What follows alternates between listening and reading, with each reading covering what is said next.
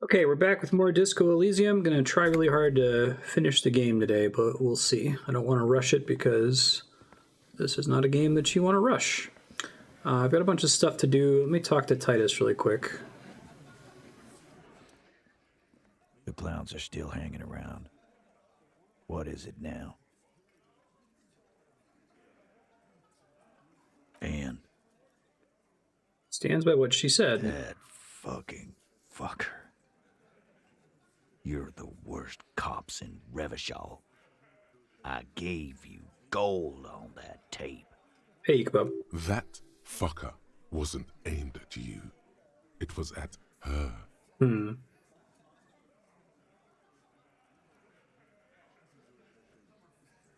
She lapped it off. Fucking fuckity fucker. And what did she say then? That it's fine. People are supposed to be like that. Made her nostalgic. Yes. In fact, I think she thought it was a little funny. Funny. No good goddamn psycho whore. Seems like they wanted to give Claudia a second chance to play along. She still didn't. All right. All fucking righty then. I guess it's good then. That fucking... Please try to control yourself in the presence of visitors, Titus. Okie dokie. This is just perfect. Just fucking perfect. Any thoughts on this, lawman? You don't have to say everything out loud. Just mix and match. Mix and match.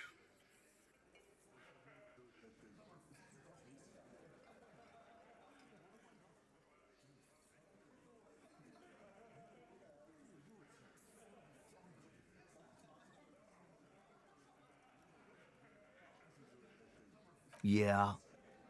Maybe. That is a possibility.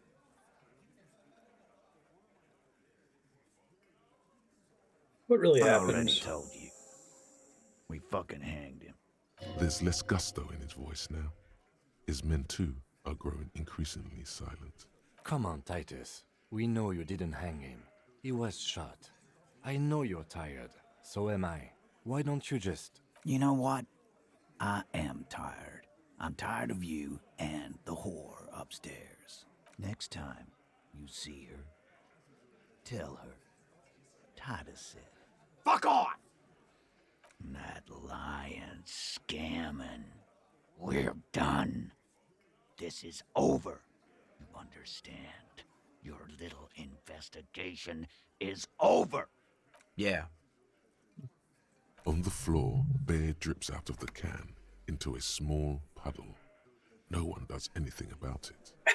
It's great. What is this quiet funeral shit? All we need is some beers in us. Bartender, 20 beers for the Dock Workers Union. Why do we make it 40, huh? Why do we make it 100 beers? You're not loud enough.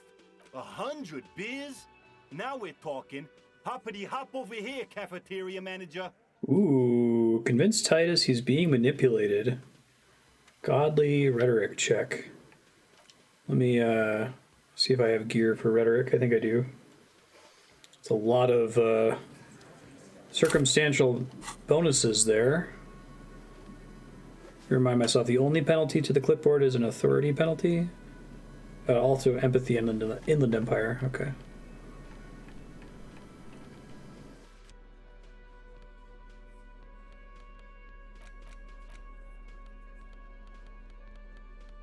Magic.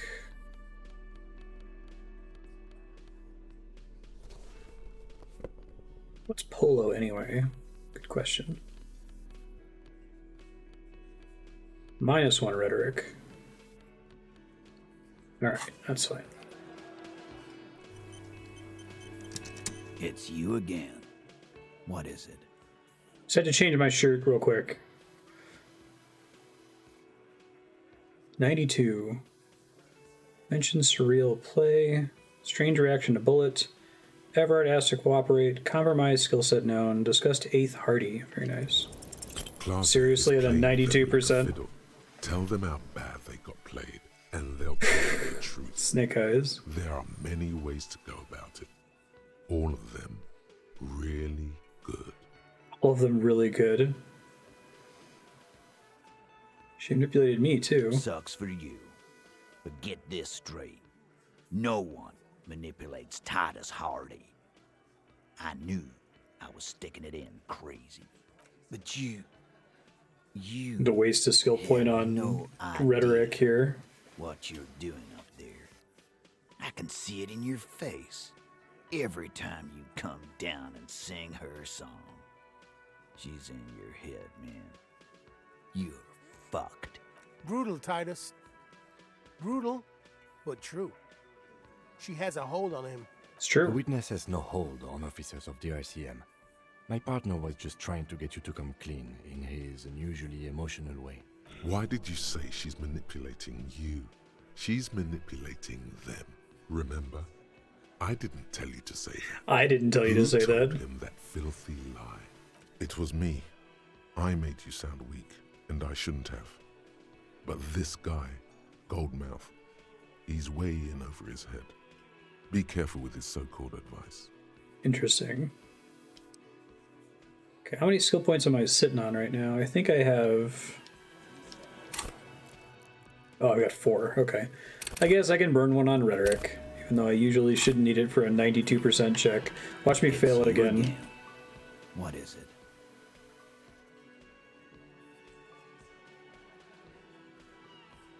97. Convince Titus he's being manipulated. Bad idea. Bringing her up will do no good. You should know by now. Titus will never falter. One of his boys Just will. remember, it's about more than Glasia. It's about these men and Martinez, their district, their responsibility. Outside, in the midday sun, ruins. The pavements are cracked and the benches peeling. Newspapers blow in the wind. We're gonna leave like a used car salesman. He'll get it. Go on. Write it down. Game and Martinez. They just kill you because they don't like Got you. Kill you because they don't like you. All because Because of some chick. Bring that up one more time, and you won't get to write that report. yes, I understand, Alain. That's your name, right? Alain? You'll kill us. That's what they do in the wild north. Hang you, shoot you, light you on fire. They don't care. We didn't light him on fire. That's it. That's the weak one. You flushed him out. Now go in for the... Officer, you will be next if you don't shut up. He's onto you. He knows what you're trying to do.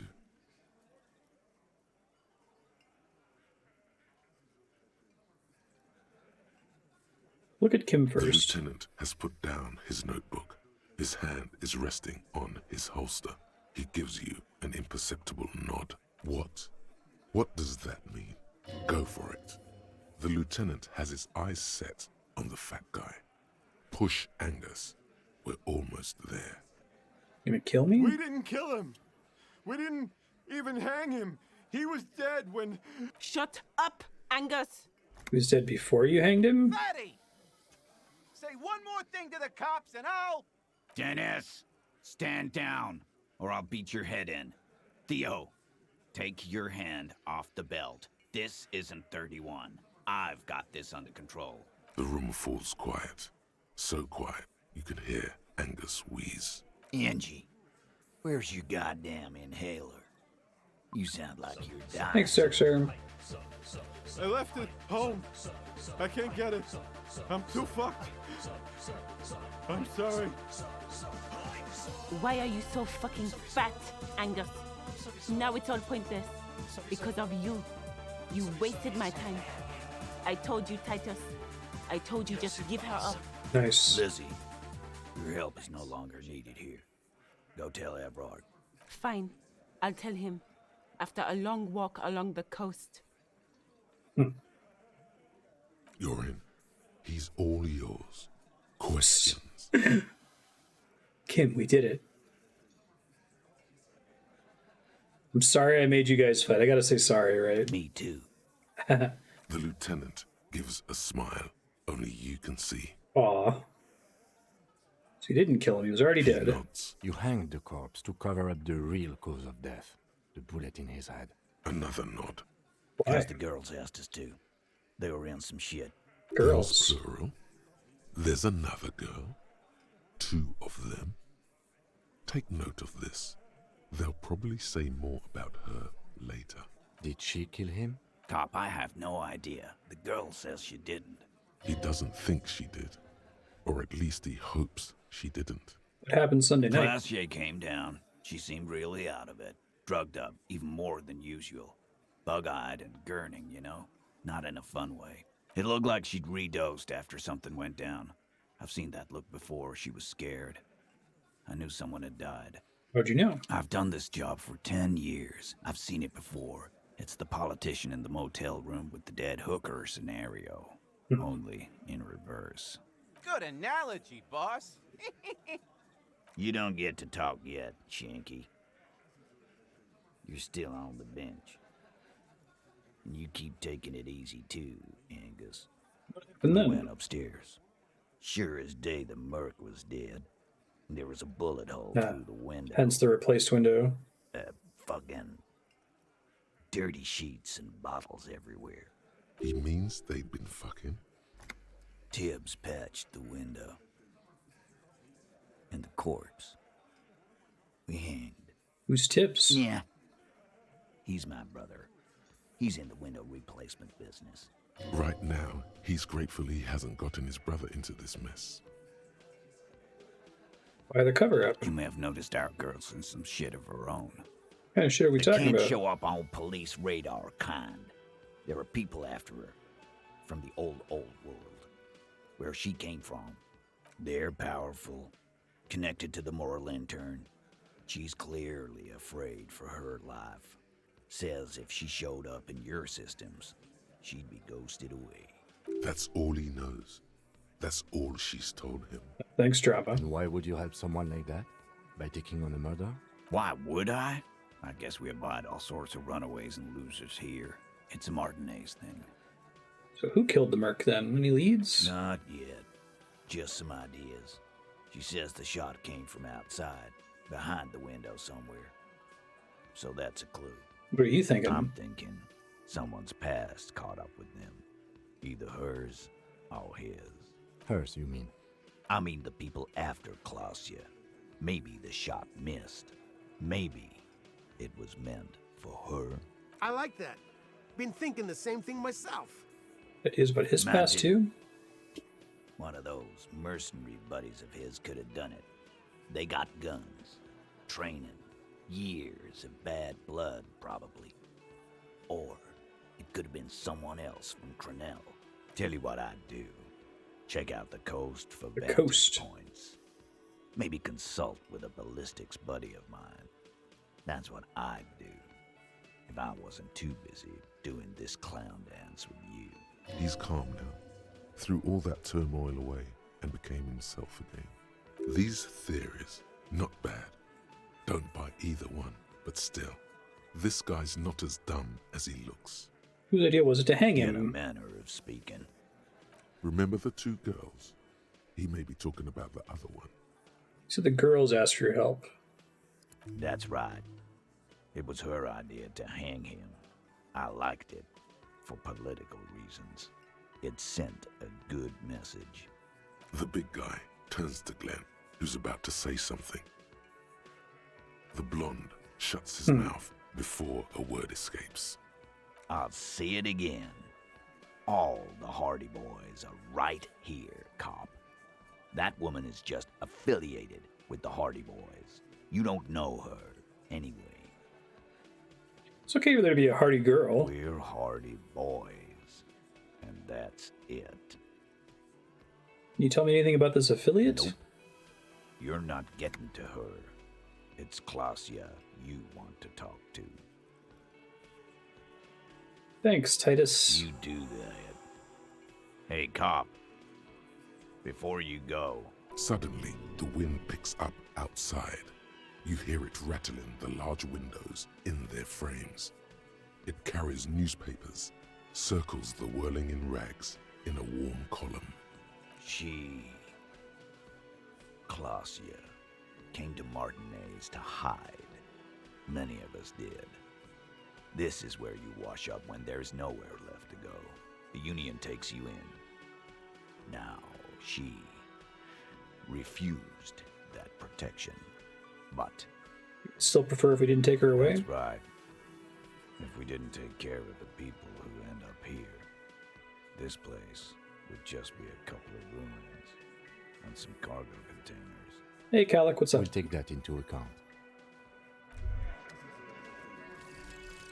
Homosexual underground. All right.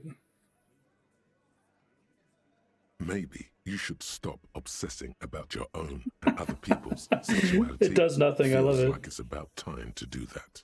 You thought about this for 8 hours?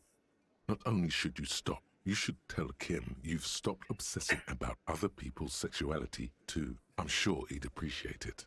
Unless you already got him killed because you were obsessing about your sexuality. There's no way of telling from within your brain.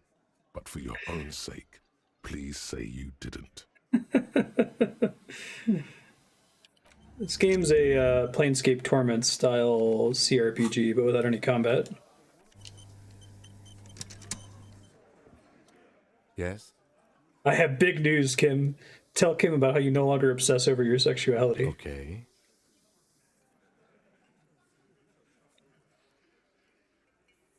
Manage to stop obsessing. Great. Imagine all the time you'll have for work now.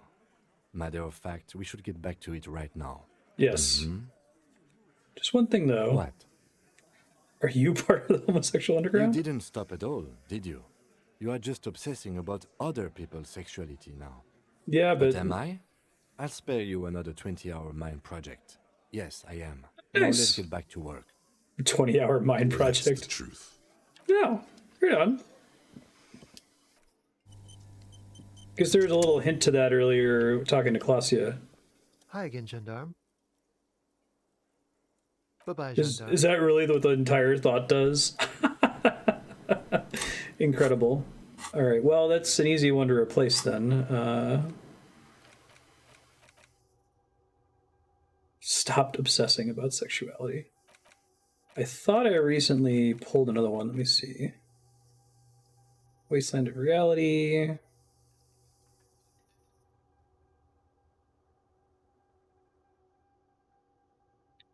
Maybe you can quit.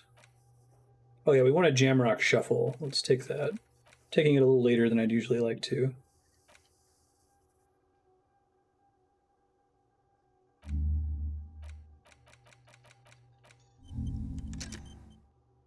Confusing behavior. This game is amazing, Calic. You're missing out. It's more of a book.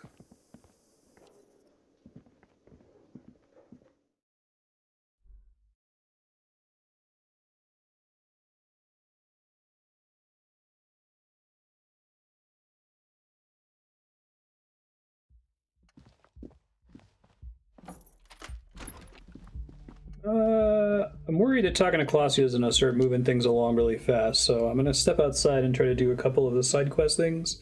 Calling the library, calling about the boot. There's a couple other things. I'll double check my journal really quick.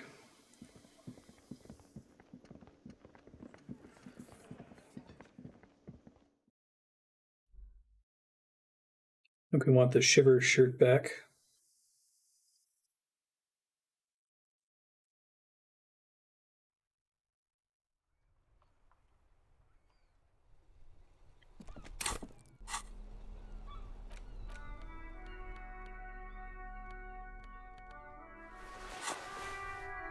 Perfect.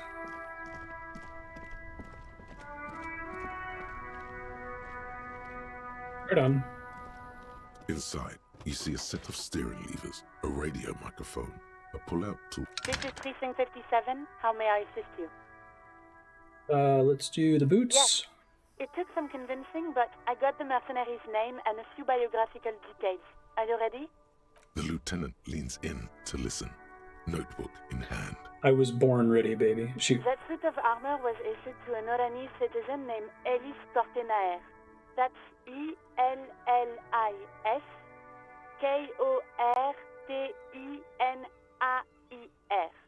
Exact date of birth, unknown. He was signed into the Elysium County Neonatal Care Unit on 28th of February, 09. Neonatal care He was unit? found as a newborn in a leaf compactor near an Oh, wow. abandoned farm. He spent 4 months in the neonatal unit, survived apparently, and was assigned to a foster family at 2. This is what the ICP knows about him. He was raised by foster parents, entered the East Brand Military Academy in Vredefort at 17, then served in the Oranese forces till he was honorably discharged in 41, just a year before the Seminese conflict. Then the armor followed him to Seminine, or at least I assume it did. And that's it. There are no records of his employment in Crenel, or any of its other incarnations, or him even entering Revachol. It's found in a leaf compactor? It's a garden tool used to press leaves into these cubes. It's a detail the hospital had, the only detail in these files. So I thought it would be good for you to know. It is. Thank you, Alice. Oh, thanks, Kim. Information on his foster parents? None, officer. Sorry. We have to connect him as the Even armor. that is a small miracle. These organizations usually double-check their inventory. Thank you, Alice. Great work. No problem, Lieutenant. The name. This is very good. Ellis Cortenaer. This means something to him, to know that name. Like naming a case. It's important. Inland Empire's great. Sometimes police work is about human dignity, about giving back names to anonymous victims.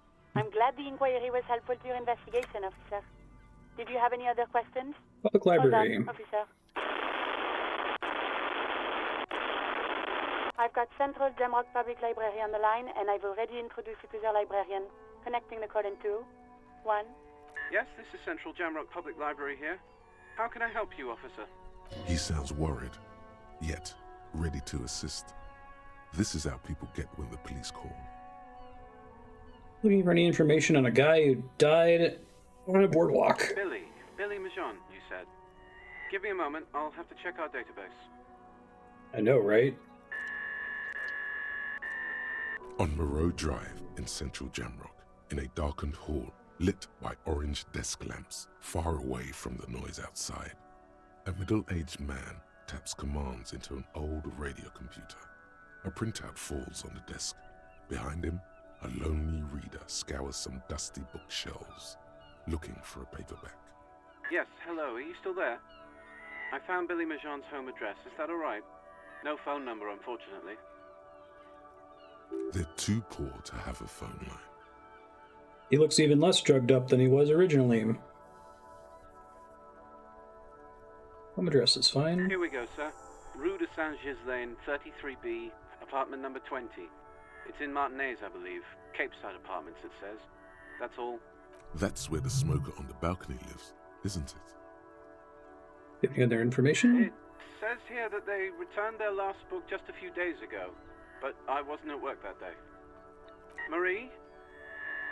Marie? Do you remember a reader named Billy Majon? They returned a Tybalt book the other day. Premise of the game is that you're an extremely alcoholic and substance abusing cop who has such a severe hangover that it completely wipes out your memory, kind of like how Planescape Torment, you start out not remembering your past life. And so part of the game is putting together who you actually are and dealing with the fact that you're a complete washed up loser. Maurice, what? A woman yells. Then, yes. I'm currently playing it, trying to avoid dipping back into drugs and alcohol, but if I do a second playthrough, it'll be a drugs and alcohol playthrough. Yes, it was my colleague Marie. She said that it was Billy's husband who returned the book. He also asked for this new sci-fi release, Lowe's Radio City 87, but we don't have it yet. Good. You have a name now. Your colleague know it was her husband. Marie knows Billy. She's been working here longer than me. Sometimes her husband returns some books for her. Yeah, that's kind of the theme of the game. And then goes for a little drink later, on the lookout. You know the husband's name. Sorry, no. Marie only knows him by sight. The shtick is that you're constantly making skill checks that are your skills talking to you. So like this one that's in purple that says empathy, or the one in blue that says logic, is me rolling a skill check and then that skill talking to me about how to interpret conversations. Marie! She said it was an older man, and that she's pretty sure he'd had a drink or two the last time she saw him. 1 second. What was he wearing? Sorry, Marie wasn't really paying any attention to that. Thank you. Happy we could help. Goodbye, officer. Anything else you need from me? 57th, over and out. In the cabin, Bye, Ellis. Alright, I'm gonna see if the wife is outside the bookstore again. I think she moved ever since I found the body, unfortunately. So I'm probably gonna have to go to... Oh, new perception thing.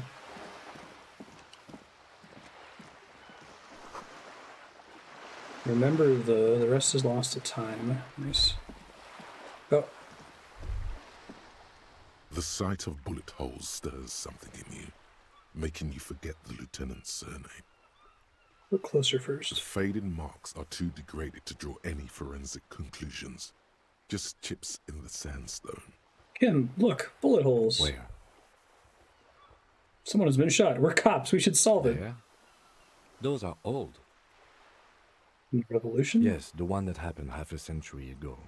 Those bullets were fired during the revolution and do not warrant an investigation by officers of civil law. What can you tell me about the revolution? Not much. I don't have a fresh perspective on it. Shall we go? Fair enough. Alright, I did throw a point into rhetoric, which means I can maybe get this guy's sandwich again. Let's try.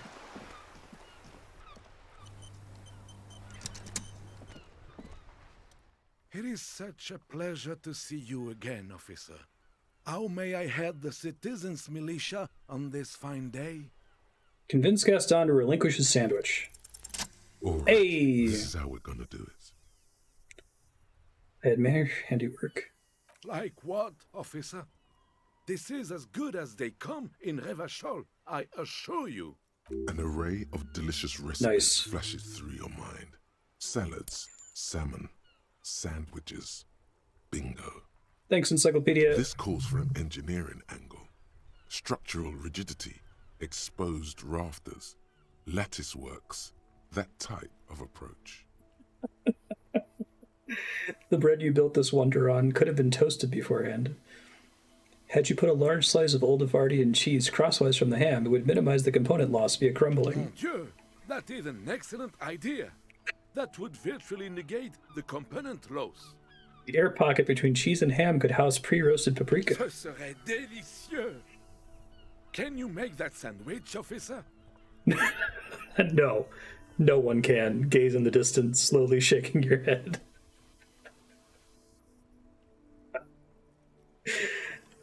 That's the funnier option. Pick this I one. hope you are not just tricking an old man out of the little he has left. I win? Initial development takes time, of course, but in 6 to 9 months, you will eat the sandwich of gods. Oh, god of sandwiches, maybe? But in the meanwhile, Beautiful. What can I do for you here and now, officer? Exactly, Yukapo. Alright, so is that like a held item, I assume? Oh, interact. This might be the biggest sandwich you've ever seen. The size is almost intimidating, invoking feelings of inadequacy. Abundant in components, rich in both smell and taste, probably. This truly is the work of a master craftsman. The ham sandwich looks fresh and nutritious in your hand, begging to be eaten. A treat of this magnitude should not be enjoyed alone. Step back, everyone. It's gonna get messy. I cannot be bought. Throw the sandwich on the ground. Here, Kim, let's share. I'll pass. Thanks. What do you mean you'll pass? I mean I'm not hungry, and therefore am not gonna take it. This isn't about hunger, Kim. It's about camaraderie. Camaraderie? By sharing this sandwich, you and I solidify the bond between us. Is this necessary? Is friendship necessary? Is brotherhood? Oh, I gotta apologize. Hey, thanks, Skype. No, it's okay. Let's share it, okay? Friends forever! Sure. Time to go solve the murder investigation. Hey, friends forever. That's great.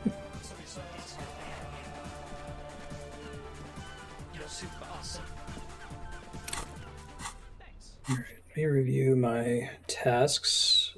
Gotta confront the pigs tonight to get my gun back. Secret passage. These tattoos. Joyce's info. Okay, working firearm. Find your heraldic bird. Oh, that's right. I never did read those books in the bookstore. Okay. I still have to make Egghead's Jam Harder Core.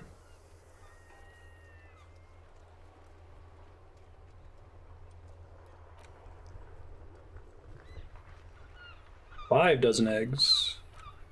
It's roughly the size of a barge.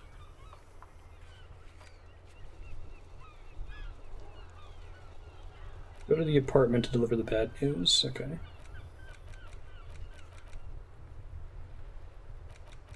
Back to the cleaning lady. Still have to snip out some comrades. I guess both of those take place in the apartments. Let's go build some communism.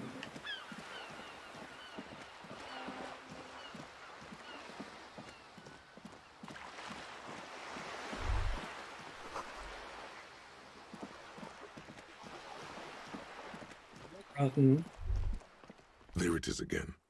There's a spectral scent. Is it the smell of communism? No doubt. And it smells like... Oh, is it the skull girl? sea brine, mostly.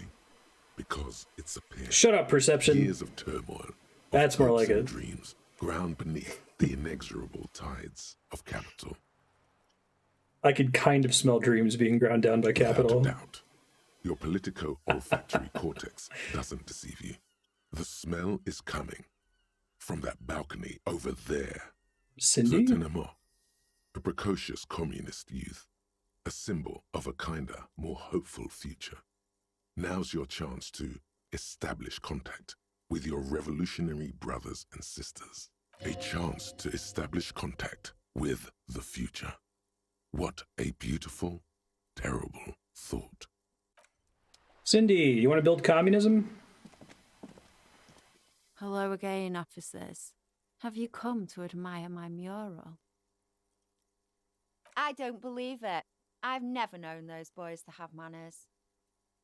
The bemusement in her voice doesn't fully mask genuine tenderness. Seem to hold you in high esteem. They'll never be skulls, but their hearts are in the right place. Skulls are cool. Can I be a skull? Fuck chance. But you can still do your part to revitalize the neighborhood. How's that? She throws you a conspiratorial glance, then presses her finger to her lips and squints up at the sky, as though straining to hear something in the distance. Have you noticed the quiet? I'll get you set up in a couple days here, Walter. You might hear a gunshot pierce the air somewhere in Jamrock. But in Martinez, no gunshots, no sirens. The people are languishing in boredom and complacency. This place is a sepulchre. We'll paint it red. We bring the raucous. You bring the sirens. She's making a valiant effort to come off as a nihilist, but she's really just an angry little commie. No wonder she was talking about the streets flowing red. That's what happened during the revolution. So like being a skull and a You communist. got me, pig shit. I don't make for a very good skull. I like animals too much. Sepulchre. Simians and pigs. But I'm still gonna write some damn good graffiti-o on this wall. Her voice sounds different when she speaks this candidly. Older somehow. Hey sister, let's talk And what politics. do you know about politics? Looking for comrades to help me fire up the great Mazovian sausage grinder. Will you help me? Searching for a bunch of mole people. Oh, that's very nice. The little piggy wants to make sausages. Out of what? His little piggy friend? No, the bourgeoisie. Don't worry, Kim. I would never make you into a sausage. So the little piggy is a big bad communist now. Sure, I know someone who'd love to talk that ideological stuff. You're looking for Steban, a right communist who runs a mega cool and very secret meeting. Steban happen to have a jacket like this? He might. Would you help me find him? No.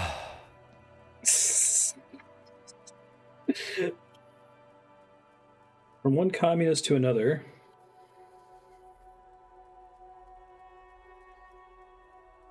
On Cindy.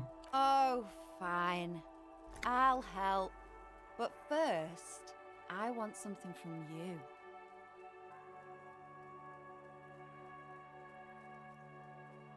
A wicked grin extends across her face. A laughing skull. Death hilarious. This is gonna be bad. Oink for me, piggy. Just once. With gusto. Oink, oink. Wow, that was easier than I expected. It's almost like you've been wanting to do it this whole time. A cool, damp feeling ripples through you. You realize you needn't have rolled over quite so easily. Sorry, The Volition. lieutenant, needless to say, is not impressed. Sounds like you're really serious about meeting Steban. It's touching, sort of. Steban's group meets only at night, in an old room in these apartments here. It just so happens you're in luck. Their weekly meeting is tonight. Poke your snout around sometime after 10 p.m. and you might just find them. What else can you tell me? Just that he's a real communist. Not like the play acting you've been doing. The rest, you'll have to see for yourself. It's very helpful. Thank you, Cindy. Hold on. You didn't think it would be that easy, did you? See, Steban's a bit on the paranoid side. He's got all these mega secret passphrases to keep out infiltrators and the like. You can't join the meeting without one.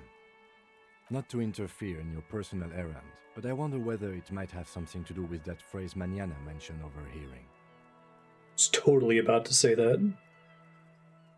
Remember Dobreva and Abadanais. Good thinking, Kim. Let me write that down just in case it doesn't remember it for me.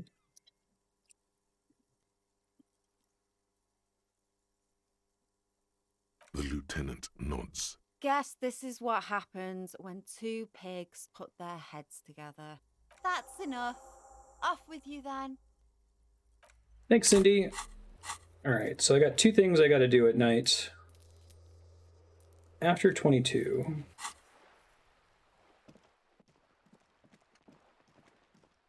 Still have stuff to do in the apartment, but I need to enter from the other side. Let's see.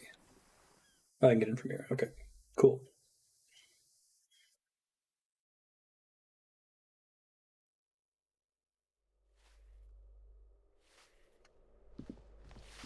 Give me a moment. Didn't find any counterculture people in apartment 10. A real estate agent. I see. I hope some good people are finally going to move in. This place needs them. There will be nothing but squalor unless we start killing real estate agents.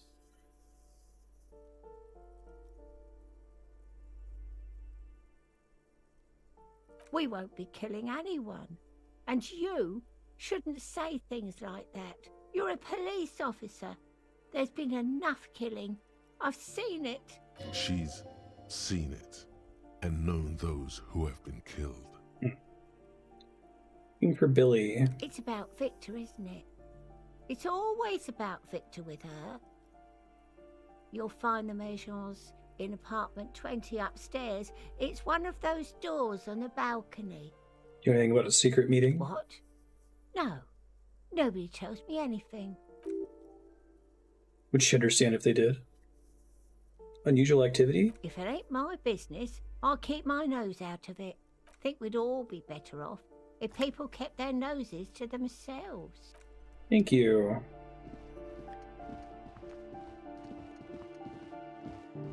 I think I have to take the exit on the opposite side here. I'm gonna go do that.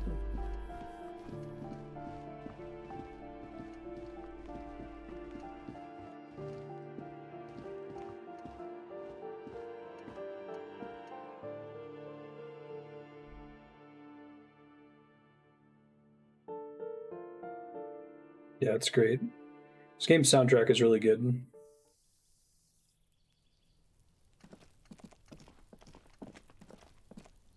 A weathered brown door. The number reads 20. Something smells good. Soup allongio. The lieutenant motions to you to go ahead and knock. This is the door. You already know it's the right door. This is going to be so hard. We should discuss this before we move on. You're right. Let's talk this through.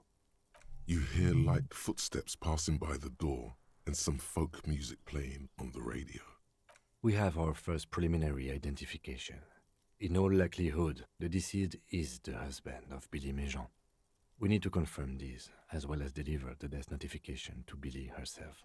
Now, delivering a death notification is never an easy task. There's a reason why it's often called the most stressful part of our job. This is why it's usually done in pairs. You got this. I'll be monitoring reactions, ready to act if necessary. Any advice? Dad, just don't say that you know how they feel. You don't. Good advice. Thanks, empathy. I think I'm ready. The lieutenant motions towards the door. Hello, who is it? And someone turns down the radio. Lieutenant first. He gives you a short, encouraging nod. Is this Billy's home? This is the police. Tidying up. Nervously. There's fear in her voice. Alright, assume it's the lady from the bookshop earlier. And that she despawned after I found the guy. But I had a really lucky skill check where I'm like, I feel like your husband's missing. She's like, what? Don't run. Take it slow. Be respectful.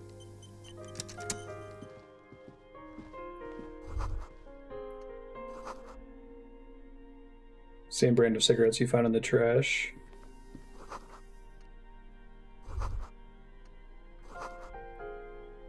Can't they afford curtains?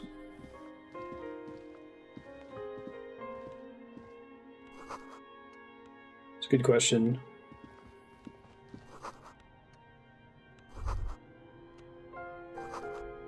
This ticking makes you anxious. Rings hollow in the room.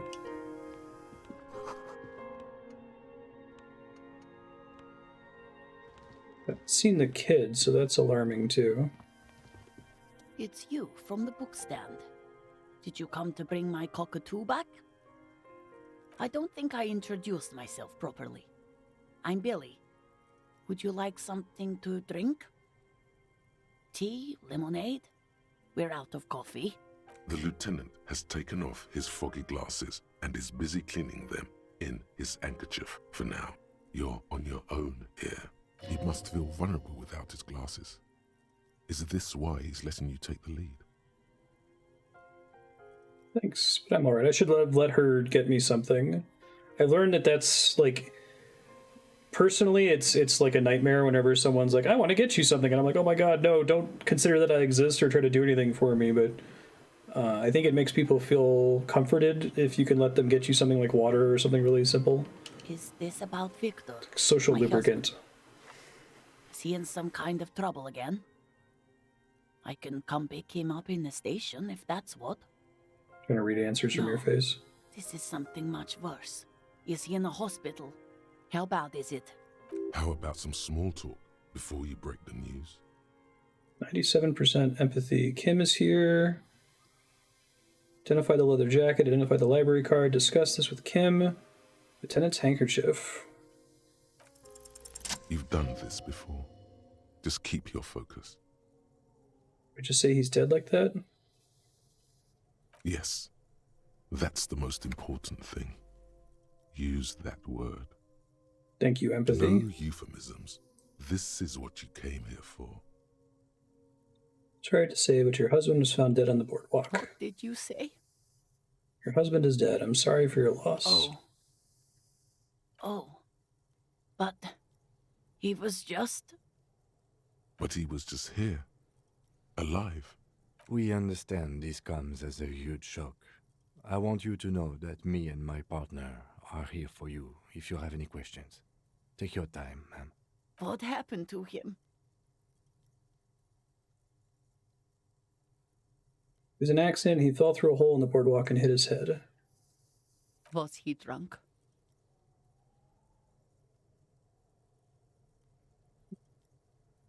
The answer is yes.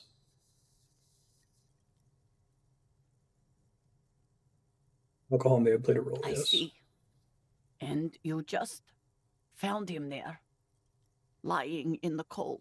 How long had he been there? If you say 2 days maybe, it will be etched in her mind forever. It couldn't have been long. She blinks, eyes welling up with tears, as her hand starts searching for something from the pockets of her dress. Here. Anyone we could call for you? A friend, a family member? No, no. I just need to tell my girls. God, should I call them? Should I tell them to come home? No. A day.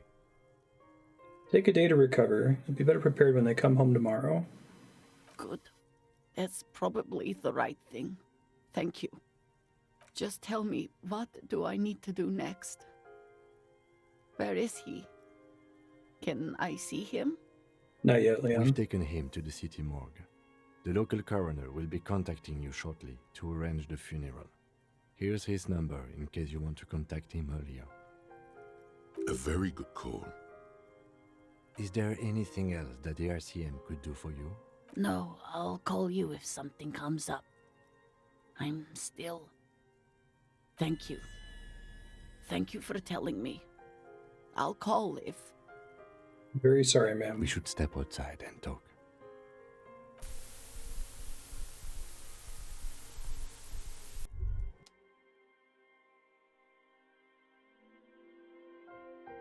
I have a feeling that if you do too much shit before jumping into the empathy check that you get penalties to it, would be my guess. Uh-oh. Got to do the thought first. Shuffle. In a way, yes. You I thought so. Hunting. It's too bad. Most officers... I don't know if there are any locked containers left. ...do what is called the Jamrock Shuffle, cracking open containers. Most of them are from Jamrock or Coal City, the poorest parts of Revachol, that also overlap with the network of royal catacombs called Le Royaume, just beneath the streets. As children, you would all go underground, hoping to find treasure, and come back with a rat's tail or a used needle. That playful curiosity must still be in you. Who knows, maybe one day the Orbe de Montagne, the Holy Scepter, and the Cocaine Skull will all be yours. Cocaine Skull. Great. I don't think there are too many locked containers left in the game, but I guess we'll see. Maybe there's areas I haven't been to yet. You did well. Could have done more. You did enough. Can't save the whole world, you know. Can't bring the dead back. What now? I'll call the station when we're finished with the day, and let them know the name of the deceased. What about Billy and her They'll kids? manage. They have to. It's not your place to live their lives. That's it. That's it. We should get back to our case now that our duty here is done. Let's go. Oh, I love that I got the same amount of XP for that as I get for Wompty Dumpty Dom Center and the conceptualization passive. Yeah, I know, right? It's great. So I haven't experienced too much media that like threads the darkness and light needle like this. The serious, wholesome moments hit so much harder because of how like silly it can be at times and vice versa, you know?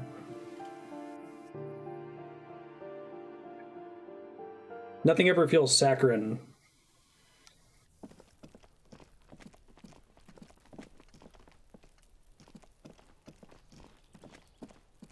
David Lynch is really the only other creator I can think of that like consistently nails that balance.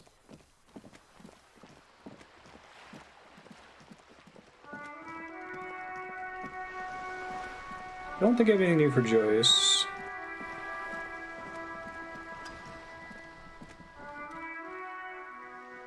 All right now.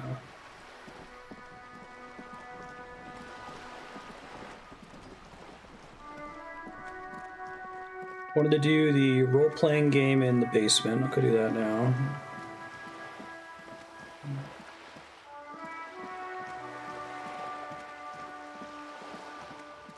After that, I'll probably go back to Clausia just to see what is going on next.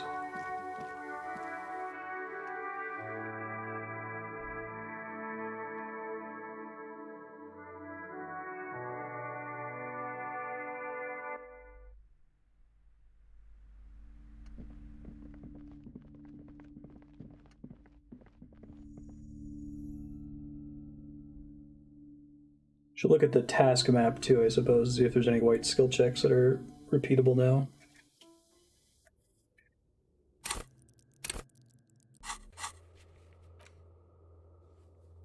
Try the barbell again. It's probably not going to go well. Oh yeah, I had one with him. Rhetoric. Suggestion.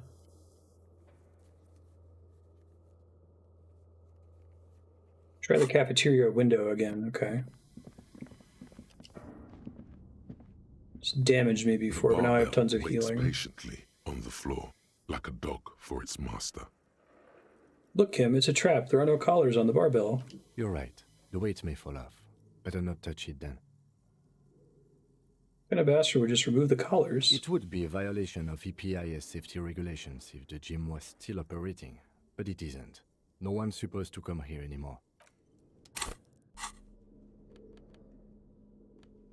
My goofy shirt give me physical instrument? It totally does. Okay. That might be my only source of physical instrument. I don't remember. I have another one that also gives +1, but I think it's a chest piece.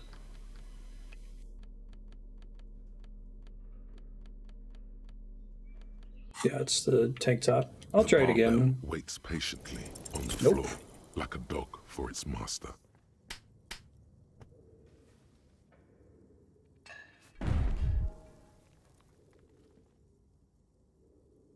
You manage to hoist it off the ground, but the barbell feels wobbly and dangerous.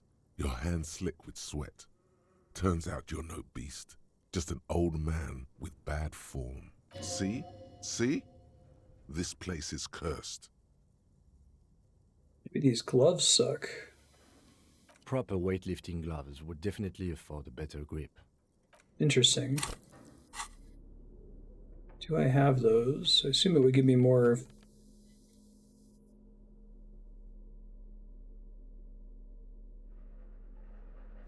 For lifting cargo. Bent metal, broken glass.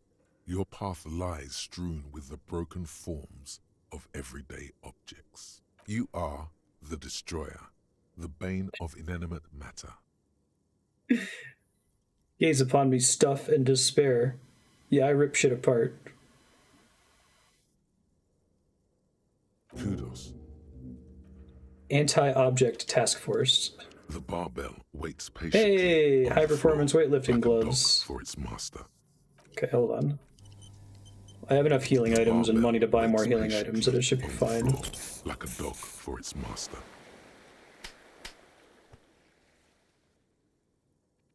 Thanks for the tip, though, Kim.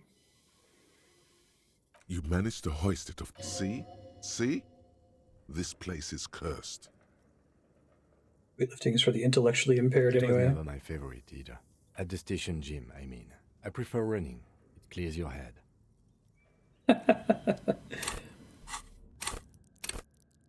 We got 3 skill points.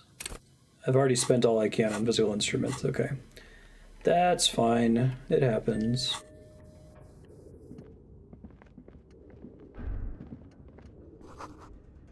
Is this Contact Mike, the boxing champion? It totally is Contact Mike. Oh, that's such a great... I love how they built all this lore about such a throwaway, stupid pun.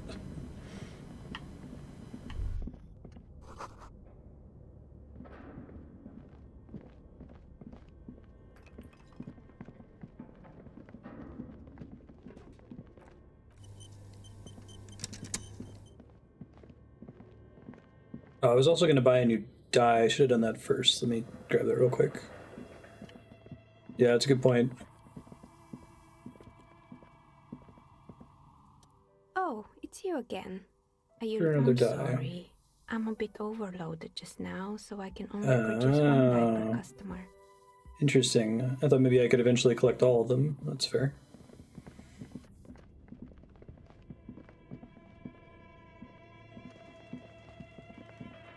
I think it's only affected one check so far, but I succeeded that check, so... Tiles on the cube are still smoldering, casting the framework in a soft glow. Fluorescent play and print keys shine on the keyboard. Like a smooth draw, the filament slides into place. On the keyboard, the play key starts blinking. The speaker comes to life. Heard this before? This is a human interface. A retired person sitting behind a switchboard somewhere. I didn't get that check result before. Please repeat. Is this the production schedule? Let's try the password. Please repeat the password. Good. I've unlocked the production schedule. After ending the call, please press print to access the filament. Really? She just used the same password? Maybe those radio computer guys aren't that paranoid after all. Fortress accident. Is there anything else I can do for you today? Thank you, and goodbye. Tiles on the cube are with a quiet determination. The printer starts printing, a piece of paper unfolding like a handheld fan. A black crisscross of letters covers its surface. Read the printout. It's a project report written by the lead producer, Andrew Andy Schott, about Whirl Untethered, a radio game developed by Studio Fortress Accident. The first few pages give an overview of the capital and workforce, while the rest of it seems to be a production schedule. Read about the workforce. Fortress Accident employed 18 people, the bulk of the team composed of writers and concept artists. There were also radio programmers, sound engineers, a CEO, 2 marketing experts, and a single overburdened producer who developed a habit of popping Pyrrolidon in the basement to escape his obligations. Why did Fortress Accident have so many concept artists?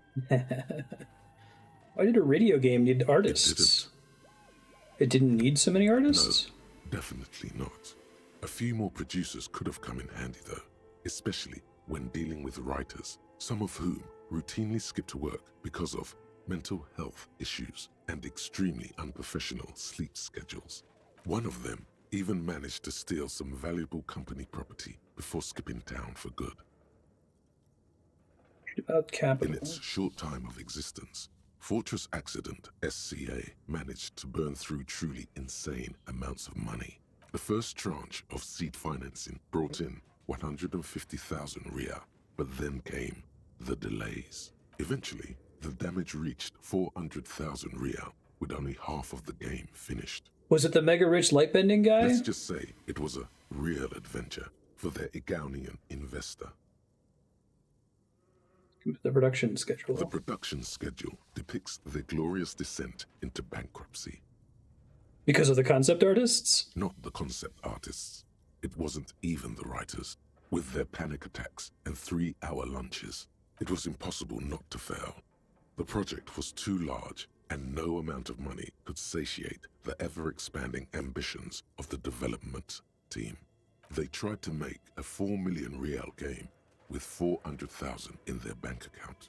They thought they could bridge the gap with pure willpower and imagination. They couldn't. Done by their own ambition? No. Even then, success remained within an ever-narrowing margin of possibility that, despite everything, never entirely disappeared.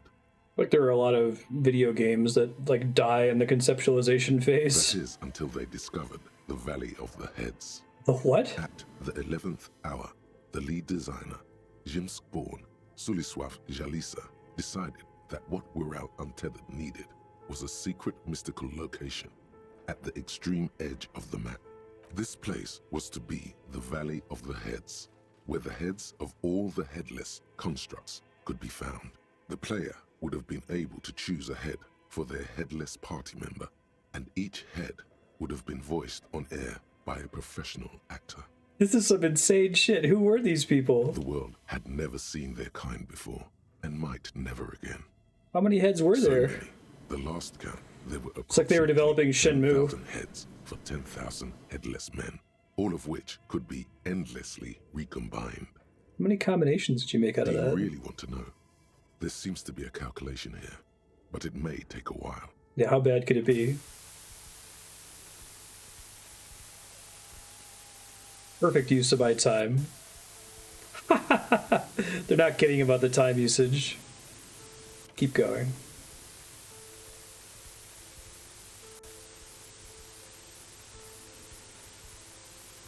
The lieutenant taps his foot impatiently, his arms folded tight against his chest.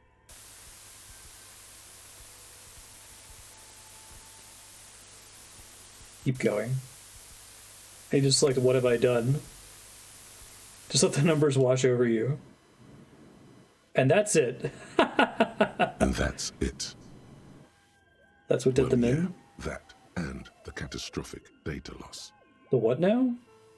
On the nature of the data loss, there's ominously little information in the production log. 0118-999-8819-9119-725-3. Before the Egonian investors pulled I got you, Erm.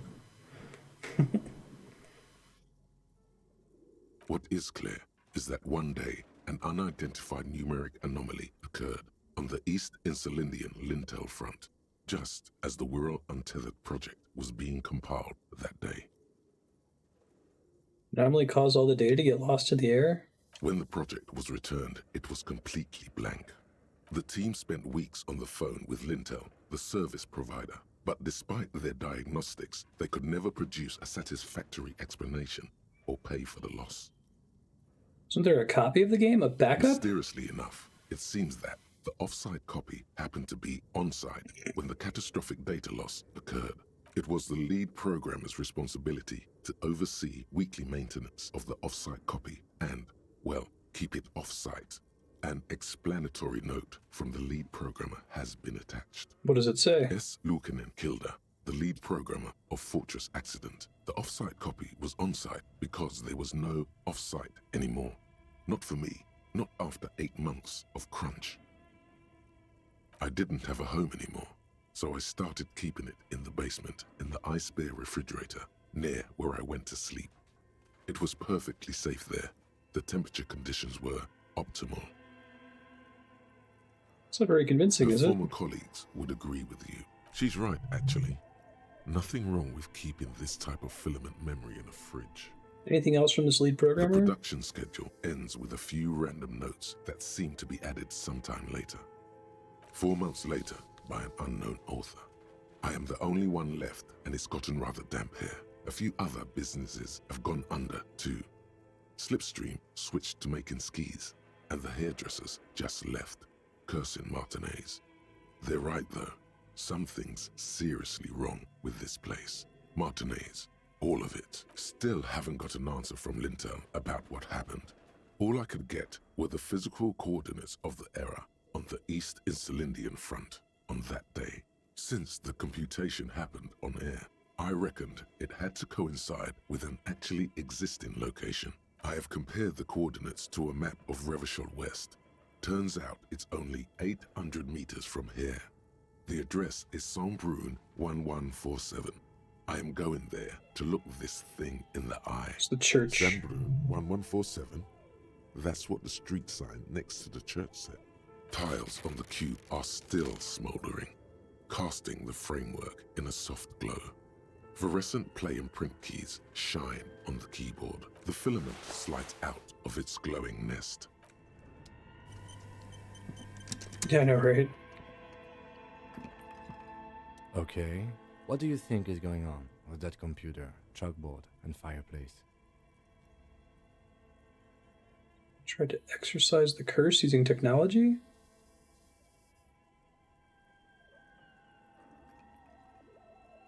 Yes, I got that. What I meant was, what were they trying to achieve with this damn game?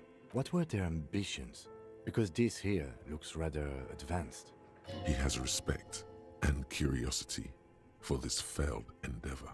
Interesting. This is way above your tiny little policeman head. No conceptualization. Okay, well, I think. Like he's ready to lay out a fine theory, crafted together like a puzzle box. It looks like one of those popular pen and paper role-playing games. Only these people were trying to automate it, make it work on radio computers. Utter madness, he thinks, as a compliment. Are they planning to do that? Through call-in stations. None of the players have to be physically present. Anyone in the world can participate in the game, as long as they have a two-way radio. Then there's the game master frequency that listens in on the smaller call-in stations.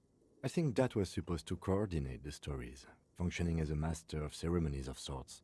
Coordinating so many games would take a whole switchboard of people, possibly divided into sub-frequencies. Anyone done this before? Not to my knowledge. They make automated games in Graz, Messina, Königstein. You know, places with industry. There's definitely some meta commentary though about like trying to make this, because it's not just a video game, it's trying to like recreate the feel of playing a tabletop game, which I think it does a pretty good job of. Not in Revachol West, among the ruins. But I don't think anyone has attempted to create an intersolary game before. We just don't have the technology. Intersolary, interesting. Indeed, those Welkins are a dead giveaway. Role-playing people love that stuff. The world looks like a modified version of the WeWorld board game, with heat death thrown in. I'm so sad that I didn't have Kim with me when I came here the first time. He apparently has opinions on this. Super cool. Someone should give them millions of real. Alright, I think I'm gonna get... This game is too good to be left unfinished. I think this is gonna be for the Mega Rich Light Bending guy. I'm curious how much of a bonus it is, though. It's ambitious and untethered from reality, but... Do we have any money? Let's give them more money so they can finish it and make it even bigger. It's too late for that, I'm afraid. Okay, let's keep moving. That's great. I love that of all the things for Kim to be like personally interested in, that's a diversion. It's the radio role-playing game.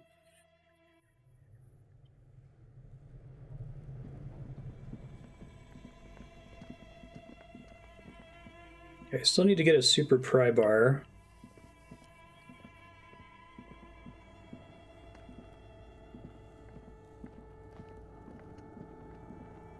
A few bricks have fallen off, revealing a compartment behind the wall. No, I didn't have Kim with me last time. It means there are firearms, albeit inoperable, still lying around in Martinez.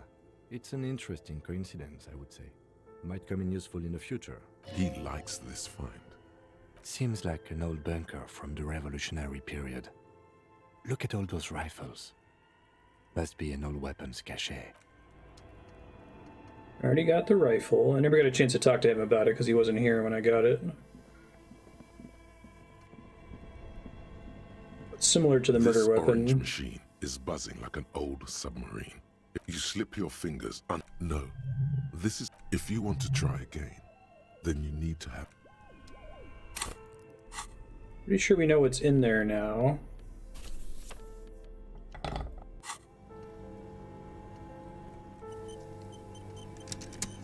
This orange machine is buzzing like an old submarine. Pry bar not strong enough. Has a hand-cranked ice cream chiller Better grip. on top. Oh, and the anti-roll an electric die. freezer that appears to be frozen shut. Okay. Still need super pry bar. Did I ever scope this out? I don't think I did.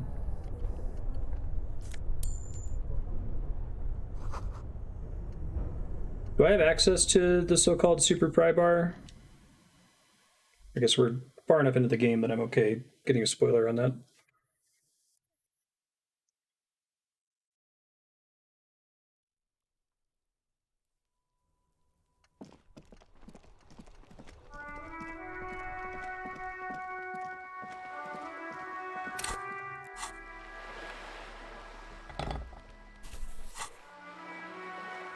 Surprise. I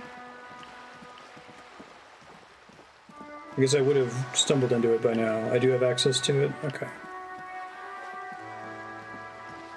Let me see if I can go back to the Mega Rich Lightbending guy really quick.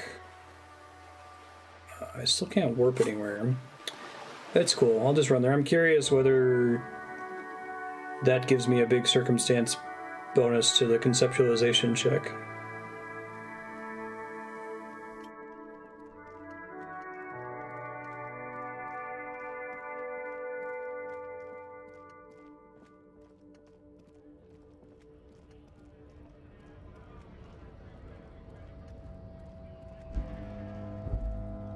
There are so many things that are tied for the best thing in Disco Elysium, and one of those things is the Mega Rich Lightbending guy in the cargo container that you talk open with a legendary rhetoric check.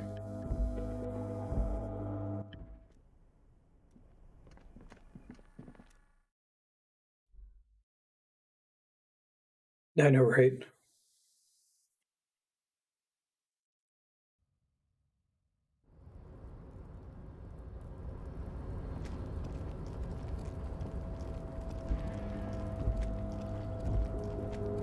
You gotta fund this game, dude.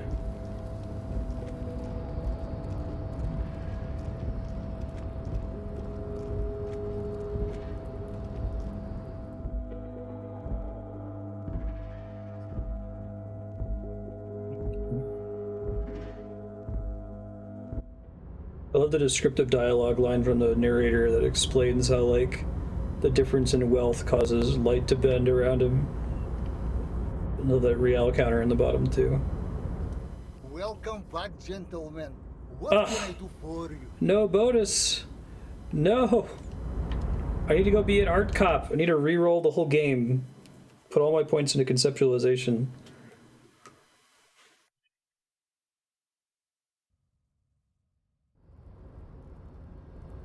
I wonder if maybe if I had succeeded on the check, the passive check earlier, it would have counted for it. The one in the basement before.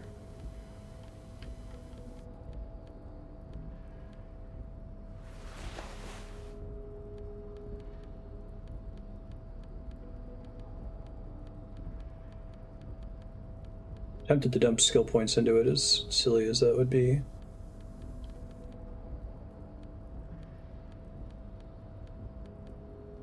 Couldn't get past the rhetoric check. Oh, that's brutal.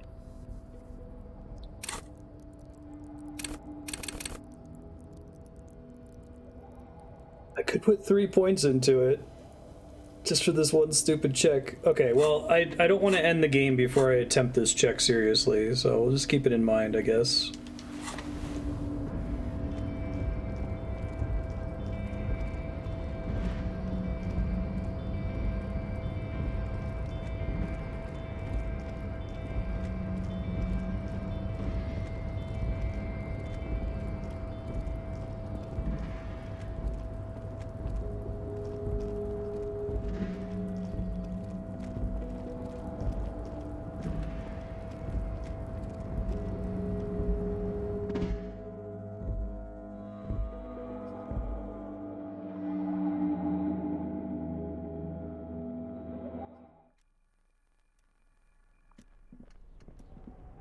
Let's go talk to Clausia for now.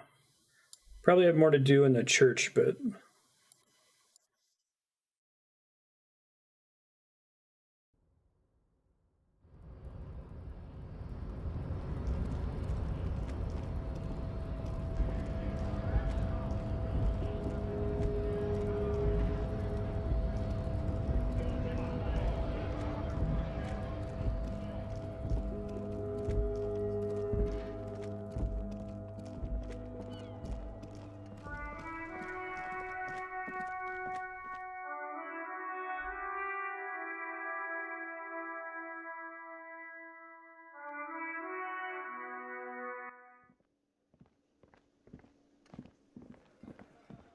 still have no extra comments, right? Hi again, Gendarme. Bye-bye, Gendarme.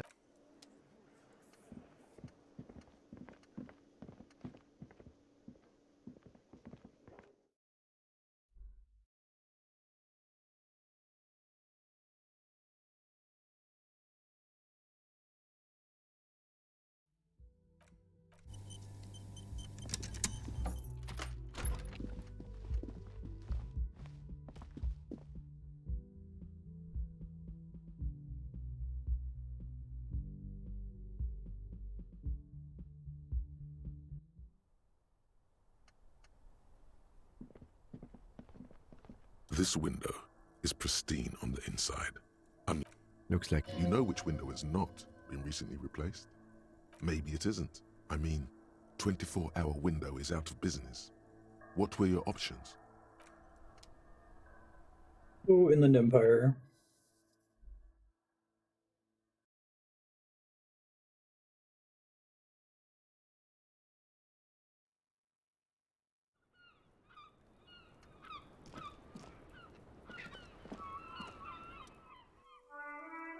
Something in her demeanor has changed. She's tired, consigned to her fate, to being here with you and what's to come. Already voice told us what really happened. Understand. Just like that. No resistance. Her shoulders are slouched, her feet long and straight. You don't look I surprised. knew there was a chance you'd get them to tell you. It's what you do. You're the police. For what it's worth, I'm sorry for wasting your time. The trick with her is that other than volition, every skill check is lying to me when I'm talking to Klasia. This is good. Clear the air first, between you two, then move on to questions. No, it's not good. It's the opposite of that. This will let her dictate the terms of your... Shush, I can't hear what she's saying. If you knew we would find out eventually, why did you waste our time? Because of the Hardys. I couldn't just dispense with them. They were only trying to help me. Out of the shit I'd gotten into. It's not a good enough reason. You're right. There's more. You answer to the coalition government, and by extension, the moral intern. Briefly glancing over her shoulder to the sea, as she's done time and time again. Where the cold oceanic expanse lies, and behind it, another world. I didn't pay attention before, but I wonder if almost all of the checks are low difficulty.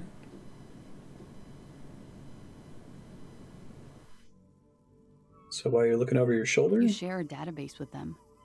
You send people to their courts. What did you do? Just business. But bad business for some people in the moral intern. If I show up in your records, officer, they will find me. They will... What happens if they do? They will kill me, sir. If you file my name, take me in for questioning, enter me into the moral intern mill, well, then I'm fucked. For nothing. This murder didn't have anything to do with me. Here we go. For once, you seem to have her off guard. Actually, this murder did have a little to do with her.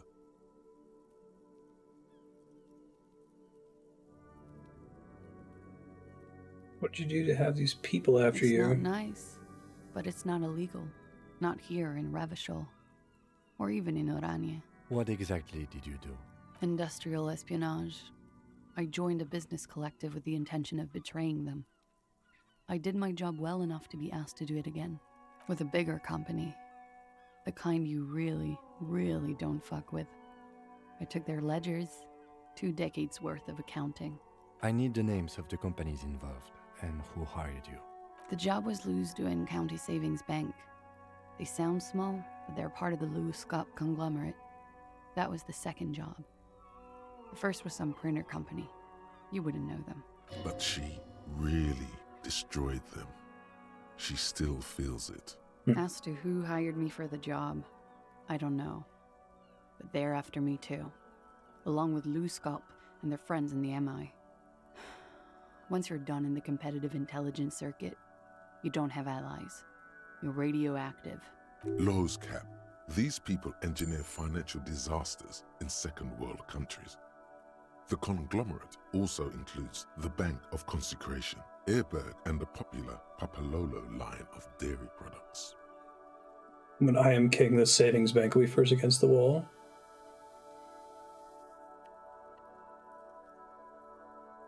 Yeah. Papa fucking Lolo wants to kill me.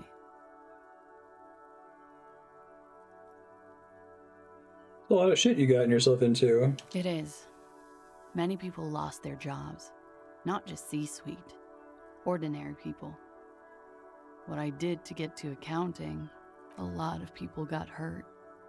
But that's just more of my shit you shouldn't have to deal with.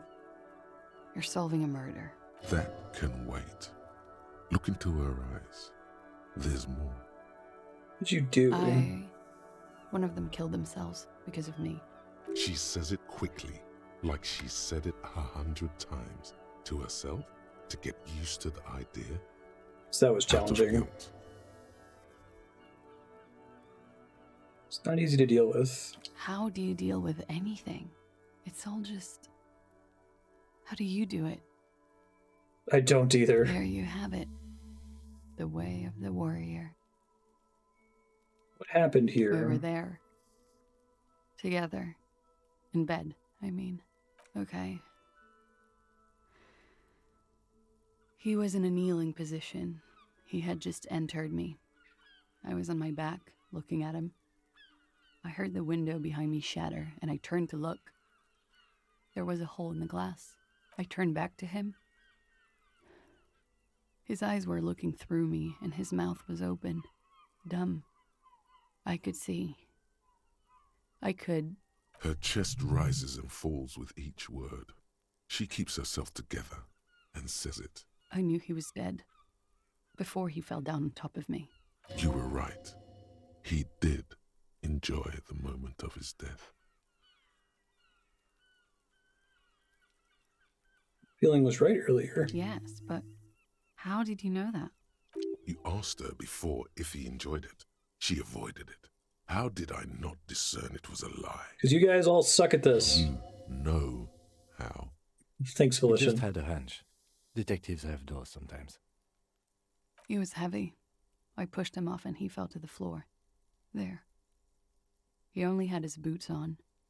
I bit the pillow, not to scream, then ran downstairs. I waited for the second shot to come. For me. I thought there would be one. It never came. She's forgotten about her cigarette. The butt has burned right down to her fingernails. That's a motherfucker. Fucking A, man, I got a rash. Sure you're not making this up? I'm not lying to you. You may sometimes be bad at reading her, but this time, truly, she's telling you how it really went down. She throws it away and immediately proceeds to light another one. What time was this? When did it happen? It would help us if you could be as precise as possible. 11:30 to 12:15. I don't know the exact time. Around midnight. It's okay. Were you inebriated? Not as much as usual. He'd done a line, plus other things. I was drinking. Wait. Titus said she was gurning her jaw off, much more than usual. Titus said you look pretty high. Oh, yeah. I did one of his lines, just to clear my head. Did you hear or see the shooter in the course of this? No. What did you do? Nothing. I was trapped. I was stuck in my room downstairs. I got some clothes on and crawled back up, drew the blinds. Blood was coming from his mouth. Not a lot. Just a little. He was still on the floor, slouched. I couldn't be there with him anymore. So I ran down and out of my room, into the hallway, down the stairs. I knew there would be people there. Run, woman. Run past them and out into the streets where it's dark and people move. To the lorries at the intersection. As far as you can. Why didn't you run away? Why are you here I now? already ran. I ran from an entire Isola. I can't run any further. Not with these people. This is as far as it gets. What happened after you ran Sylvie downstairs? was tending the bar. A lot of people were there. The Hardys were at the table in front of the stage. I think the Union box was full. Ruby was there too. They were having such a good time. Ruby. I sat down and they all welcomed me. I didn't even have to say anything. Ruby knew something was wrong. Eighth Hardy, presumably. Ruby? Who is Ruby? Ruby. You know, the leader. Leader? Of what? The Hardy Boys. The Hardy Boys. As though it's self-evident. Well, nominally, yes. Ruby's the one they go to when things happen, like things they need taken care of. She's the organizer. What next? Well, Ruby said let's talk upstairs. I showed her the room. I've known these people since December. They know my situation, that I can't leave a paper trail. Ruby was the first one I told. She said she'd take care of this. It's what she does, you know, take care of things. I helped her get the body to the bathroom. We used a belt to pull him up under the shower, to keep him upright. To mislead you, they were tampering with the body. To produce lividity, matching a hanging? Yes. We completely missed the tampering. Looks like you got there in time. What was this, 20 minutes after death? Oops. Oops. About 20, yes. Ruby explained it would make the blood... You know what he does. Then what did you Ruby do? went outside to talk to Titus and the boys. I was just... That's something I could have detected during the autopsy. In the bathroom. I had to put his clothes back on. His armor, too. It was tough, but I've seen him take it off and put it on many times. It took Ruby maybe half an hour to come back with Titus. I'd gotten him ready by then. They carried him out. I knew what they were going to do. Make it look like a hanging. Ruby said they would. What'd you do while they were hanging Ruby him? said to wait here. She also said I wouldn't see her for a while. That we should lay low or something. So I did.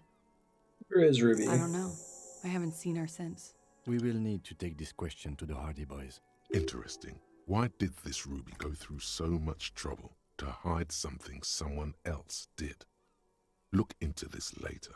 What are you doing? Coming up with a theory. She said Ruby knew something was wrong before she said anything. How come? It was loud downstairs. She couldn't have heard the shot. It is ominous. You already coming up with theories that put the blame on someone other than Glacia. Volition, what are you doing? Did you hear a gunshot? When he was shot? I may have. I don't know. I couldn't hear anything over the glass exploding. The gunshot wasn't that loud. This is something to keep in mind when assessing the distance of the shot. Okay, it's gonna be important. I think the whole fact that, like, her room is an entire loading zone is deeply suspicious. Did you kill Ellie? Why would I put myself through this? Insanity. Get myself cornered like this. He wouldn't have died if it weren't for me. I know that. But I would never hurt him. He was a serviceman. He must have had a gun lying around, close to her hand. A military weapon using jacketed ammunition. Now you guys suddenly have theories pouring out, when they're obviously just stabs in the dark. Volition. It's okay if you did it in self-defense. I did not kill him to defend myself from rape. I told you before. That wasn't what happened. True, sire. 'Tis true. Is it drama? Must have had a weapon nearby. Did you use that? No. I specifically asked him not to carry firearms when he was with me. He only had his stupid armor. Who else has a military rifle? I don't know. His friends have rifles. Maybe those psychos did it? Coalition military have rifles. I'm not a munitions expert, and I did not shoot him. She might have been a tad disingenuous when she avoided talking about the bullet in his head before. Look who's waking up from 1,000 years of sleep. Lied to me about the bullet before. I've said I'm sorry. What more do you want me to say? I did my best not to lie. It didn't always work. Downstairs people have a crazy idea I'm that you sad killed to him. hear that. They must have said it in some fit of frustration or under pressure. They couldn't have meant it. I've talked to them after it happened. No one has implicated me. Like what? People after you have killed That's him. the first thing that went through my head when I heard the glass break. I don't think so. I thought they'd found me. They've killed him to punish me. All last week, I've tried not to talk to anyone or be seen with anyone so they wouldn't be hurt. I've come to understand, however, this is paranoia. What happened didn't have anything to do with me. Maybe it did? I just don't know. I don't know anything. We can't go after Loose Cap. Not yet. There are other, saner leads. I don't ask you to, Lieutenant. If there's one thing I know, it's that you'll get nothing from there. Why'd you call the cops if you're hiding? Because I'm an idiot. Which is an indicator of truth, idiot. She's nothing of the sort. So you would have us believe? You have to understand, the people around here, no one was making the call, and he kept rotting. And then they picked his clothes off, and that little fucker threw stones at him. Her jaw is clenched. Her throat moves. It takes all her strength not to cave in and sob. Once. Just one time. He kept throwing stones at him for 3 days. I could hear the thud. Thud. So I called you. I hope with all my heart it's not the last thing I do in Ravachol. She definitely called the cops. That was task complete. It could not have been a lie. That is impossible. Oh God. That was a lie too. Who made the call then? Well, Volition's like, if they say something, it's the opposite of what they said. She did, of course. When was the window Last changed? week, Angus and Titus's brother, I think he's called Tibbs, took care of it. You should have another look at that window after this. Reconstruct the scene. It's right there. That makes sense, because last time I tried it, it was playing the detective music, but it was really short. Yes, you see the glass sparkling out of the corner of your eye. She nods, silently. She doesn't even smoke. Just picks up the cold coffee and holds it in her hands. He's thinking, are we done here? Or should we arrest her? She's a flight risk and she lied to you. She should be taken into custody. No, that won't be necessary. Just leave her alone. She's been through enough. She doesn't need this police brutality. This guy won't budge. You have to wake Multiface up, forcefully, if you want to continue pushing her. In God's name, wake up. Manipulating your skill set. Clearly lied about the bullet, the love that did him in, lied about Lely enjoying death, lied about making the call. Fantastic. At least I didn't get snake eyes. What? Dear God, you've been lied to. She could have killed her lover and lied to everyone. She's not candid at all.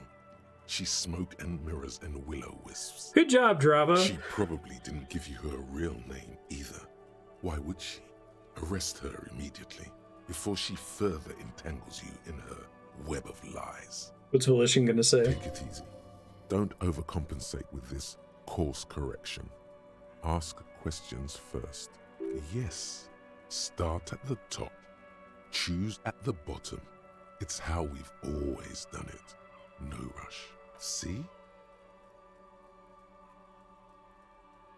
Kim, why have we not arrested her yet? There may be grounds here, at least for an extended detention.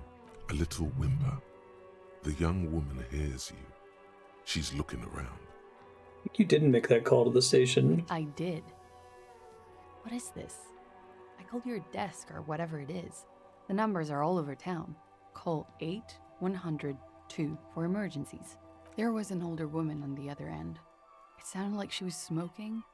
She took my complaint. She coughed. That is the emergency's desk number. Anyone could know that, sire, by looking around and calling the desk. I don't believe a single word she says. Drama's come around. Did you make the call? Thursday night. It was late, sometime after 12. It checks out. Anyone can know the number. But I know the time of the call, too. I know I have not been 100% truthful with you, officers. But I am now. You sense a little hesitation there, or maybe even fear. The stress was on the wrong syllable. Welcome to the wake-up club, brother. Your real name isn't Clausia. I agree. You wouldn't give us your real name, not when people are after you. Okay. Voice cracks. Okay, what? Okay, it's not. You admit to it. You log your work every week. It's all transmitted to Commonser. I couldn't just beg you not to enter my name. So I lied. Like I lied before. Like I did at LCSB. I have to lie all the time. I'm so tired of it. Was the passport bullshit too? No. It's submerged in a plastic buoy on the coast, in the reeds. It just doesn't say Clausia Amandu. It says Anouk Maya Smith. Falsified documents? Passport and visa. Given to me by my employer. I can't even use them. My employer probably leaked the name, Maya Smith, to hurt me. Why would they do that? I didn't show up to a rendezvous. They don't take that lightly. I didn't show up because I was afraid they'd do something to me. The job was finished. I'm just a liability now. She fears an arrest right here and now. This has been an awful turn of events for her. Where's the buoy? West of the boardwalk, in the reeds. On the coast there. I put it there when I first arrived. Haven't been there since. I'm not sure I could even find it now. It's useless. Check this The buoy lieutenant out. makes a note of it. You're welcome to it. It's in the reeds northwest of here, past the Bergen sewage pipe, right near the waterline. Tell me your real name. Katarzyna Elysium. It's a Grad name, Jimsk or Yugo-Grad in origin. Not Occidental at all. Smells of motor oil, tiger, economic desolation, and rock music-infused alcoholism. My parents were Zhimsk immigrants, but I'm nationalized Oranese. All I remember is Oranje. Elysium is my father's name. Finally we meet. Is that going to rename her in the dialogue? She nods. Her round eyes meet yours. They seem moist from the wind on the roof. You're not Miss Oranje 37, are you? They can never take my sash and my scepter from me. Yes, they can, for lying. Drama. She nods, her back straight, ready for whatever is next. I told you you're under But I arrest. haven't done anything. Anything illegal. She purposefully misrepresented information crucial to the case. That's right, gang. Stern and merciless now. Stern and merciless as we reel her in.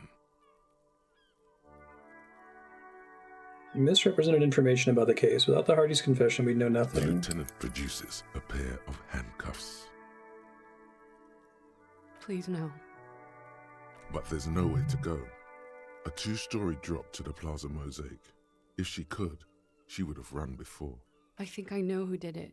Who shot Lely. I can tell you. I can help you.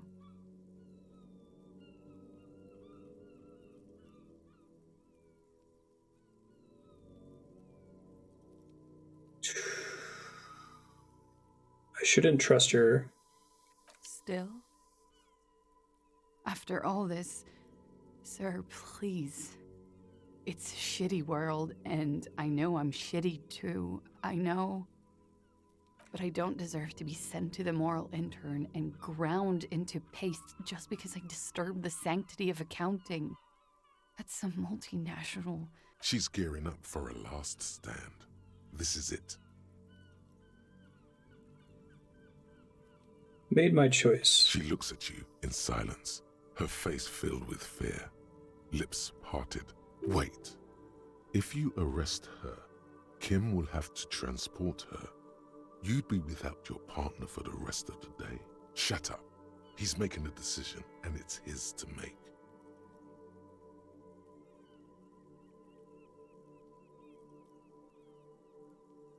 Sure before this drags out any longer.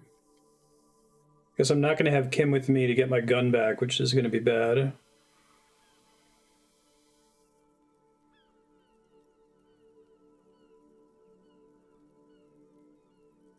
I will escort you to the motor carriage outside, miss. With a muffled whimper, she extends her wrists. They're white, bony, exposed below the rolled-up sleeves of her jumpsuit. It's more brutal than I would usually be in this case, but I think that the game is trying to tell me that she's going to trick me. I will take you to Station 57 myself and slow the extradition process as much as I can. It may be possible to stall it indefinitely, but you will be safer there for the purposes of this investigation. I can do this on my own. She's not an immediate flight risk. See you tomorrow morning, officer. Downstairs, at the Whirling in Rags. Or outside your shack. Say, she's not a flight risk. So love did do him in, after all. I was right. If it weren't for her, he would not have been there. The shot would not have connected with his soft plate. Did the right thing. Feels good, doesn't it? doing the right thing? The same small, heavy door. No lock in sight. Anti-object task force initiate. Oh man, this is the thought I get for, okay, hold on. Is it going to make it easier for me to do physical instrument breaking tasks? It's kind of awesome. Containers, mailboxes, doors, chairs, they're all your enemies. Always have been. Atoms themselves are in on the conspiracy, forming shapes and structures that you hate. You are energy stuck in a body. I gotta take this thought. Beat up that lamppost. Let it know just how much objects suck. Okay, it's getting really hard to drop thoughts now. I might dump Mazavian socioeconomics. I like the bonus XP, but both penalties are bad. And those options come up very infrequently compared to the conceptualization and encyclopedia checks, so I've had value from it.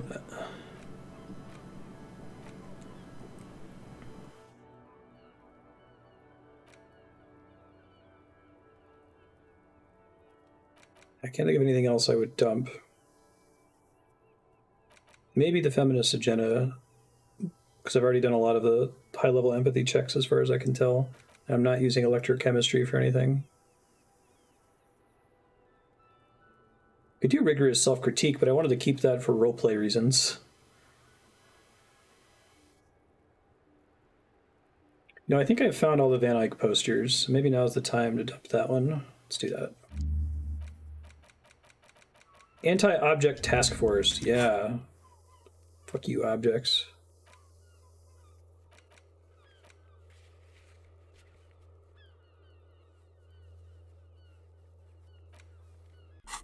Okay, I think it damages me when I fuck this up. I had one other physical instrument boost, didn't I? Or is it just the shirt?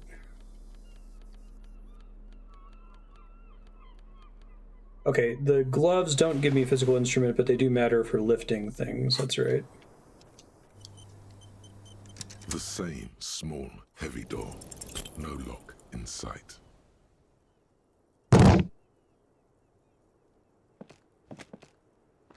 You give it another, more ferocious kick. The door still does not move. Fucking piece of shit. The door is oblivious to your distress. I'm hoping that when the thought finishes researching, it'll give me another chance. Since it gave me another chance just for the initiate step.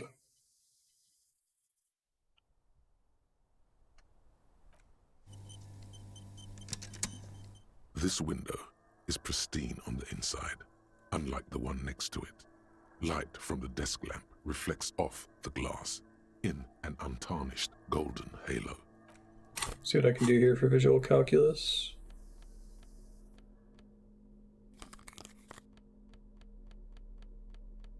I think it's just those glasses. Oh no, there's this too.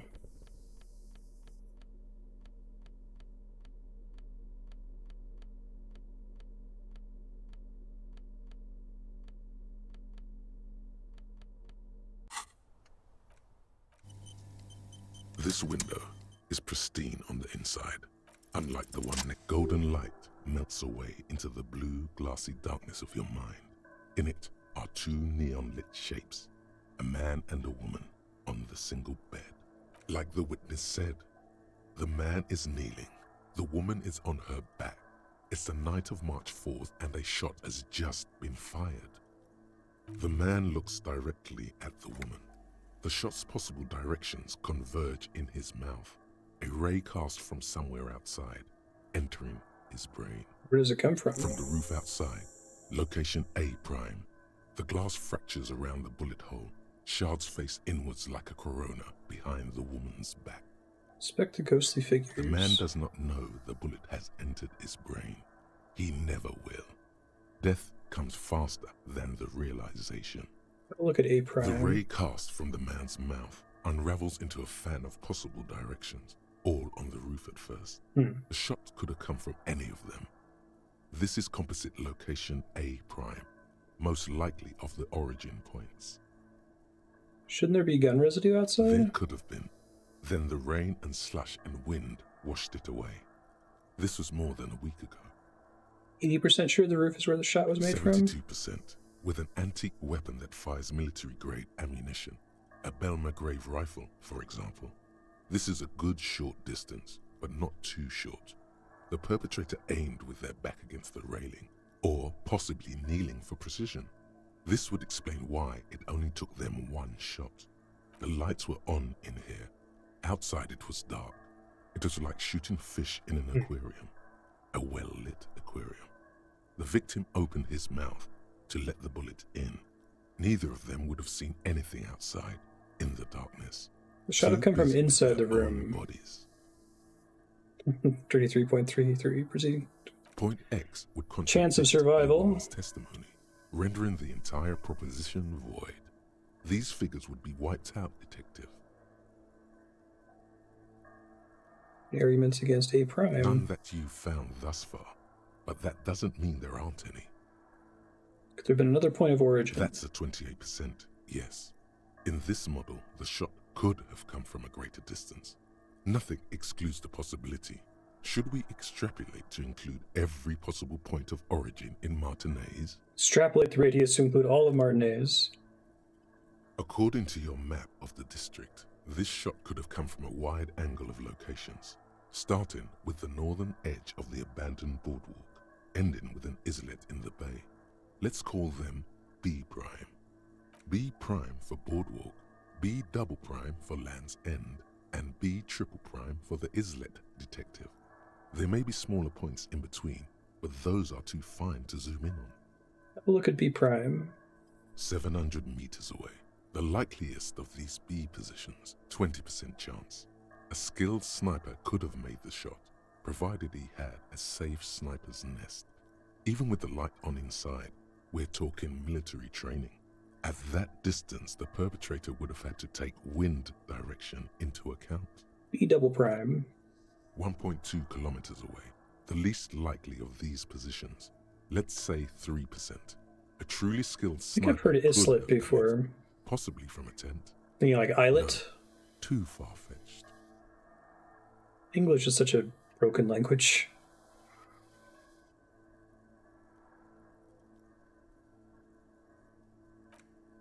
One kilometer away, an unlikely point of origin. Beyond the docks somewhere, on an islet in the Bay of Martinez perhaps.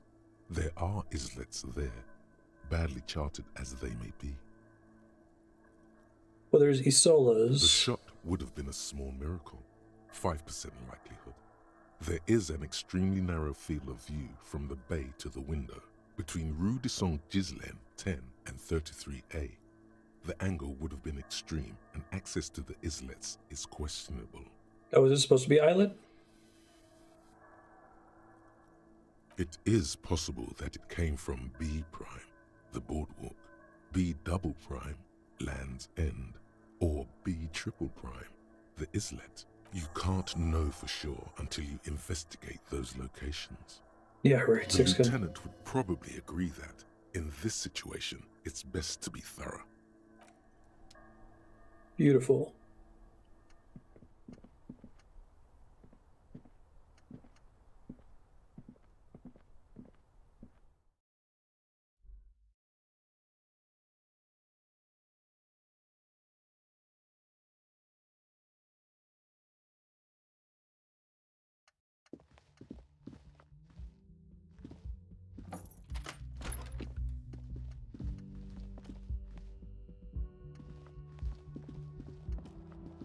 Ruined room. Be interesting if my window is important after all.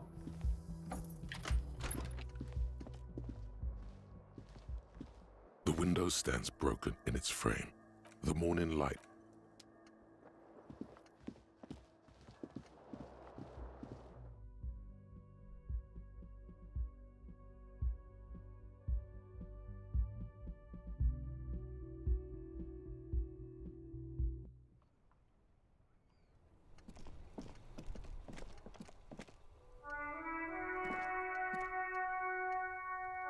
Yeah.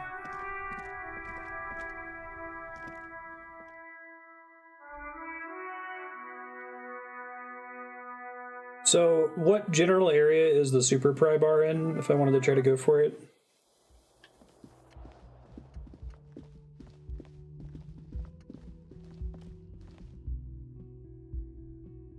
Talk to Titus about Ruby.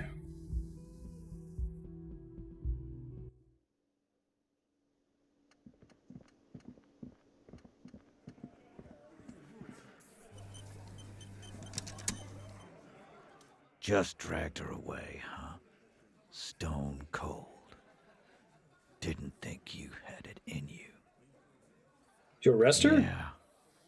You ruthless son of a bitch. I certainly didn't have it in me.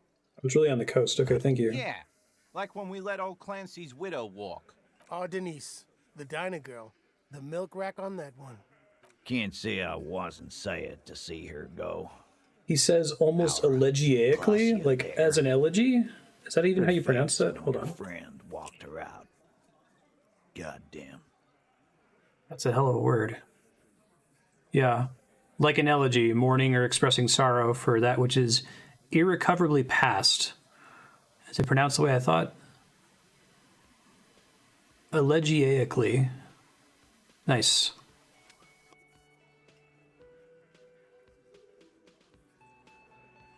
Fuck with the sun boy, get burnt. What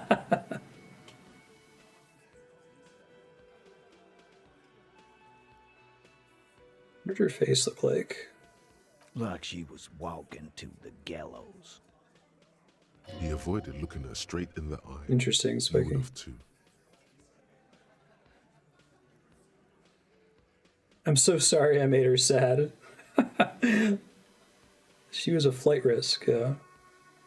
She just lied to me constantly throughout the entire thing. Like, I don't understand why I would suddenly change my mind about her. Yes. Normal. So the number of circumstance bonuses on the check. I just hope she can game her way through the system and come out the other way. Don't think I forgot how I specifically let you know how I felt about her arrest either. Now, what do you want? Ruby. His tone is friendly now, and the last words are actually accompanied with a little smile. You talk to Ruby. Why? She's your real leader. I've seen her in a laudanum-induced delirium. The paranormal instinct whispers her name into my ear. Oh, that would be kind of funny if you do the drugs playthrough, if you can actually get the name randomly. She's the next link in the chain. Sounds like you're making her a suspect in this. Not on my watch, you're not. Ruby's one of us. We're not gonna throw her under your moral intern steamroller. Fuck that shit. And fuck you too, moral She's missing. If you hide from the police in a murder investigation, you become a suspect. That's nothing. That's just legalese. You don't even have a sound theory. I don't want to be rude, but we're trying to get some R&R here. Think you could fuck off now? Check is it going to be, I wonder? From the corner of your eye, Logic. you see a little bird fly into the bush, right behind the window, behind Titus's back. Saw the winch, staged like a play, reconstructed murder scene, found antique rifle. Get some logic buffs here and see if I can look outside the window again.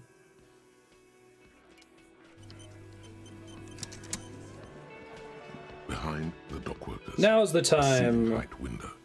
The hawthorn branches scrape the glass like bony fingers. Bird flew by. You've been here for a long time. Really, you've been here for ages. There's a yellow ribbon tied to one of the branches. Light yellow, faded with time. Ooh. A tiny splash of color in the blackness of the thicket. Hanging from it, a bronze key. Someone hid the key in the bush and attached the yellow ribbon to make it easier to find. It's close enough to the latch up there. One can slide it open and just take it. Surely not a coincidence. Someone hid a key in the bush. Huh?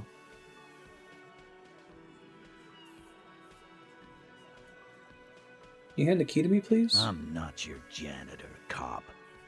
Can you let me slide by so I can grab it? What you're talking about? There's nothing there. I don't know about that. I'm comfortable here. Don't think any sliding would really help right now. Sorry, fucko. Looks like you're gonna have to go bush diving. Good fucking luck with that. The Hawthorne's got a bitch of a bite. I'm gonna enjoy the sight of you in the bushes out there.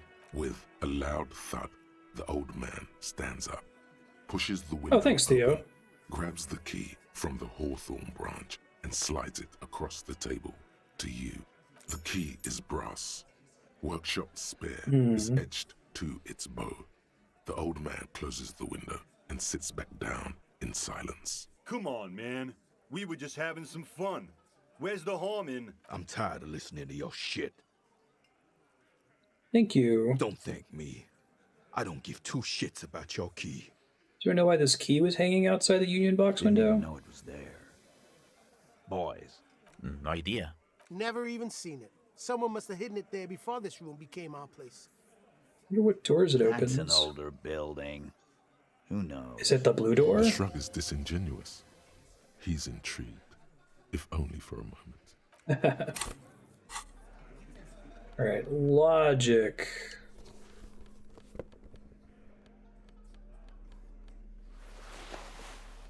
I have a better bit of headgear for logic, yeah, I thought so. Well, I get +2 logic from this. Ultimate peak focus. God, I have a comical number of logic boosts. +5 from gear.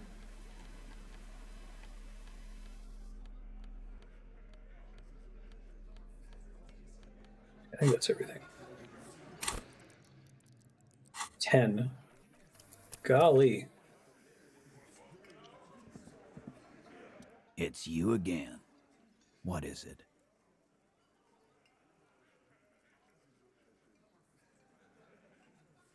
Right. A sudden flash of lightning in your neocortex. The hostel cafeteria is lit by its airy blaze. Floor plans, bullet trajectories, webs of human emotion, all channeled into a single thought. Are you so sure Ruby didn't know of him? Because she was here, all night, with us. He's cobbling together shit so he can put her away. It's Cop 101. She didn't go to the toilet? No. The window Clausia gave for the time of death was from 11:30 to 12:15. All right. She took a fucking leak, okay? For one moment. Maybe went out, too. She has a complex operation to run from her lorry. She's a busy girl. Always has been. This complex operation is probably something illegal. Just because she was gone for 5 minutes doesn't mean she magically got to the roof and shot the merc. I've been through this. It's not plausible. All right, we're in. We got Ruby unaccounted for sometime during the window. This was crucial. Now let's place her on that roof. You agree the shot came from the roof, right? Why not? You can't draw a straight line into Clausia's window from any of the surrounding buildings. Not from what I know about Martinez. Maybe from the coast. But like I said, I've been too busy dealing with you idiots. So no, I don't think it was a sniper. It was close up. There's a 72% chance. 72%. There's a percentage and all. Where'd you get it from? Your guys in the lab? I analyzed it on the spot. Turns out I can do that. Yeah, big lab. Back in Jamrock. The Jamrock Ballistics Lab. No, you can't. I know what you did here on the weekend. People talk. And what they say doesn't sound like a science cop. You're a madman. Those numbers were an ass pull, man. Yeah, and they don't put her on the roof either. It's just mambo jumbo. He hasn't got shit. We could have gotten to the roof from somewhere inside the whirling. Yeah. The only way up there is through Clausia's room. Maybe there's more. What do you mean? What do you guys know about this We've place? only been drinking here for what? 6 years? How much do we know? I bet it's that blue door goes up to the roof, Thinking of and getting the door I've been trying to knock cracks. down. That is on my ass, boss. There you go. Tatted on his ass. We know the place. So locked door in the kitchen? I would still be a sorry cop. Andrea would be a science cop, but No, but that doesn't prove anything. It's just 2 dolls. We're not giving you Ruby for that. She's one of us. as much as I love science, in my heart of hearts, I'm more sorry than I am science. What if the doors are connected? Yes, she could have. This is one long shot. Firmly established Ruby could have had access to the roof where the man was shot. Firmly. Try shit on a stick. There you go.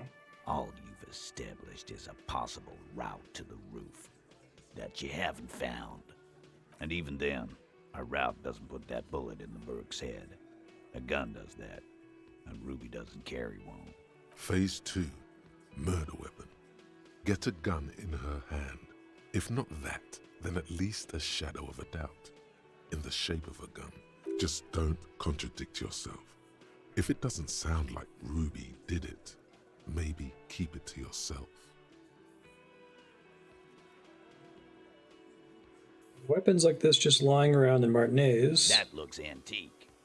A Belle McGrave. It's inoperable. Where'd you get it? Cellar under the bookshop. Also inoperable. There were so many, 20, maybe 30 God rifles. damn it. We need to close that dump down for good. Okay, I see your point. There are guns lying around. Damn it. I thought we'd found all the old spots. Why was that still there? We just missed one. Ruby doesn't know this place, boss. Just these cops digging up shit. Analyze the bullet that killed him. It was jacketed. So it had to come from a breech-loading rifle. Military grade. Not even you militia monkeys have those. This goes against your short-range theory. If the murder weapon was military grade, how did Ruby get it? You just showed him a breech-loading gun. Just showed you a breech loader that any child could have. A broken old broomstick is what you showed me. But point taken. Time to really close the deal. Show them the bullet. This is the bullet that did it. The blonde man looks at the mushroomed Deathbringer in the evidence bag and says, Yeah, the bitch is jacketed all right. 4mm too. Whoa. Well, goddamn. It's not proof, but it's a possible murder weapon. Close to her. This is a cool conversation. This is like 3 previously seemingly unrelated quests. Optional things coming together. I'll give you that. Just that we need to find her. All right. Keep talking. I'm getting a bit curious about some things myself. Yeah, I know, right? Yukubo? We're not seriously considering it, are we? Ruby wouldn't do this. Why would she do something like this? Phase 3. Motive. The last component. It's not why did she kill him, it's why did she organize the I cover-up. suppose you have a theory on that. And covering up for herself. Like fuck she was. It's her idea, right? The She hanging? had, like, a fully formed plan and shit. Right when she came back downstairs. Really, Shanks? Claudia wanted to talk to another girl, that's all. She was just the first one up there. I could have come up with that plan if I'd have been first. Time for a logics demonstration. Let's see. Eugene, let's assume you killed him. Prefer to go on trial with your friends as part of a lynch mob or alone for committing murder. The man is silent. If she used us to cover her own shit up, well, that's a serious violation of the Hardy Code, boss. Which is why she didn't. She would never do that. Why aren't more of you defending her? This is fucking stupid, Titus. Glenn, I thought the same thing when she skipped town and left us in this shit. Oh, so he didn't rule her out completely. And she skipped town. This is good. You have to see it. Things don't add up. I need to talk to her. He looks around the room. The old man in the corner nods. A very small nod. And a trickle of tobacco spit on his lip. Yeah, I see it. There's one more thing I've been wondering about. Ever since you asked me where she is. Add it to your list of suspicions, if you want. I don't know where she went. She just got up and left. Got real scared, too. Wouldn't tell me where. However hard I asked. Want to know why? Why? She was afraid I would tell you. Maybe she was right. By now, I probably would. Think she knew I'd find evidence? Perhaps. Ask her if you find her. It won't be easy, though. She made sure of that. When did she leave? Friday afternoon, when you first arrived. I got word the RCM was in town. Then she came in to see me. Told me she was leaving. That's when we had our little conversation. What was she scared of? I told you. You. As in the RCM? No, you. As in the cop with the sideburns and the disco clothes. And a hole in his heart. That first. And the hole in his heart. Why not? You suck on that gun like someone tore you a brand new asshole. Don't forget the funny tie, too. How can I forget? You know, when I first saw you limp in here, I thought she was paranoid or sniffing her own supply. But now I'm not so sure. Is anyone else having stream issues? I've got full bitrate. What else did Ruby tell you? She said you have a funny taste in clothes and that you won't stop. Until you have something on her. She said she's heard of you from Jamrock, that you're a human can opener, that you play suspects against each other, open them up like cans. And then when they're all empty, just move on to the next can. I don't think it's Steve Bloom. Grunt from Mass Effect and a million other roles, right? I can look it up, though.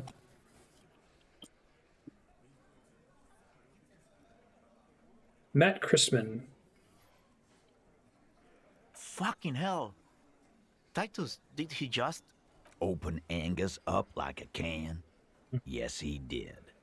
Now, we can whine about it, whack him, or we can go on with our lives.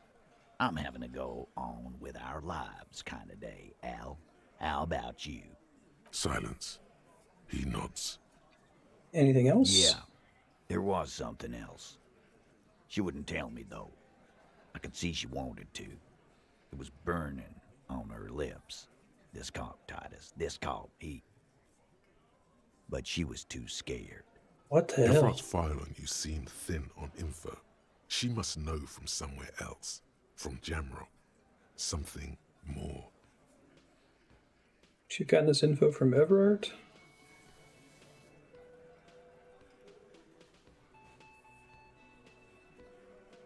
Yeah, that'll only piss him off. Of course, I should have known. Concentrate on tracking down Ruby. How many clues on where Ruby She's went? not far. We know that much. She didn't take her lorry. So, she's on foot. Good fucking luck, man.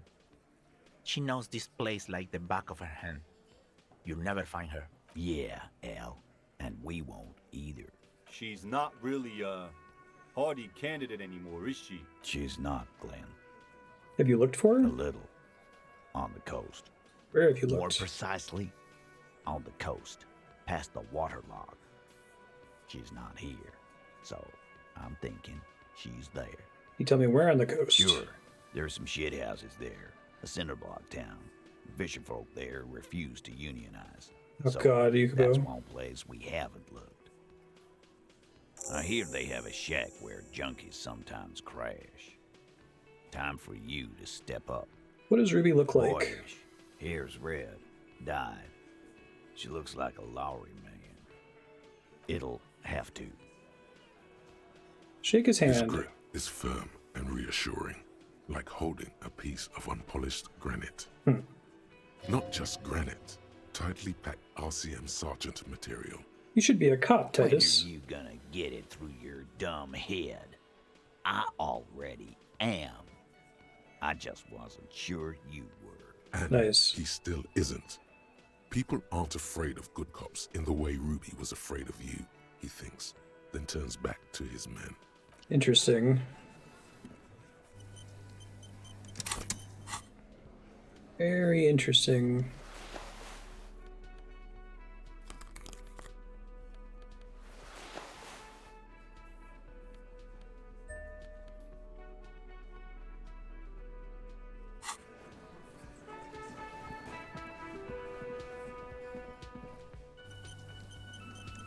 You see a heavy steel door with a prominent dimple lock. It's painted blue. Try the workshop spare the key. Fits the dimple lock. It takes a bit of effort to turn it after all these years. But then, the lock clicks. Dust rises before you like mist. A tomb? Haunted by regal spirits from distant ages. No. Smells like engine grease and cut wood. A workshop. Perception smell is so over this shit.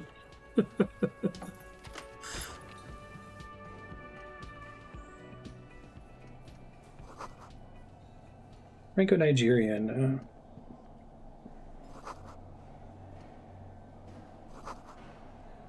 Spare key is tied to the bush outside the corner room window.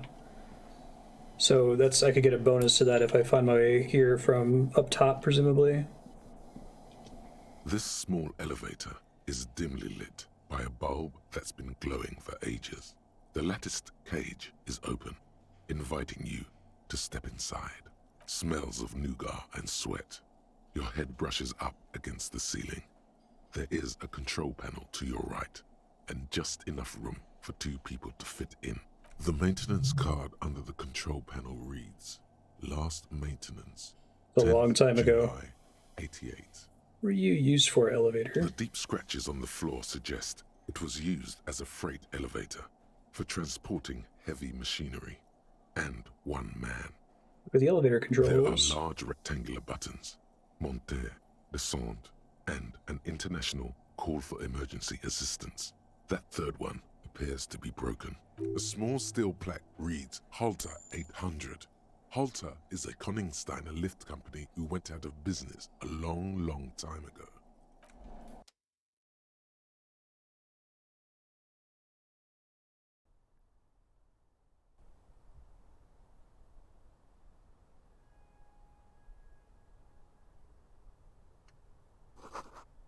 Small windows taped shut with black plastic. You can't see outside. Boxes of tools and replacement parts line the shelves. Schematics for a pinball machine, futurism themed.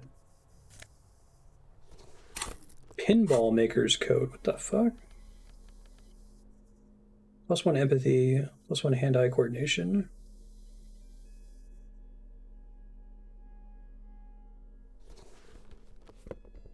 Yeah, I'll take this. It looks cool. But then the like weird military gloves, I'm looking more and more cop-like by the day.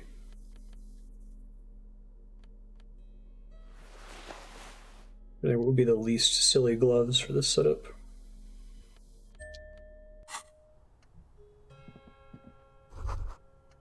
So this is where they brought 40 pinball machines to fix them up, a long time ago. Everything is covered with dust now. They gave up on fixing the pinball machines at some point. Yes, pinball hasn't enjoyed a heyday for 15 or 20 years. Yes, Martinez North 22 used to be a pinball arcade. A creak. Some dust falls off a shelf, and it has been forgotten. Now there is only one working machine in the main hall. The rest is lost to dust. Remember the dice maker? Then that means... Rolling in Rags was once the East Delta Pinball Arcade. This is all left over from that. As the dice maker said, yes, it all fits. Not that it has anything to do with the case, but it is a nice connection. Thanks, Logic. But then it went bankrupt. Your skin crawls from making the connection. Rolling in Rags really part of the Doom commercial area? It would mean that. And God would not like that. He should probably be made aware that his establishment is part of the neighborhood ghost story. You clearly see footprints in the downy carpet of dust covering the workshop floor. Someone's been back here The recently. dust has not settled again where these footprints have been made. The displacement in this dusty hell tells a story. What does this Neither mean? the footprints nor the dust speak their secrets, but you know it means that someone has been back here. Study the Large footprints. prints, most likely made by boots. The size is hard to determine. Sole could be bigger than vamp. The soles have left a pattern, uniform, horizontal lines. One person has been here. They've gone back and forth. The tips point both ways. This print is unlike one left by a regular worker boot. It is not a brand sole with logos on it. It seems custom-made or I wish old-fashioned. all this dialogue makes sense if I'm talking to Kim. The footprints go up the length of the room and back down. That is all they do. The footprints are of one type. They do not congratulate you for correctly recognizing what type they are not. That's a great line. Doesn't look like the worker's boots from the hanging, does The it? footprints do not speak. They simply exist here, a product of the dust. Just I guess I as get the two nice footprints lines for outside Kim not are being a here. product of the mud and apparently different shoes. The footprints are still there. They have told their story. Interesting. You can almost see the shape of a man and a woman writhing inside, bathed in drug sweat and dirty linens. Bottles lie around everywhere. So she was peeping. You lean closer to the peephole instinctively. I bet they're doing something quite unnatural. They're sensationally unnatural. I open it from the other This side. is the barred door you tried to kick in before. Lightly punch the door once more, just in case. The door shudders a bit, as though it were laughing at you. Achievement unlocked. Enemy of the physical realm.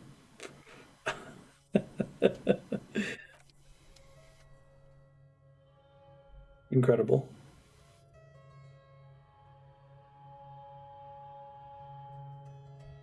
I guess maybe like kicking the mailbox would have done that too.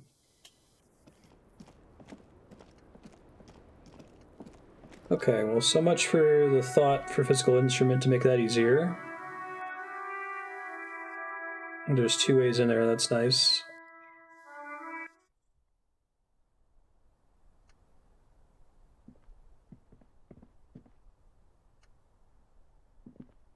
Guessing that would have given me a better check on the tightest logic check if I had had that already.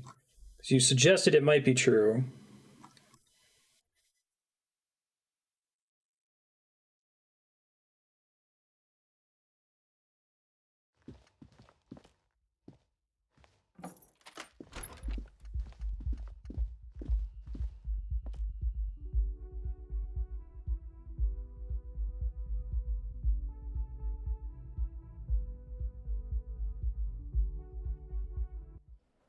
Enemy of the physical realm. Alright, you're in the Doom commercial area. Hey, was there something you needed?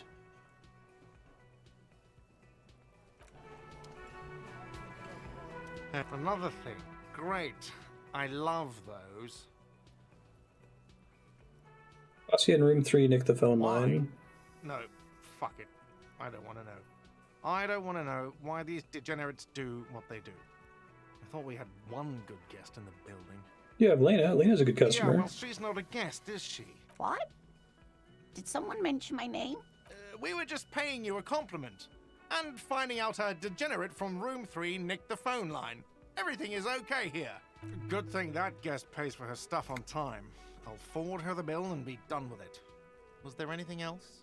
What if I told you I got into the back room behind the blue steel door? Okay, well... He controls his I did hear excitement. you make noise back there, so good for you. He's really holding himself back here. It takes a lot of willpower not to ask. Obviously, he's been wanting to know what's behind the door. Did you get to ask me what's back there? What is back there? Skeletons, a mausoleum of the dead. The black gaping maw at the end of time. Pinball machines. I knew it. I've always wondered where those machines by the door came from. And they told me there was some kind of pinball thing here too. I knew it. Were there any back there? In working order, I mean. Do you want to play? I might be up for a game. No, I was just wondering if you found pinball machines there. He was wondering about something business-related, about how much money he could make of one. If you're thinking of selling those pinball machines, I want a fat cut. C-suite shit. I'm a disruptor. I feel a capitalist plot coming up. Capitalist plot. The pinball we have in the corner now is broken. I want to diversify the entertainment options. It wouldn't hurt to get a little life in here. Other than the hellish karaoke machine. That one's always causing trouble. Yeah, those numbers he's adding up must be making good sense to him right now. Sounds like he cares about the place. He's not going to be overjoyed to hear that it's part of the doomed commercial area. He should still know. You have to be forewarned about these things. There's a peephole in the wall. Next to Klaus's bedroom. I'll have it fixed at once. Thank you for letting me know. I assure you, the Whirling does not abide spying on its guests. The color has drained from his face. Sure you haven't been spying on your guests? Absolutely not. Fuck you for even implying it. It wasn't me. It wasn't my staff.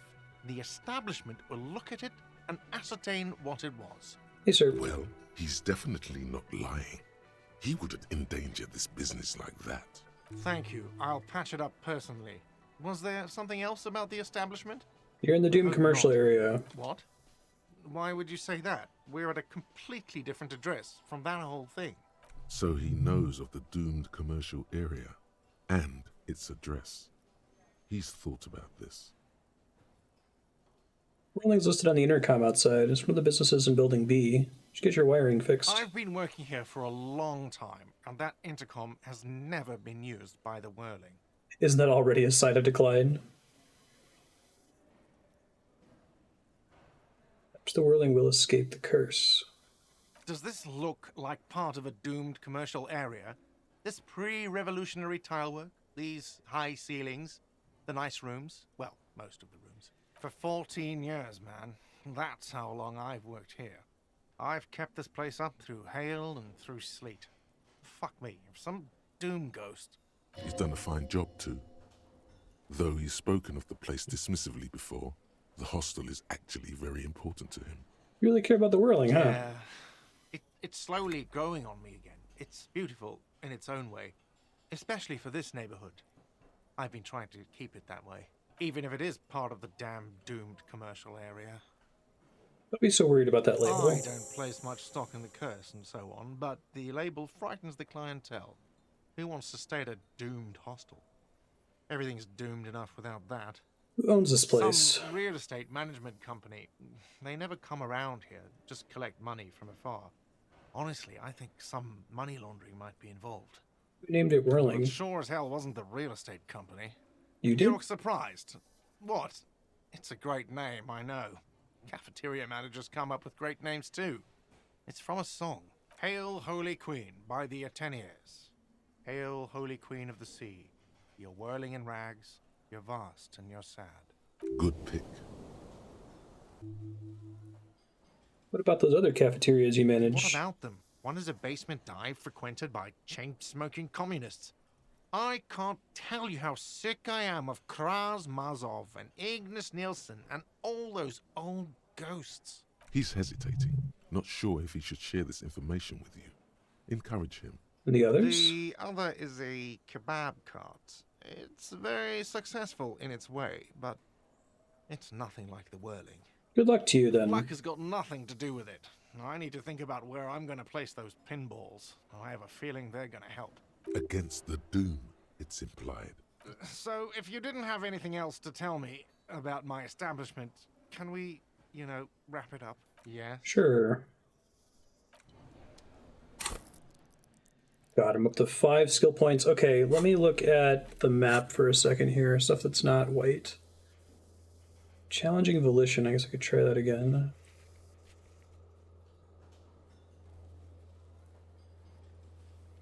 Do have another one for Joyce that I failed. Although I think the Joyce one I skipped now because I have my badge, I'm not sure. Visual calculus. It's too late for the authority check because Kim did it for me.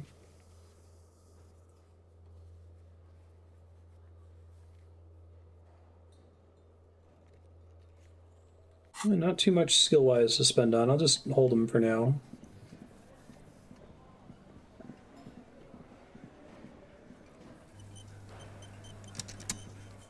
The copper Hate not having Kim with me. back. What do you want? Yeah. What? Thanks for the review. That's all.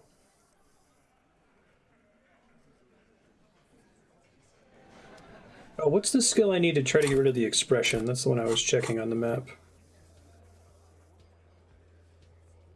It's the mirror, right? Oh, does it not show up on the list? Huh. Check upstairs.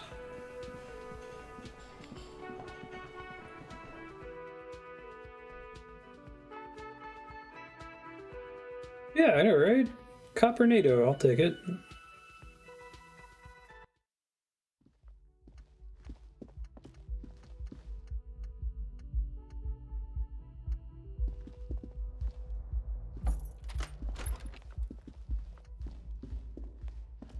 A mirror hangs on the bathroom wall. Your It's barely chemistry. covered in steam anymore. You see yourself, the expression, fixed to your clean-shaven face. Don't know that I can put points into electrochemistry. Yeah, I'd have to get something to raise the learning cap from it, I guess. It's too bad. Maybe something else will trigger it later.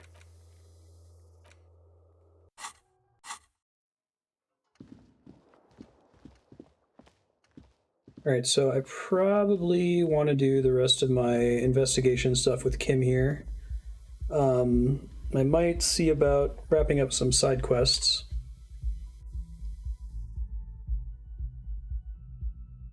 I'm basically done with everything east of the Whirling, except I can see about finding Ruby's Lori.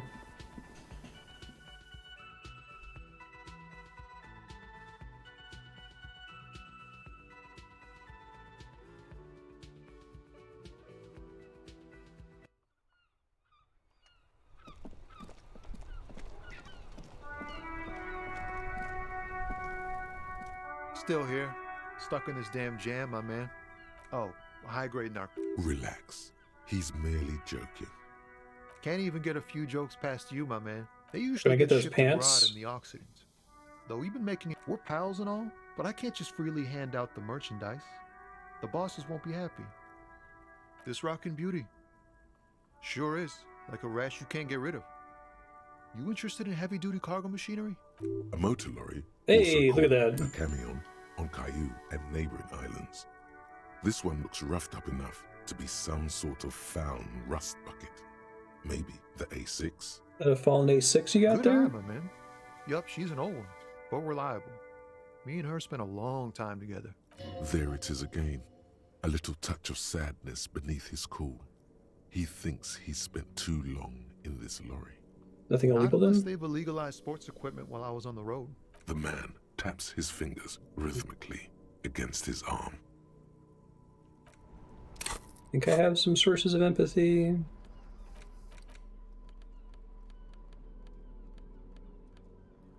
-1 empathy.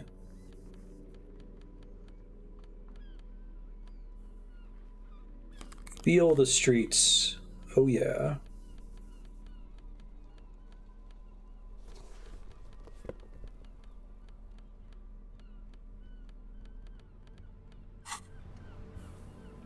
Still here, stuck in this damn jam. I'm In his eyes, an unfamiliar longing. Flecks of brown and gold. Familiar It's how? hard to say. His gaze wanders southwest, down the street that goes beyond the horizon. The road continues for miles, flowing together with other roads, turning into causeways or bridges, ending suddenly in dead ends, or ramping up or down highways. It forms a crisscross pattern across the land. Where does it lead? Above the Jamrock Quarter, in the form of a raised motorway, and then the never-ending sprawl of Forburg, high above buildings, new and old, the air filled with the rumble of motor engines. To the old south, to the farthest outskirts of Revachol, through the checkered fields of farmland, upstream to the river Esperance, past Montmartin, the border approaches. Beyond the border. You cannot see. It's out of the city. Up ahead, the mist blocks all sight. A gale blows across your cheeks. It is cold. Before you stands a tall lorry driver with sad eyes. It's in the southwest. Excuse me? A flinch jolts his frame. The question has touched a nerve.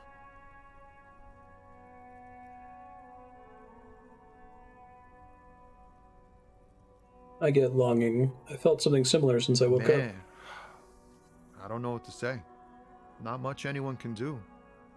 There's no helping in absence, you know. I miss my family. They're all I have. My wife, second kid on the way, waiting all the way in Diora. And here I am stuck in this shit, so far from home. Diora? Diora of the Seven Seas. It's on the other end of Le Caillou, pretty much, on another island called Laurentide, off mainland. We've got a little place there. Can almost hear my kid laugh when it snows. What's it like? Good. And bad. An ache that brings you joy. I think of them a lot.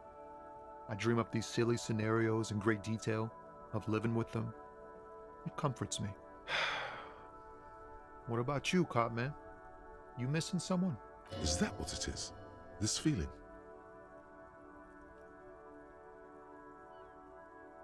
I miss someone, but I don't know who it is. I feel for you, my friend. It's bad enough to know who you miss. Missing like that doesn't feel like it has much of an upside. But, thanks for this. It's nice to talk to someone. And I know it wasn't easy to ask. Aw. I hope you find your way through your own troubles. That was nice. It's like, whatever's going on over at the docks. Workers got a blockade set up, making demands, no way in or out. It's union demanding. Some pretty wild stuff, I hear. Like a giant new power crane in half the company? I forget what exactly. Good on them, I guess. I've heard talk there's a company rep in town, too. Like, a strike I was negotiator. supposed to talk to this guy a lot more. They know what's up. Earlier. Precise demands and so on. What do you think the company They want wants? to keep that money flowing in, my man. Ka-ching. He doesn't blame them, but he's not on their side. That's for sure. Anything else? Yeah, this ain't really my area of expertise. I just do my job and get paid. I have things to do and places to be. All of us do. All of us do. Us lorry drivers. Camionneurs. If you still hang around here waiting for this mess to end, most have scurried off somewhere to get drunk or high. Or laid. Not that I blame them, really. Not my thing. Chasing transient pleasures is a drag these days. I prefer the examined life now. Thinking, reflecting, observing. He tries his best to look nonchalant, but there's a rigidity in him, as if trying to conceal something warm and deep beneath a cool exterior. Thanks, dude.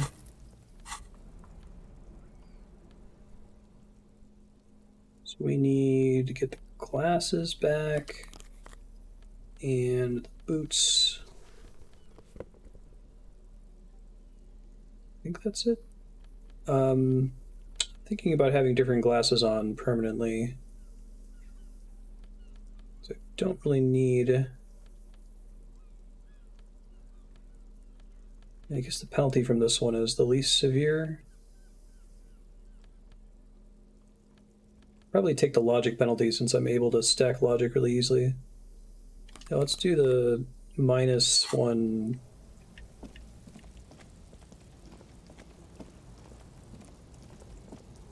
That's fine. Okay. Perception gets me more orbs, so that's nice.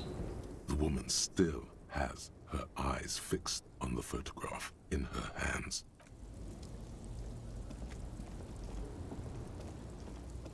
The only lorry I was able to inspect was the one that I thought was the racist guys. lorry stuck in the traffic jam. The windows are clear. Fumes of heavy fuel oil waft. The driver, alarm. It is I've seen this before. The driver, alarm. It is Nothing new there, okay.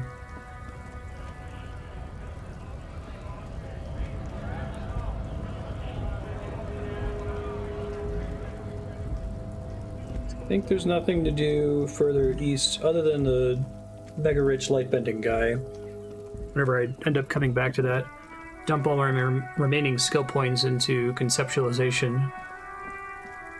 I think I'm basically done off over here. I'm trying to think. I've got the cockatoo book, so I'll go do that. Potentially a good waste of time. Gotta find my heraldic bird or whatever the fuck. Go try to get that super pry bar. I am gonna do a lot of the police investigation stuff, but like I said, I think I need Kim, or want to have Kim for a lot of it. a small mountain of colorful board game boxes. There are numerous types of games for all ages. A lot of shelf space seems to be taken up by Wirral-related merchandise. Games you have. Wonderful board games, sir. The Viticulturist is a classic for sure, or perhaps you'd like Archipelagos of Insulinda, a very educational game for those interested in geography. Raubritter is a fun game of economic competition, but can get quite intense after a while. We have games for the whole family. You can play with your children. Who are you going to play board games with? Do you have friends or family? Do I have children? It A certainly family? feels like whatever you are will die with you.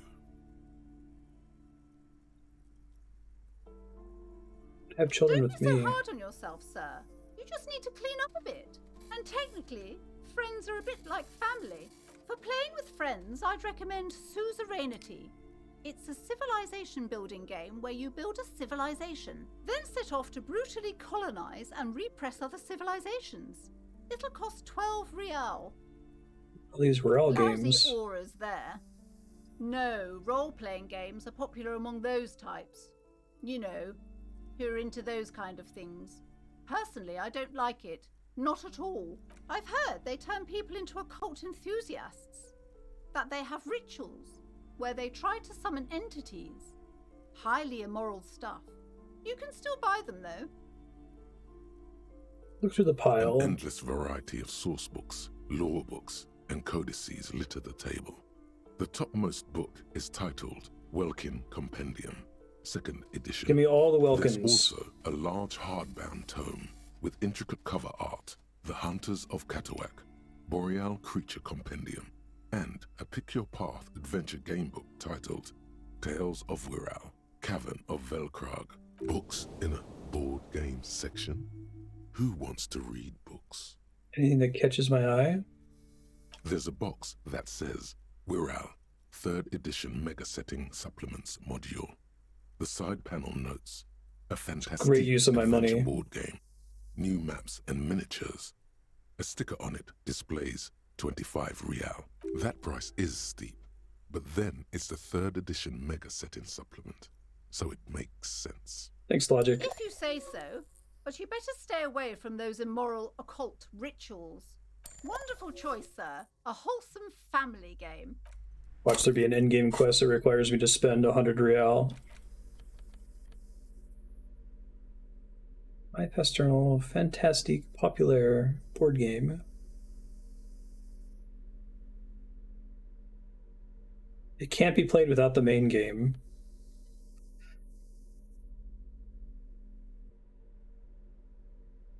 The game now includes a completely new genocide option. Large letters on the front form a title, Wirral.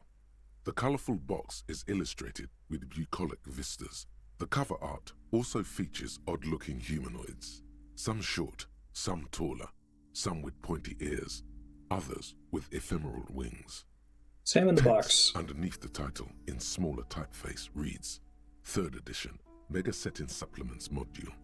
The side panel adds, a sword and sorcery adventure board game with new maps and miniatures. With the back. A blurb on the back reads, tired of the tedium and toil of modern life? Escape to Wirral. Leave behind Isolas and nations with their petty squabbles. Discard electricity, magnets, and boring technological widgets. Succumb to a world of high pasternal fantastique. Unleash your imagination and create an adventure of endless possibilities. Discover the terrible secret threatening Wirral. Can your band of adventurers save the world? Not sure I can handle this responsibility. Ready to take on this challenge? That's the spirit.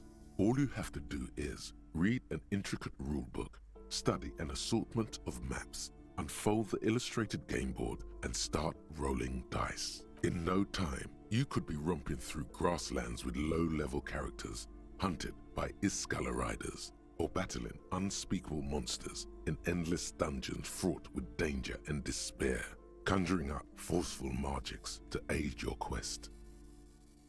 You pry open the box. Inside you find a folded up map, a small booklet, a 24-sided die, and a little plastic figurine. Look at the map. A reprint of a crude hand-drawn map. The top left corner reads, Lands of Wirral. The map features both small villages and mid-sized towns with odd names, in addition to meadows, forests, hills, lakes, and seas, also with odd names. It doesn't seem to correspond with anything you've seen thus far. It's not a very helpful map. Booklet. A quick guide to the magical races of Wirral. Create your own hero, choosing from any of these completely unique and fantastical backgrounds. The options are in order of importance: the Welkin, the Tweog, the humans, the fairy folk, and the pygmies. I love how, in order of importance, whether it's ascending or descending is completely useless. The Welkin. The Welkin, tall, lithe, and graceful, with long flowing hair and pointy ears. They're known for being powerful magic users, but can also hold their own in a brawn-driven fight. The Welkin come with a variety of exciting sub-races. High Elves, Welkin, okay. Forest Welkin, Lake Welkin, and Snow Welkin. But if you're not feeling experimental, a basic Welkin will always do. Of course, a basic Welkin will always do. Yeah, I love the E in Magic. A grand race of industrious mountain people. They're short, stout, and muscular, and enjoy digging for gold and other precious minerals. They're also well versed in the art of combat, where they prefer to use axes and hammers. The Tweog also come in a few different sub-races: Hill Tweog, Shield Tweog, and Dark Tweog. Humans. They're just humans. What else is there to tell? They're average in all stats, and jacks of all trades. Of course, fairy folk. A very small race of flying people, known for being mischievous, full of trickery. They often lure people into their magical traps. There are no sub-races for the fairies. Pygmies. The least popular of the Wirral races, the pygmies, are short, rotund, and dim-witted. Pygmies live in small villages made of shoddy wooden dwellings. They spend most of their days tilling the earth and smoking their pipes. There are no sub-races for the pygmies. It's made from some sort of wood and has been decorated with peculiar plant motifs. You don't know much about dice, but this one looks pretty damn fancy. Take the die. You place the die into your pocket. It's always good to have luck on your side. You see a man in ragged clothes wearing a lopsided hat and wielding some sort of a firearm. A leftist revolutionary, a communard. He looks lost, a stranger in a strange land. Most likely, he was just stuck in the wrong box on accident. You pick the figurine up by the base to meet your gaze. The little plastic man stares back at you, his face contorted into a disturbing shout. Then you pocket it. A colorful box with the title. Interesting. Got a second die. Standard Wirral die.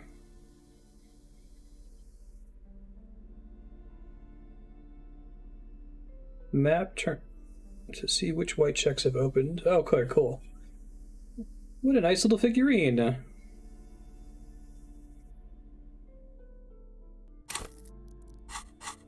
a little musket. Oh, the mirror check just reopened from that. That's important. Okay, I think that might be my last chance to do the mirror check, so Task force. I might do it. If I fail, reload, but not attempt it again until I get some other bonus to electrochemistry, like another piece of gear. God's avenging angel, arrayed against the lower Yeah, emanations of screaming the man looking darkened sideways. Shoe racks, tape recorders, motor carriages, and doors. So many doors. You're not just pounding it all The to darkened pieces. one. You're reforging the universe, from the anvil of the heavens to the worms below. Indulge in it. Be bold. Have an impact on the shape of creation. Out of the furnace of your rage. A new reality. Also, you should trash your room again. Attacking physical objects heals damage. Fantastic. All physique learning caps increased by 1. That's actually important, right? Because that includes electrochemistry. Oh, okay. All right, well, I get 2 more shots at this. Let's go do that then. I'm excited.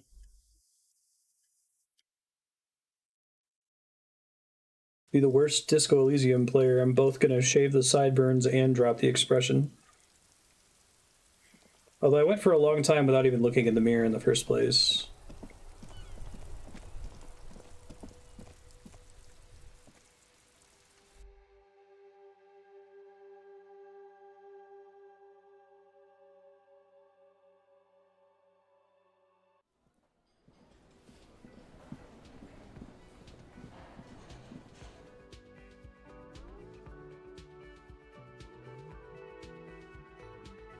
The Screaming Man phone game icons are so depressing.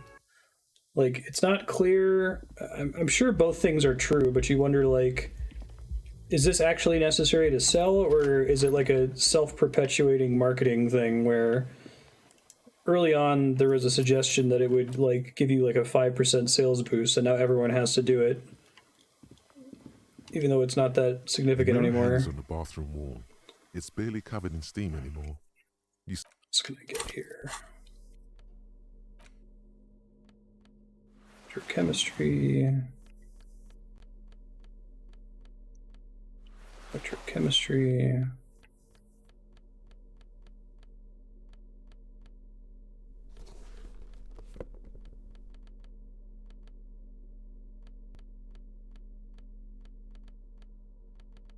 Make sure I'm not equipping anything that gives me a debuff to it. I don't think so.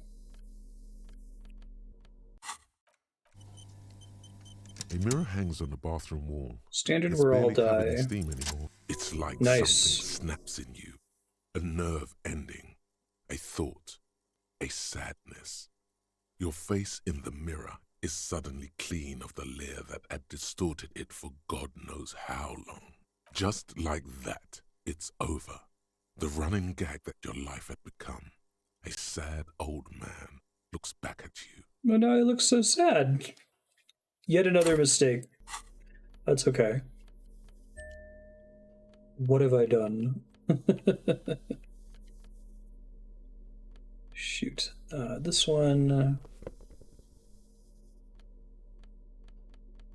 Jeans. What all do I have in terms of pants? I don't have too many options. I kind of wish I had the fallen pants, but I pissed off Kuno, so that's not going to happen. Sorry, cop.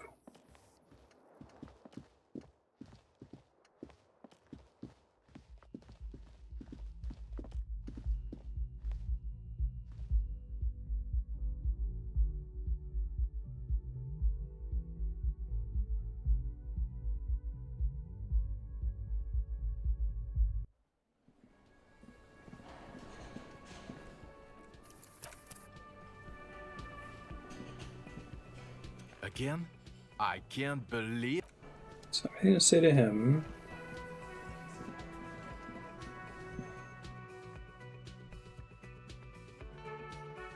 Okay. I still had other things to do. I was going to look at the Suzerainty board game. I was still looking at the whole reason I went into the bookshop was to get the Heraldic Bird book. Let's try that again before they close.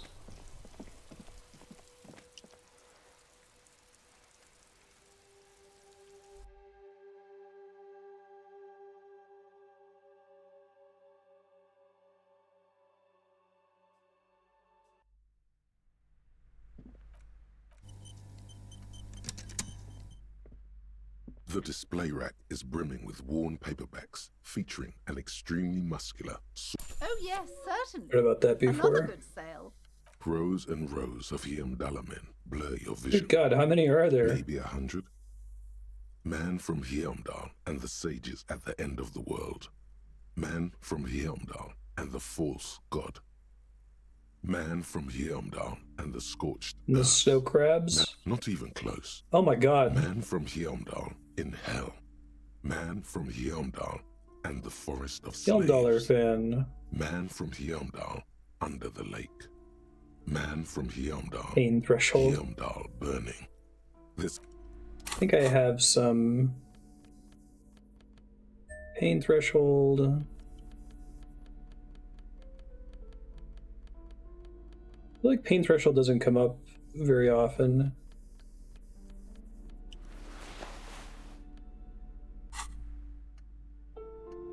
The display rack is brimming with worn. A twinge at the Nice. back of your head makes you flinch. Your eye starts twitching. What Your is it? hand reaches toward a book with glossy cover art of the very muscular man from Hiamdal in chains, kneeling in front of a staircase leading to a throne. A woman sits on the throne, leering at the man. It's like the best Conan book She's ever. laughing at him, belittling him. Between the throne and the Hiamdala man lies a bonfire, casting shadows on the wall. The shadow of the woman's headdress looks like a pair of devil horns. The title reads, Man from Hiamdal and the Devil Woman. Sir, keep this book as misogynistic. How can you peddle such filth? Oh, sir, I know. This really isn't representative of our values. But the store has to cater to its customers. The display rack before you is burdened under piles But I'm gonna of buy it manfulls. anyway. It is a bestseller for a reason. You can use up all your money real fast, huh? Hiamdaler man, the man from Hiamdal. What does it say? The anatomically unrealistic muscle man is reaching into a mountain stream, yearning to touch his glimmering mirror image. His eyes are full of childlike wonder. On the blood-soaked snow right next to him lie two giant Zweihanders. Of course he has two.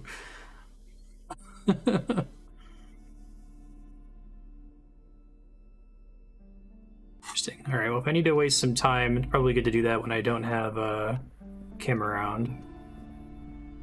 Still need to get my heraldic bird book. No sane person would ever put their head into such a machine.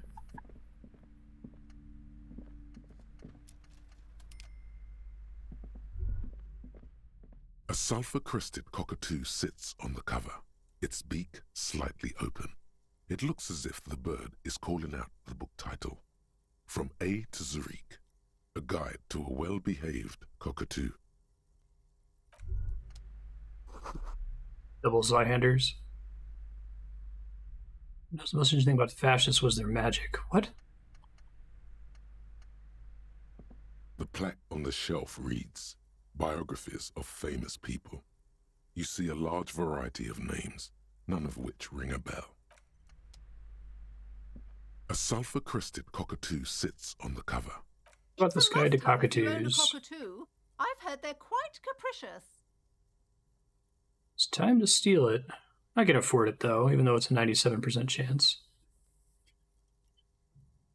Oh, a nature enthusiast. Good choice. I knew it was a good idea to keep that around. Now we're down from 70 real to 29 real, and the final check in the game is going to say, do you have 100 real? No, game over. Alright, I'm going to go check out the coast for the Super Pry Bar. I think that's all I need to go to the coast for now, because I want to have Kim around for everything else, and I'm going to waste time by reading all these books. So we get him back tomorrow. That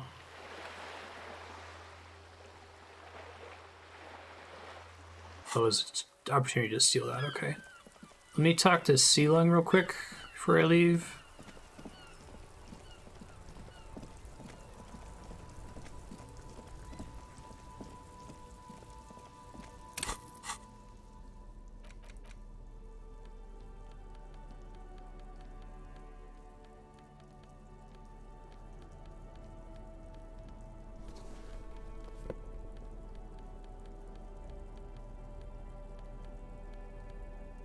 -1 rhetoric, that is.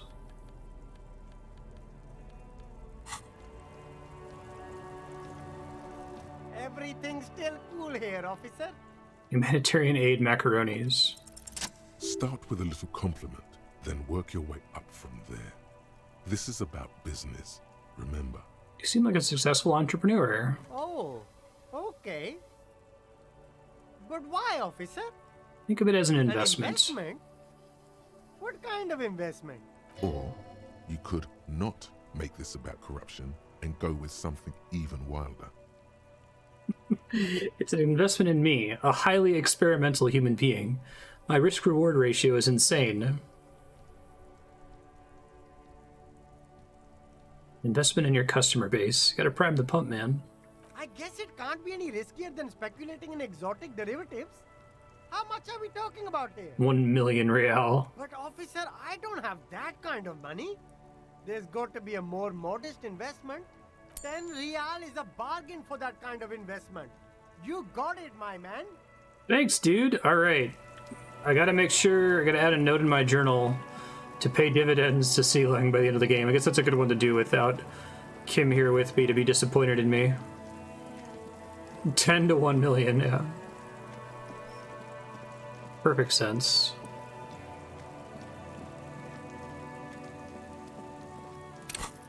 Let me fix my gear real quick.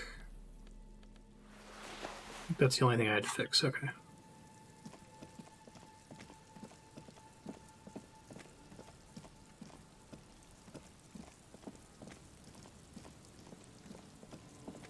Now, is the super pry bar just along the coast somewhere, or is it like in a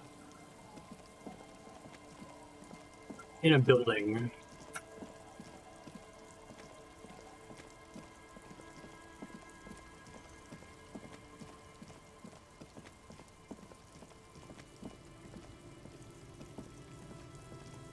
It's not something you just pick up. Okay, thanks.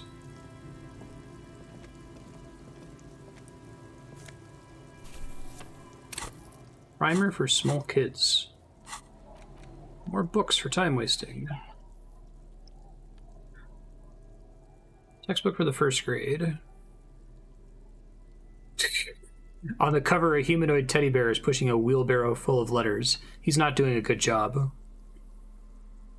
Children should pay more attention.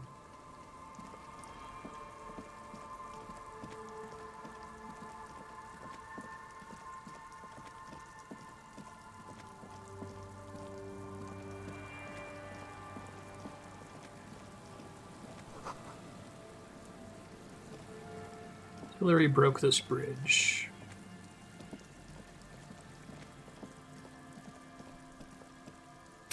Can I put any more points into interfacing? I think I've already put several in there. And it's maxed out. Okay. You know, there's a legendary interfacing check all the way on the other side of the world. I might go see what that looks like. Broken pipe.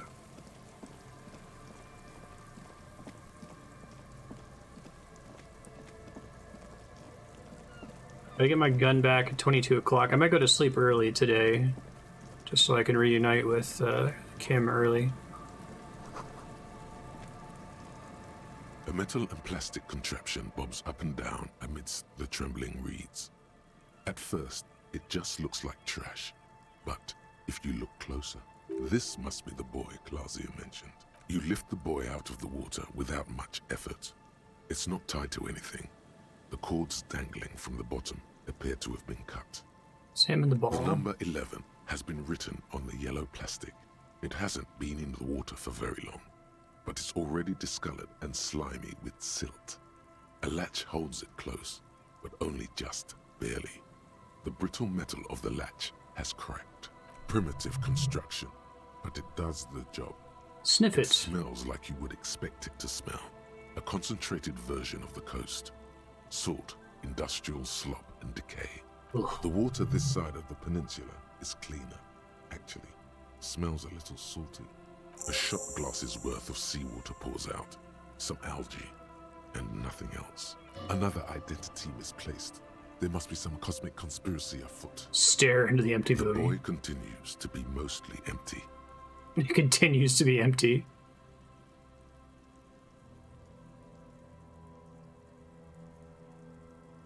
Claudia took them herself. No answers appear to you in the dirty seawater at the bottom of the buoy.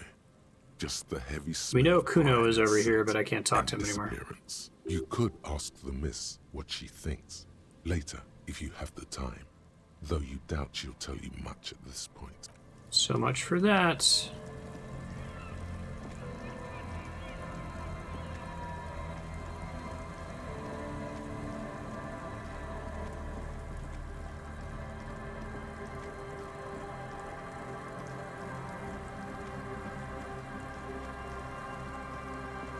Are the wave breakers, the big, like, concrete wave breakers you'll see on coasts, the same concept that you find for, like, soundproofing panels?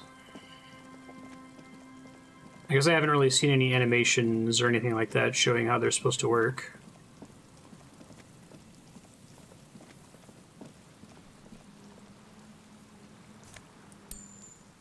Hey.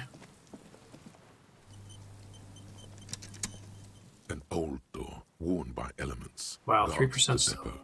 The wind has blown a sand dune in front of it.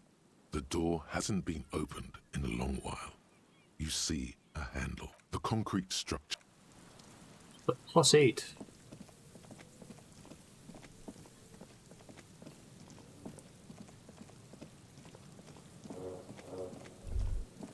Is there something here that would indicate a sniper used this place as a nest for taking the shot? Just some urban detritus, a bottle, and a dilapidated old comms tower. In the distance you can hear the breakers roar. Campfire was used. The salty water has corroded the ladder to nothing but two thin orange rails. In addition, there is no stable nest up there. It would have been useless. It does look extremely rickety, and wouldn't help much either. What about the cigarette A butts? smoking assailant who favors Tiamotiri, to Ostra or Duhan, cigarette butts are part of the campfire set. They're also everywhere. Tiamotiri was a Revacholian colony on Ilmaran. The Suzerainties population was mostly Ilmaran Areopagites, up to 97%. The region was known for its tobacco export, hence the name. I want to know a lot more about this. Oh, you do? The butts you saw had a silhouette of a boy wearing a coffee hat, a tobacco picker. This boy is the Tiamatiri brand logo. Contemporary Revacholians prefer Juan, a local blend from the southern islands, or Astra, a legendary cigarette from Grad. Tiamatiri is favored by older men who like its old-fashioned paper filter tips, insane amount of tar, and the sweet smells of colonialism and halva. Maybe the campfire was used by the perpetrator? To warm his hands before he pulled the trigger. There are no markings on the ground for a tripod. He would have had to lie on a mattress. This is simply not a good spot for a 1.2 kilometer shot. Look over the water. There, 1.2 kilometers over the wave-crossed bay, through heavy, dark grey curtains of rain, you see the smallest rectangle, barely visible. The light is off on the third floor of the Whirling in Rags. The young woman is gone, in precinct 57. Safe, closed off. Her form no longer moves behind the glass there. Take a mental note.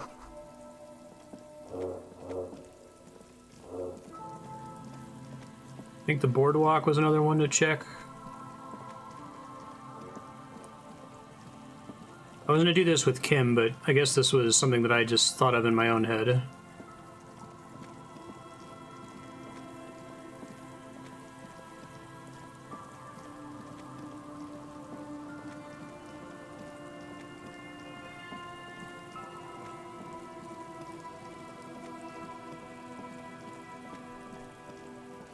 It's pretty far.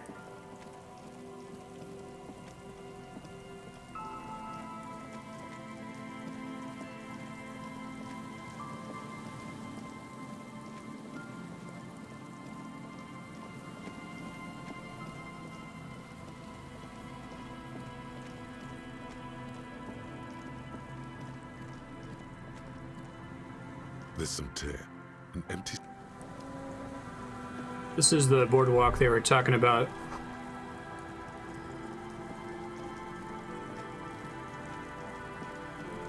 For my gun later at 22 o'clock, right? Oh, shit. Let's see. Near the old fish market. Walk past the fishing village until you see the boardwalk.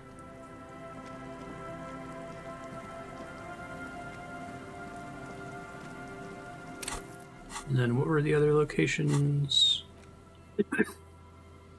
Check boardwalk.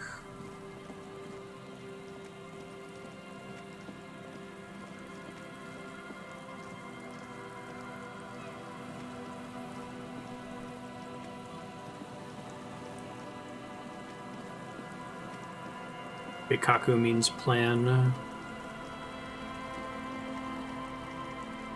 Oh, this roof, maybe. I have no idea how to get up there, though. Hey, it's the Wompty Dumpty Dum, folks. Good evening.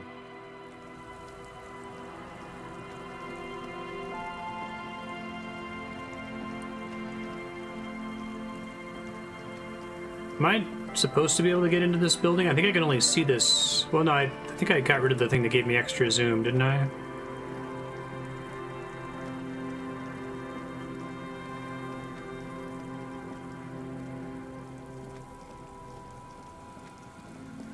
I guess, do I have the ability to get into that building yet?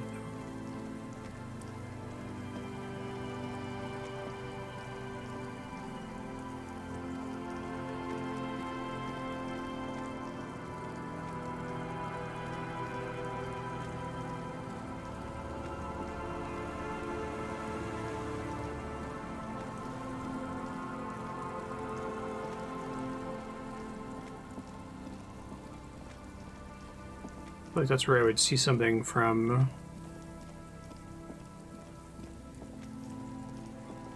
So I'm not getting the inspect the boardwalk pop up here.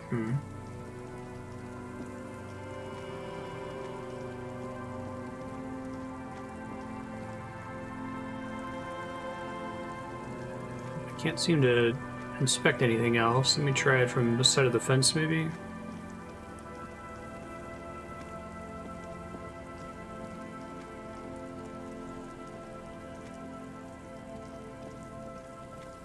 That works either.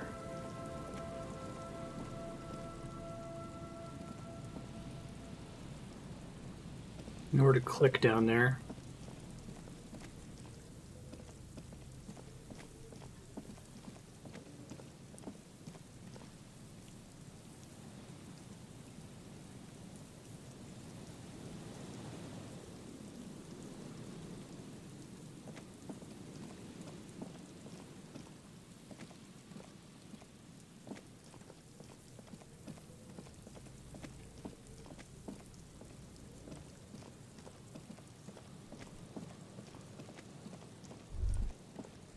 That looked like that was important. It's the church.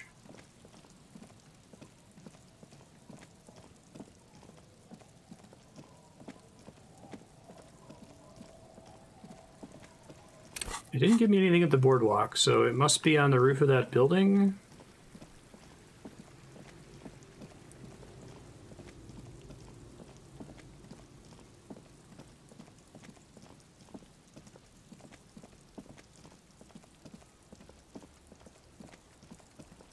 What's if I didn't stand in the right area for the passive check pop-up?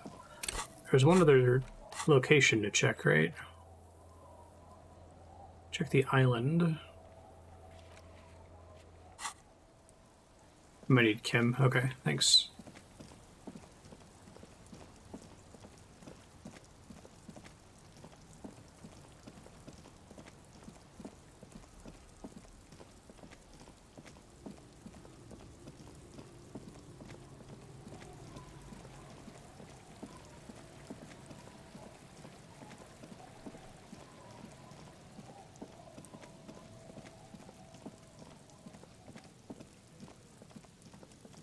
I don't know what the island they're talking about is. It is somewhere over on this side, though, I think.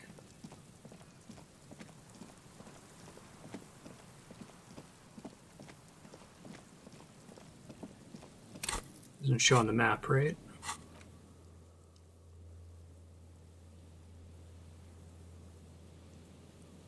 Not that I see anyway.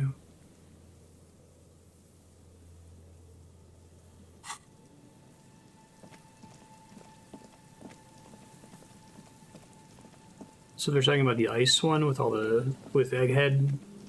Go check there. It's probably time to start reading books soon to force time to pass.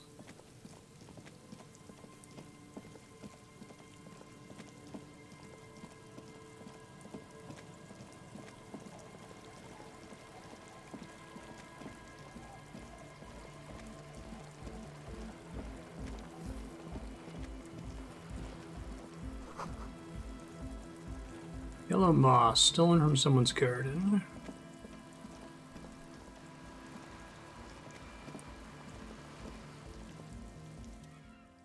Hello again.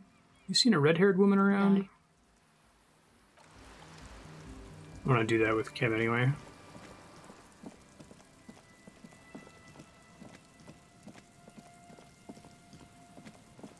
It's not up on this side.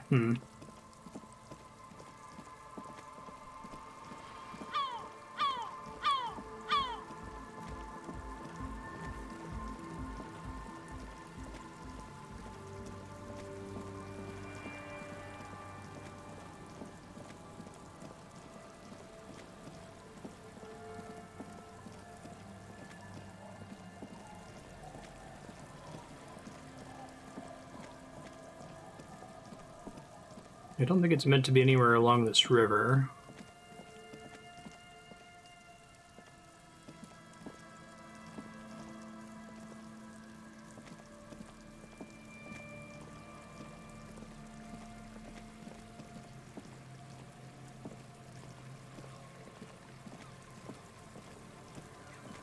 But I wish I could, like, force him to run when I try to do something like this.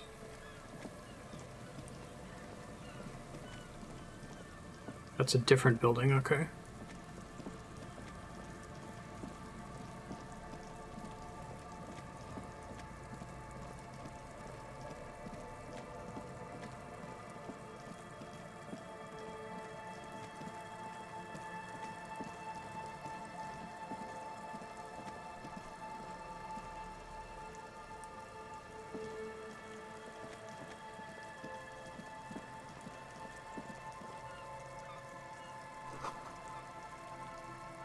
The instigator be inside.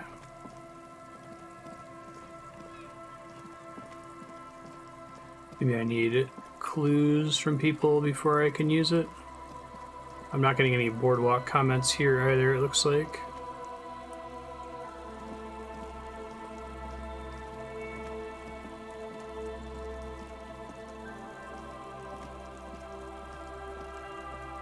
A scattering of bullet holes is spread across the cracked wall. This was visual calculus, I think. Let me check. Yeah, okay.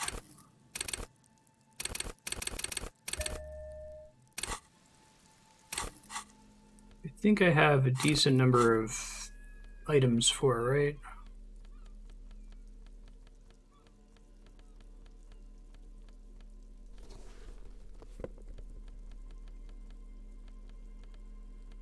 Not as many as I have logic. I think logic is the one that I can really get a ridiculous bonus on.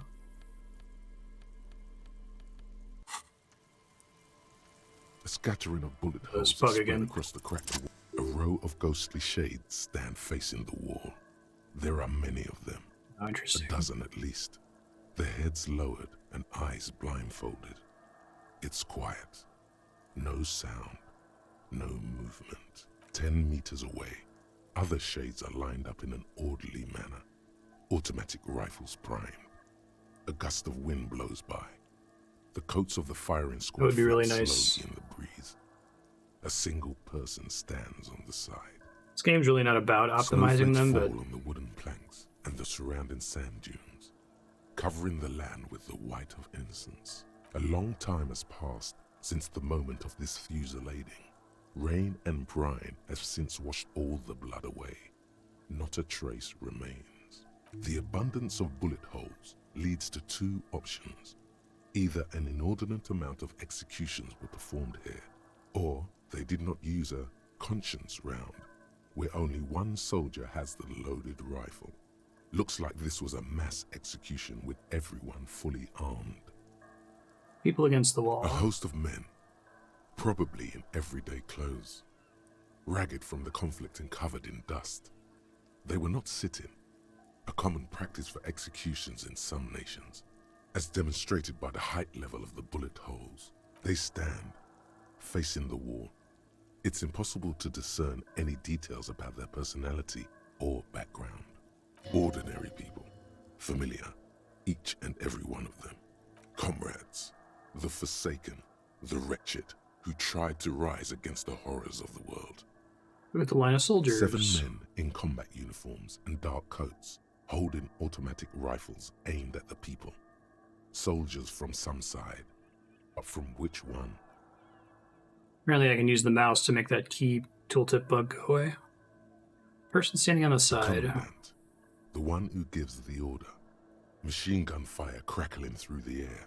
The lights of the muzzle flashes dancing on his face. Who was who? I'm just a representation of your mental faculties, piecing together any available information. You should probably ask the lieutenant. A cold sea wind blows away the figures. Behind this building, the other one, once filled with engineers and designers of Feld Electric, now collapsed and dead, but for some rats. You feel drawn, for some reason, to the faded mural again. Interesting. A row of ghostly shades facing a crumbling. Okay, so I can come back here later to repeat this when I have Kim with me. Thank you, Shivers. Thank you, Thought that gives +3 shivers and no penalties.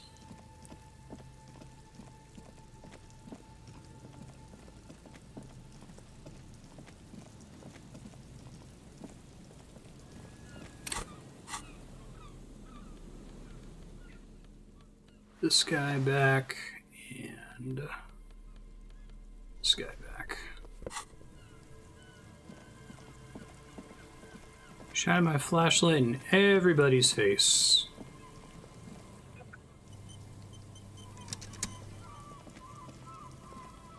You see a once bright mural towering above you. The signage has a slogan used to intertwine. Ah, yes.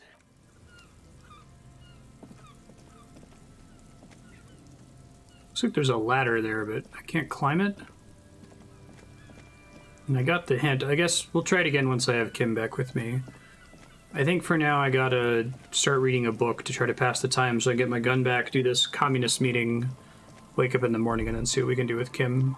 The light vanishes inside the concrete slit. The structure goes deep under the earth. What's in Maybe there? It's just a storm drain for the sewer. There's no echo and no answer. Interesting.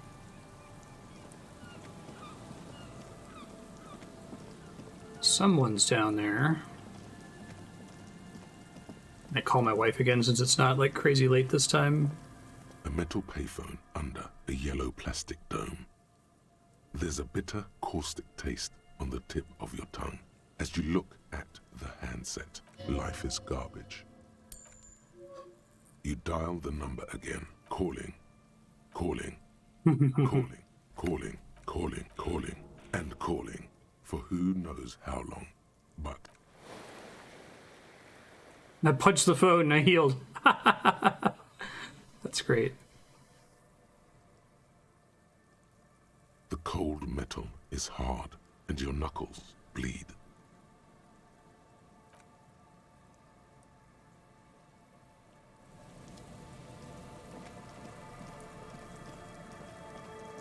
Okay, gotta get to 22 o'clock, so let's start reading one of these things.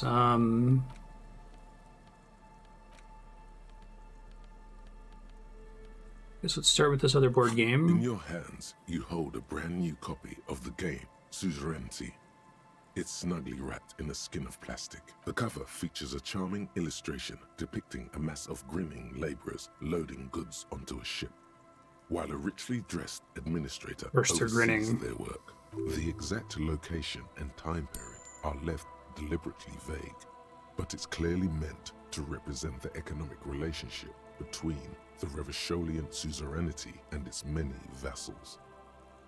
Leave it perfect and undisturbed. And the voice actors struggle with pronouncing suzerainty in a consistent way. The plastic wrap rips off as easily as a bodice in a tawdry historical romance. There's a hiss as the lid slides off. Inside, you find a thick, full-color rulebook and more than a dozen pouches of various wooden components. Savor that new board game smell. A mix of wood, paper, and ink, all wrapped in the sweet must of cardboard. Welcome to Suzerainty, a game of economic strategy for the whole family. The rulebook is sumptuously illustrated and thick as a Gradian novel. Economic strategy? More like the rapacious plunder and exploitation. Colorful illustrations depict cheerful workers picking apricots, hauling marble sculptures out of crumbling temples, and harvesting a strange magenta-leafed plant. Everyone is smiling. You begin to suspect there may be a political agenda to this so-called family game. Only one way to find out. The instructions are opaque at first and introduce many concepts you're not familiar with. Fortunately, there are many diagrams and examples throughout. You soon figure out the basic conceit. Each player represents an administrator for the suzerain of Revachol. Your objective is to increase the suzerain's wealth and renown by accumulating victory points. How do you accumulate victory points? That's where the suzerain's vassals come in. The game features 4 vassal nations, each one home to an economically important resource. Each turn, the player collects resources from vassals where they've placed workers. They may then rearrange their workers, fulfill contracts for coin and bonuses, or build structures back in Revachol. As you leaf through the pages, your eye catches on a sidebar labeled Advice for Beginners. Read the advice. Remember, there are many paths to victory in suzerainty, but successful players will find one strategy and commit to it wholeheartedly.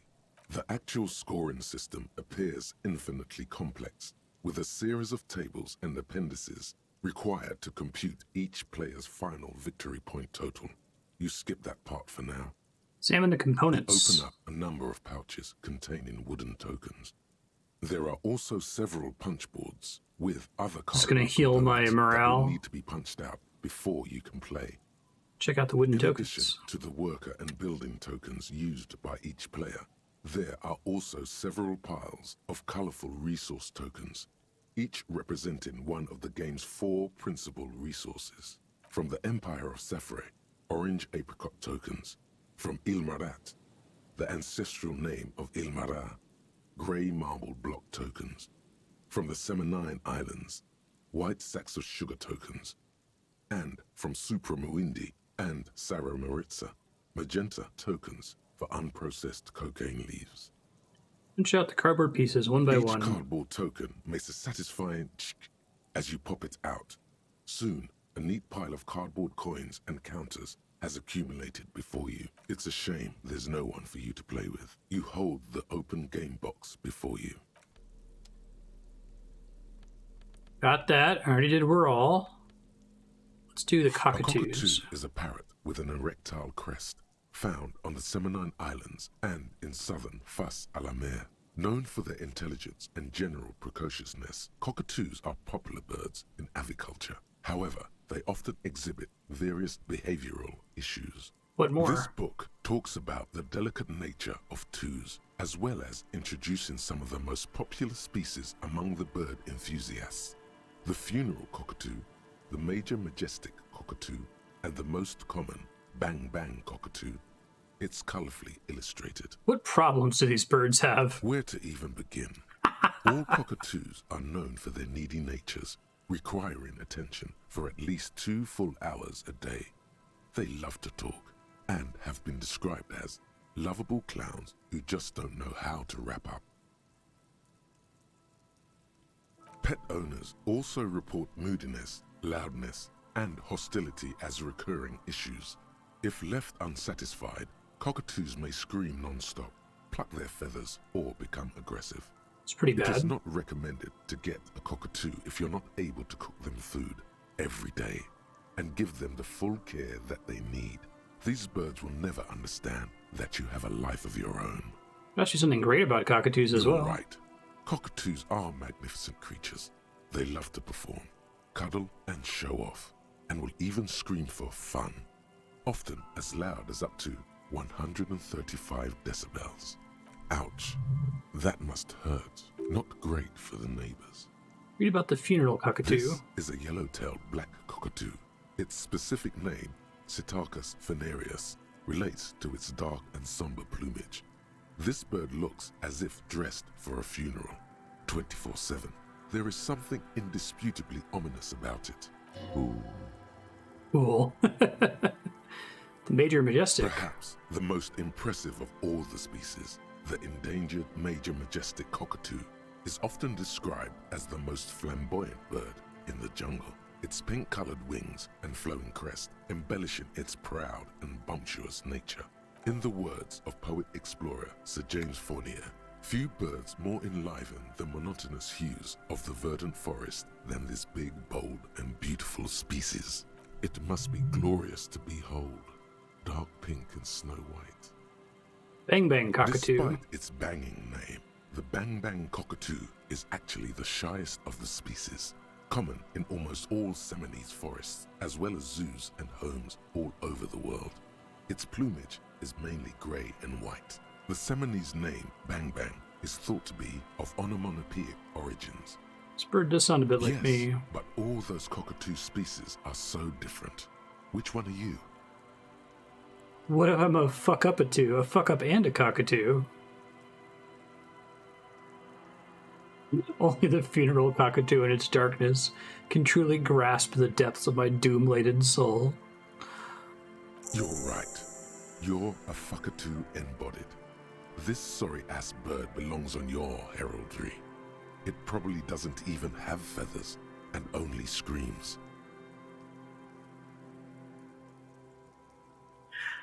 Oh, I love this game.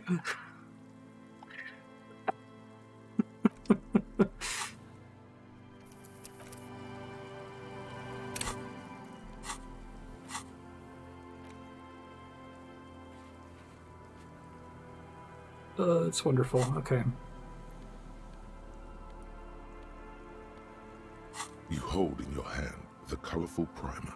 The title reads, A Primer for Small Kids.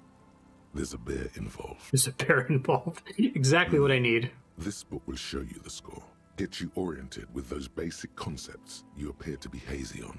The anthropomorphic bear will give you the lowdown of your life. Oh, can you get this maybe instead of from The Joyce? alphabet.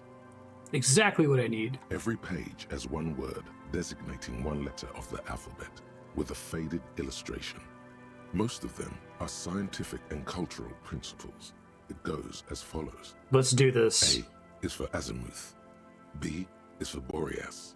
C This is great. for cosine. D is for diamite. E is for ellipse. F is for phlogiston. G is for gamete.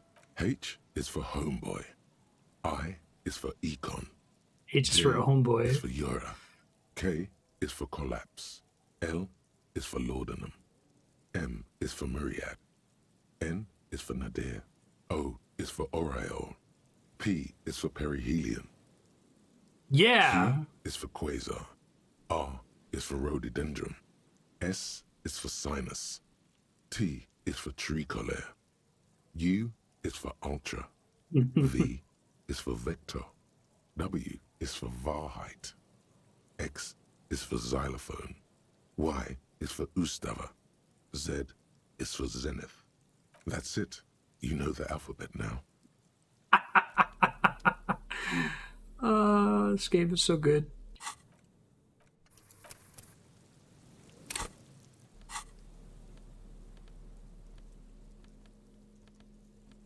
The edges of the pages are worn and smudged. A lot of people have read about the Devil Woman's altercations with the Hjelmdal man. Look at the back The cover. jacket copy proclaims, Man from Hjelmdal returns in his most exciting adventure yet. After crashing into a strange jungle, cannibalistic natives abduct his only surviving comrade, Noble Tyribald. Before Man from Hjelmdal can mount a rescue, He is ambushed by a tribe of female warriors and taken to the ancient citadel of Cloud City, where a mysterious and wicked queen rules supreme. Will man from Heimdall be able to escape his dire situation and find his missing friend? You open the book to a random page. Man from Heimdall, wielding his two Zweihanders, is carving through a sea of savages, his visage fixed in grim determination. His arms, whirling like windmills, are soaked with the blood of his enemies. Mangled corpses litter the battlefield. Good God, this is some retrograde stuff. When was this shit written? You flip to the copyright page. This book was written in 38.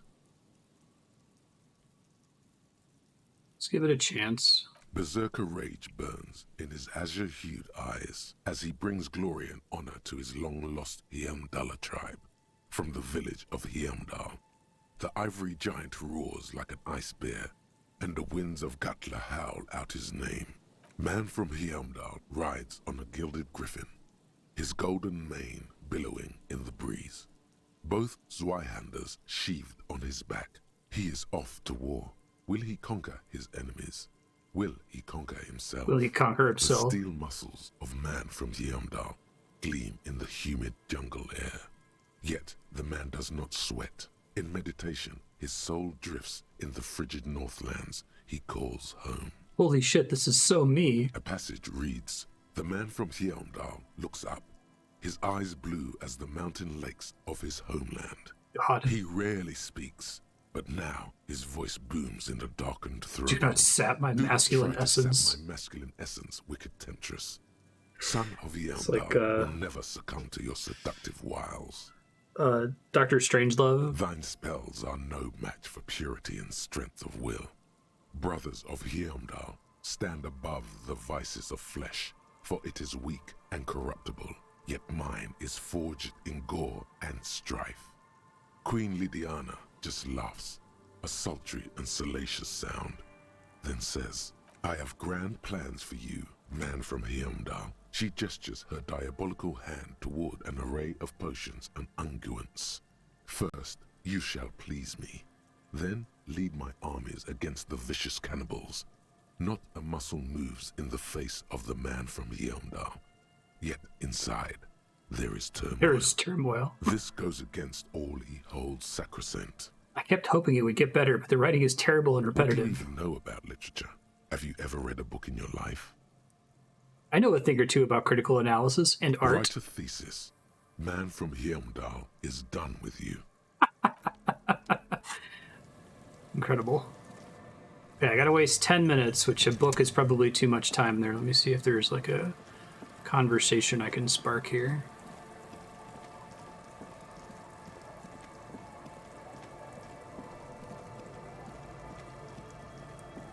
Kids are in bed. This lady's still out.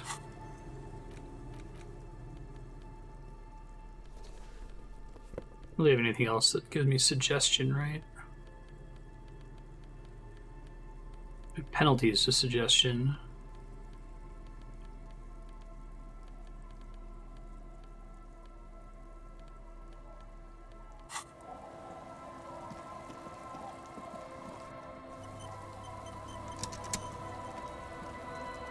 The waves are beginning to die down. Look at those little bastards. Simmer down. Simmer down, bastards. Come on, double sixes. Nope. Oh, yes, she does. You need to get your drink on. There is no other way for human beings to procreate. Not after 6,000 years of yeast cultivation-based mating rituals. I like you, but I'm afraid to be around you because you're a woman. Since the dawn of mankind, Al Ghul has watched over the reprocreation of our species. Lay with me. Let's celebrate the ghoul. Okay. Where's this going? Absurdly. Please get drunk with me on a drunk date. You can be quite funny, officer. She doesn't laugh. Anyway, what did you want? She doesn't even understand. You asked her out. Perhaps you're too sober to pull it off right now. Try again later. It's fine.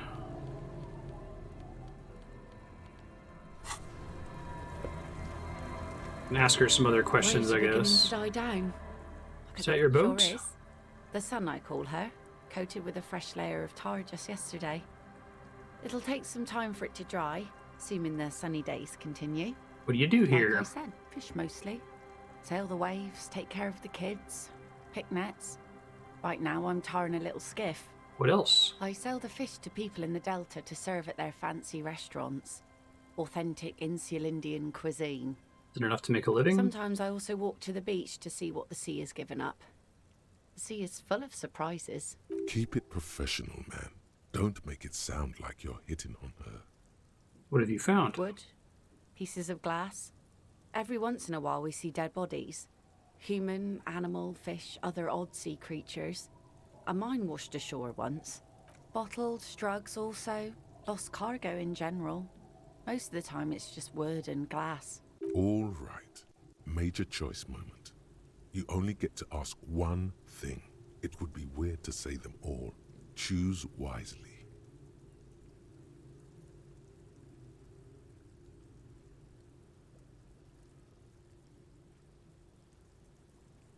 A mine? The RCM could use a mine. Where is it? Well, the RCM has to wait for another one, because some army folks came by, took it in the middle of the bay and blew it up. The blast was surprisingly timid for such a huge spiky thing. Spiky? Must have been a naval contact mine. I have been looking for someone else, but I'm saving that until I have Kim.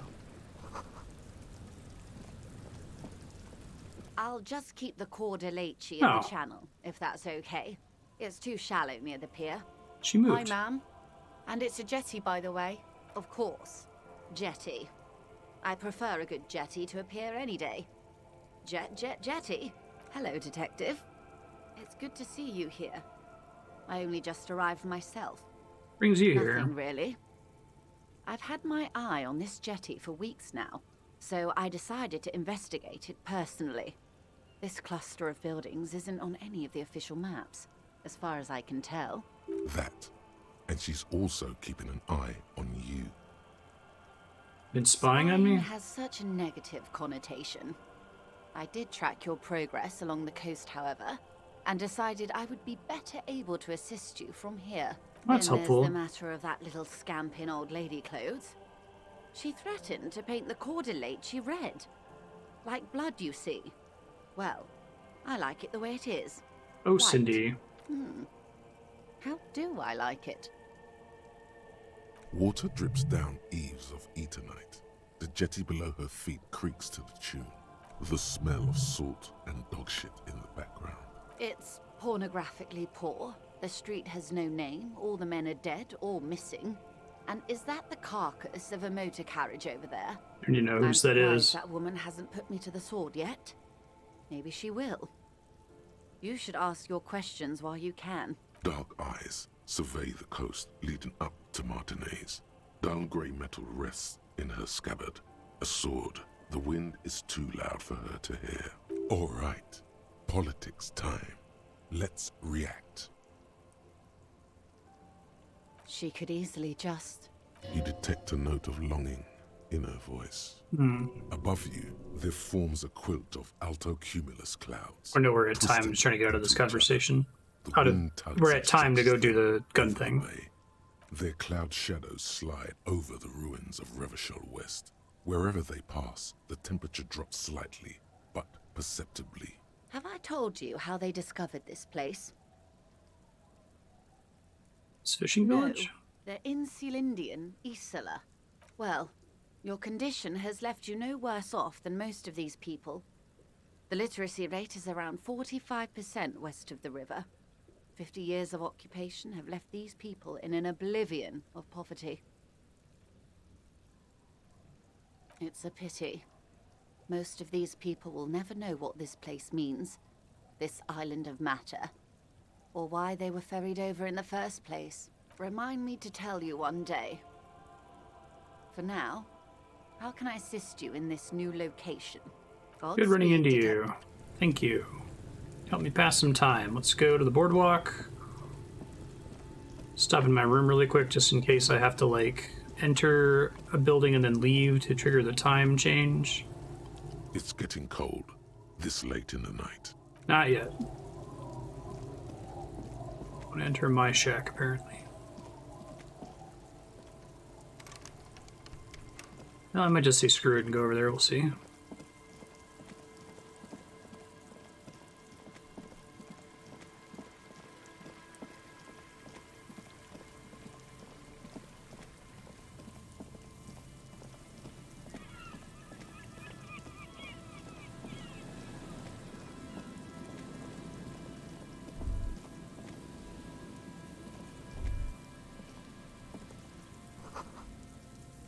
Blood drips from your knuckles to the sand.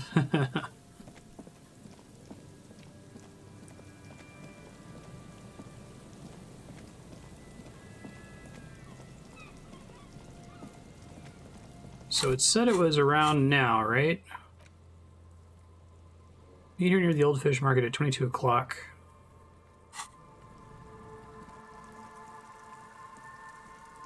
I did make a save just in case.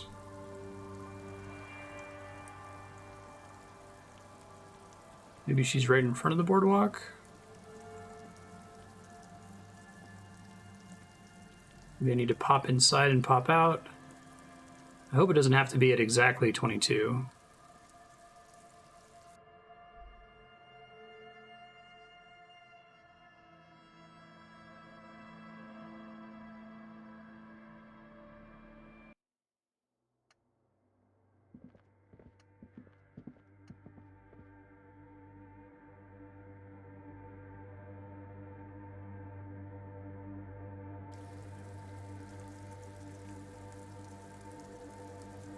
This is the right boardwalk they're talking about, right? Not the one to the south.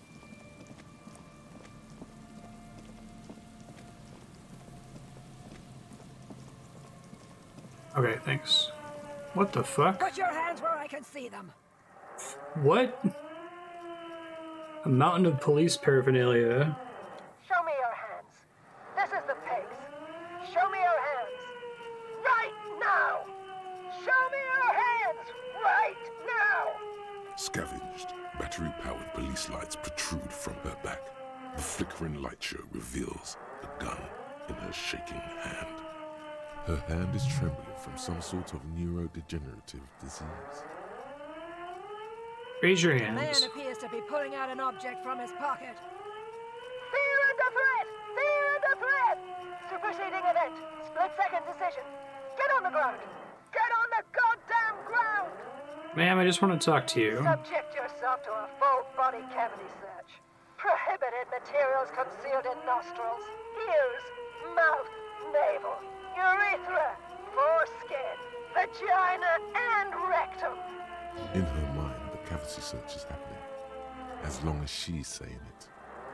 It appears the things she says are very real to her. You have to go for the gun sooner or later. Perhaps you can learn crucial facts before you do. Please identify yourself, ma'am. It's the goddamn police shitbag! Cut the pavement! You're under arrest! As she waves her hands, you notice familiar-looking ampoules and packets sticking out of the mountain of police gear on her back. Medicine or drugs? Are you on drugs? Confiscated contraband! Restricted access! 2 kilos missing! Eyewitness report compromised! You're not the police. I am the police. Back up! Back up! Status unconfirmed! Lieutenant W. Freighter Harrier Tipaway. No. I thought Mr. Moran. Gareth. Aggravated assault! Man down! Officers in pursuit! There's a scenario unfolding in her head right now. It has nothing to do with what's happening here. Law enforcement compromised! Impersonating a police officer! Does she not believe you're actually a police officer? Wonder if I could get more bonuses here if I had the cop gear equipped. Look at my badge. License and registration! License and registration! Come in dispatch! Sector! Azimuth! It's not a code, just disjointed words. Nope, not right now. Orders, assailant coming at me! Split-second decision! Fire at will! Oh my god. Condition black. All systems critical. No. They're really not. The gun wasn't even loaded. No shots fired. Nice. What is this? This isn't police issue. Police weapons have bullets. This isn't real. Police don't always have bullets. What is this? Why did you sell me this? Woman. She looks devastated. Grab the gun right now. This might be your only chance. No one ever cares anymore. Why would they treat me like this? Okay, you need to figure out what to do with her now. Nobody's ever around. Nobody ever comes to visit me. Very sorry this is how life turned out for you. Her scratched skin is warm to the touch, but the person inside doesn't even know you're there. The catatonic woman, especially now that she's unarmed, doesn't seem to be a threat to anyone but herself. Titus wants to be the sheriff. I'll tell him where to find you. Maybe he knows your family. Please leave the radio on. Mr. Moran is on Channel 8. Reflex to what? Being left alone. Exactly. With only the voice Legendary of Gareth empathy. Moran to accompany her on Channel 8. She stands motionless. Just a heap of clothes and fleshes now. Maybe if you search her once more. Got my gun back. Equip this when times are most dire. Sunrise, Parabellum. Parabellum is to war? Something like that?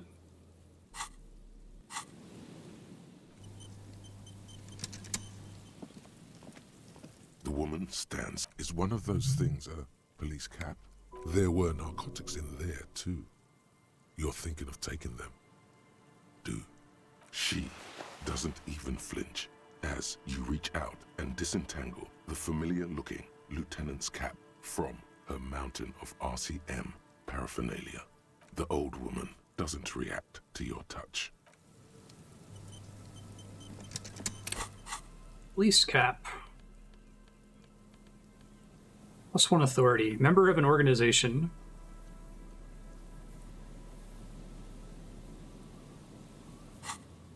How the pigs got it is a mystery. Still can't fast travel. So let's go to the apartment building. I think Titus might still be out. I don't remember what time they go to sleep. Maybe I can tell him about her. So I think I've done all of the major initial quests. I know my name, I've got my badge and my gun back. I found out what happened to my car. That's pretty much just the case now, I think. Alright, communism meeting, let's go.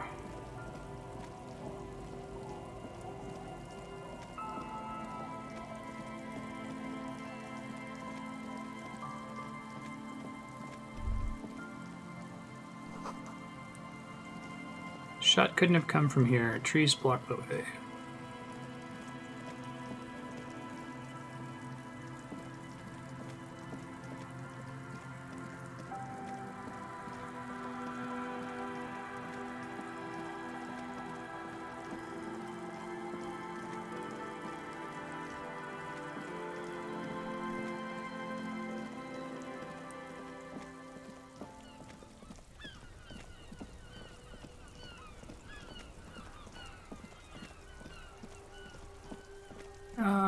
Well, we don't want to miss the communism thing. That's time-gated. I'll have more time to talk to Titus.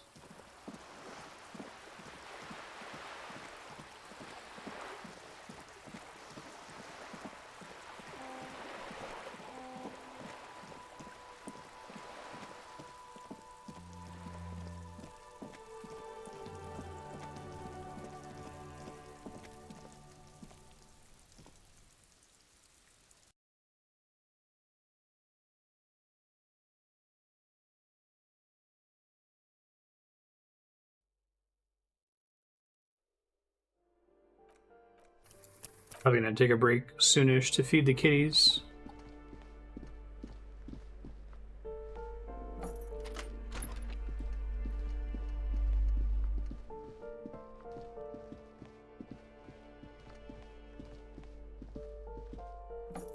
Maybe it would be the communist room.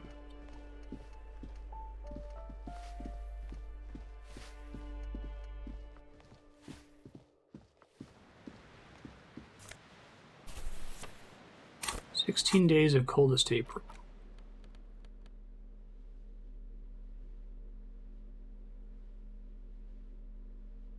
Huh.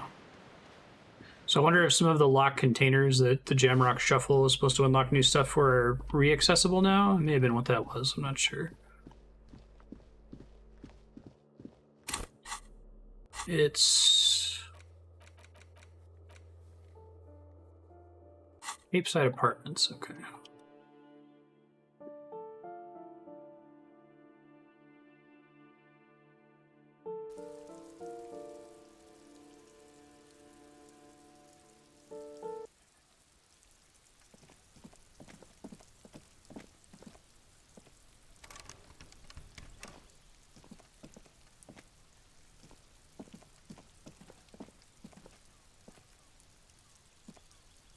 This door is made of metal and appears to be reinforced.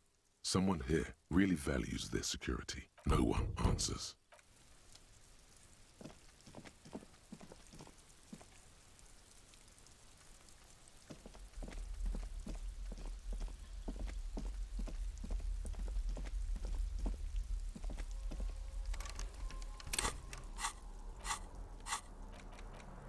Town is locked. I think so.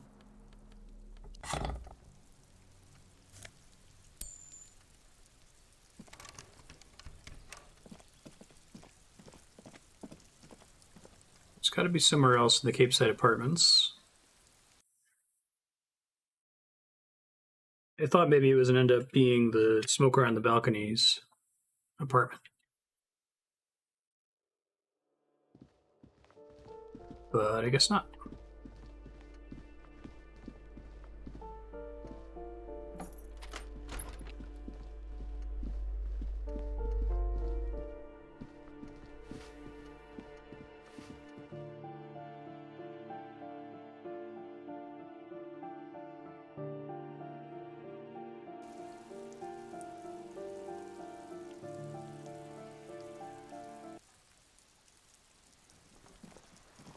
Oh, this seems promising.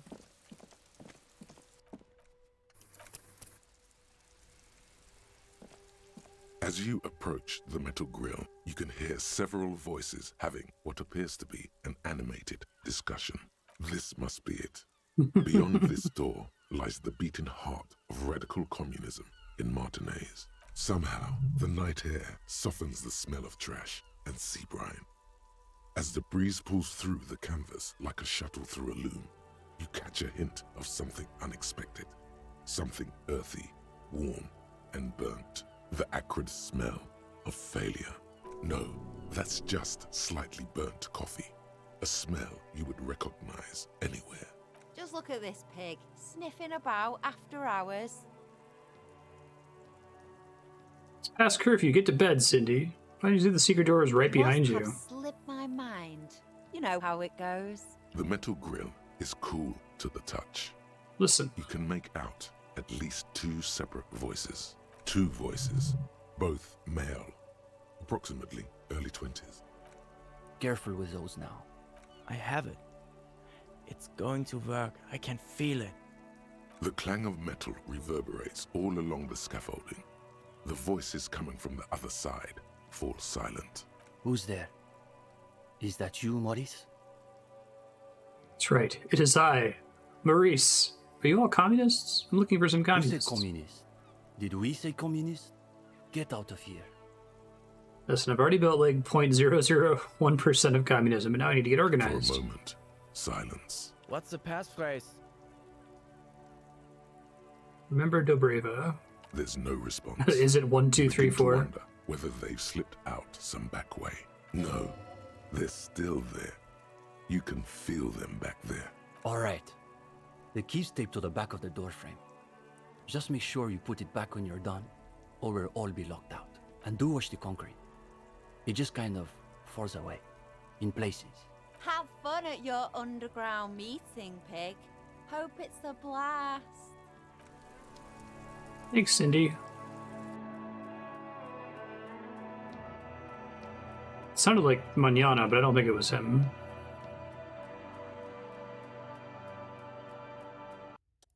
The two young men are either oblivious to or ignoring your entrance. Their attentions are fixed on whatever it is they're stacking in the middle of the floor. Are they building communism? Matchboxes, it appears. I think it's holding, Alexis. It is. It's definitely not holding. Those matchboxes are stacked so haphazardly, it's like they want them to collapse. Careful, careful.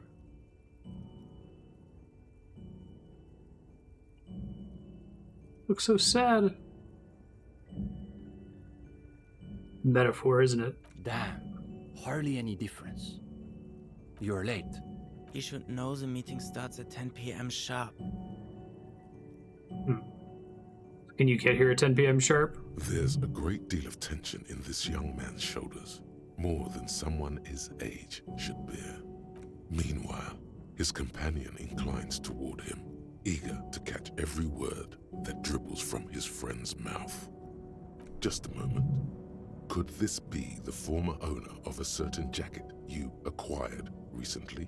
Before we move on, do you recognize this jacket? Hey, Esteban, isn't that your jacket? It certainly looks like my jacket, Alexis. Where did you get that, gendarme? Found it in her room. Yeah, I'm sure you did.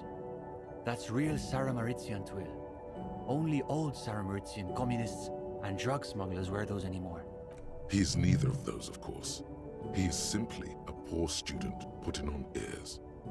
Also, he doesn't have the shoulders to fill out such a jacket. See, Uli? It's just like Mazovrot. How does it go, gang?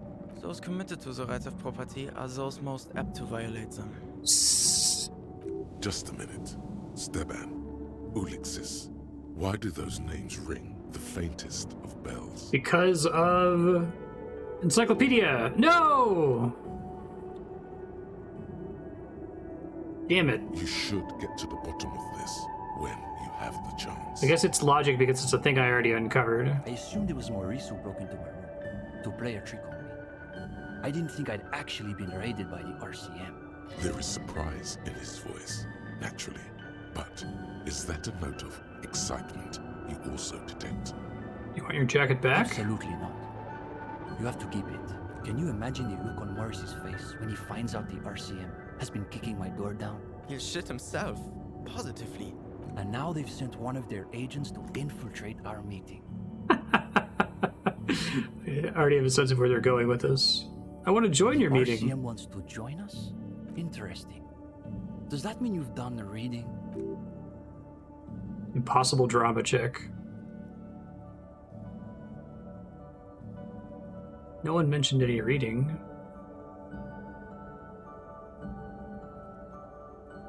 Just wing it. You have? Excellent. Let's hear your critique then. Too many words. Words? But if the writer just cut a few, I'm sure it would be Doesn't sound fine. like he's done the reading, Steban. Well, this is getting awkward. I'm not sure what you're expecting to find here then. There's profound consternation in his voice.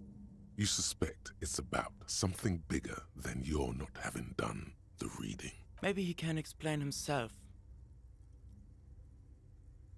You two wrote that article, didn't you? You've read our article. That I did not expect.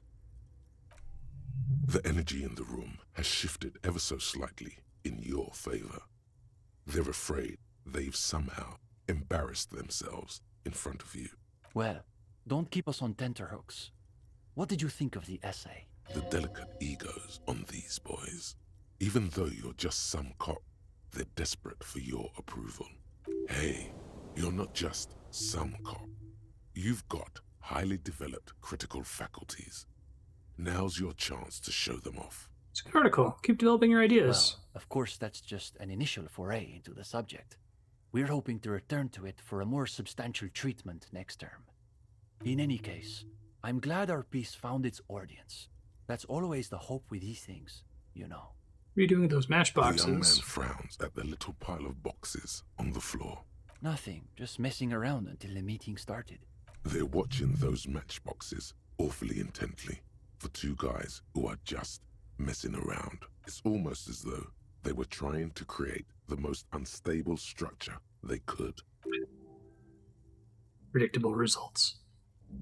What exactly are you doing In here? the most generous sense, I would say we're cultivating revolutionary consciousness. Yes, that's probably the best way to describe it. But more specifically, we are running a reading group. The most rigorous and theoretically advanced materialist reading group in Martinez. Comrade Steban is a great discussion leader. One of the best at the university. Obviously, take this group of theirs extremely seriously. Whatever you do, don't compare it to a common book club. Is this where I could square off in theory combats? We have been known to get into some spirited debates, but it's always in service of our larger intellectual and ideological project. Precisely. We are not interested in senseless parroting. We like to read critically. Within the contours of Mazovian historical materialism, of course.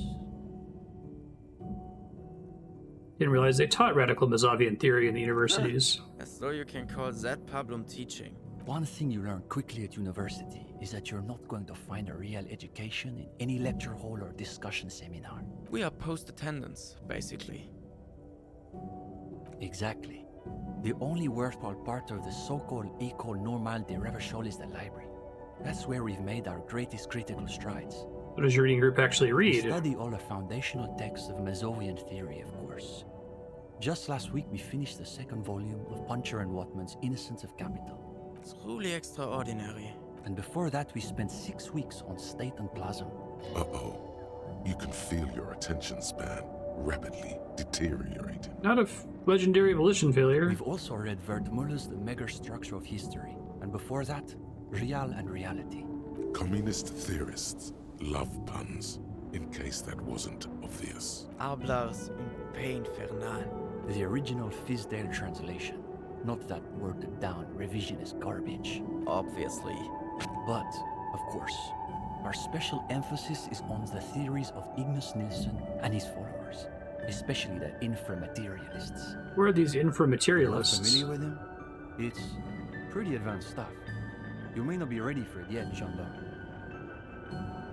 Only Krasmazov's most trusted lieutenant, the evangelist of the revolution, and the founding father of the People's Republic of Samara.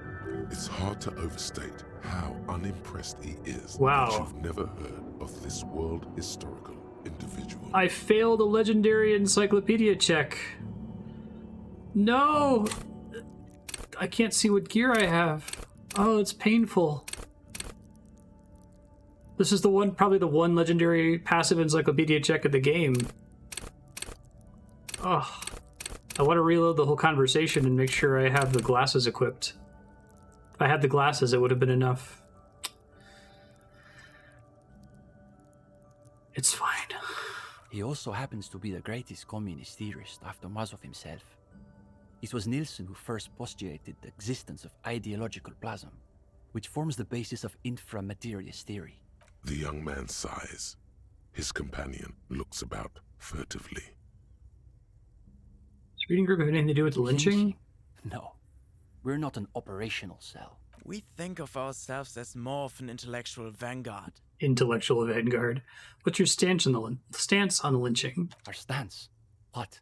Do you want to know if the SRV has established a party Oh, this line is in the Final regions Cut in only? Martinez?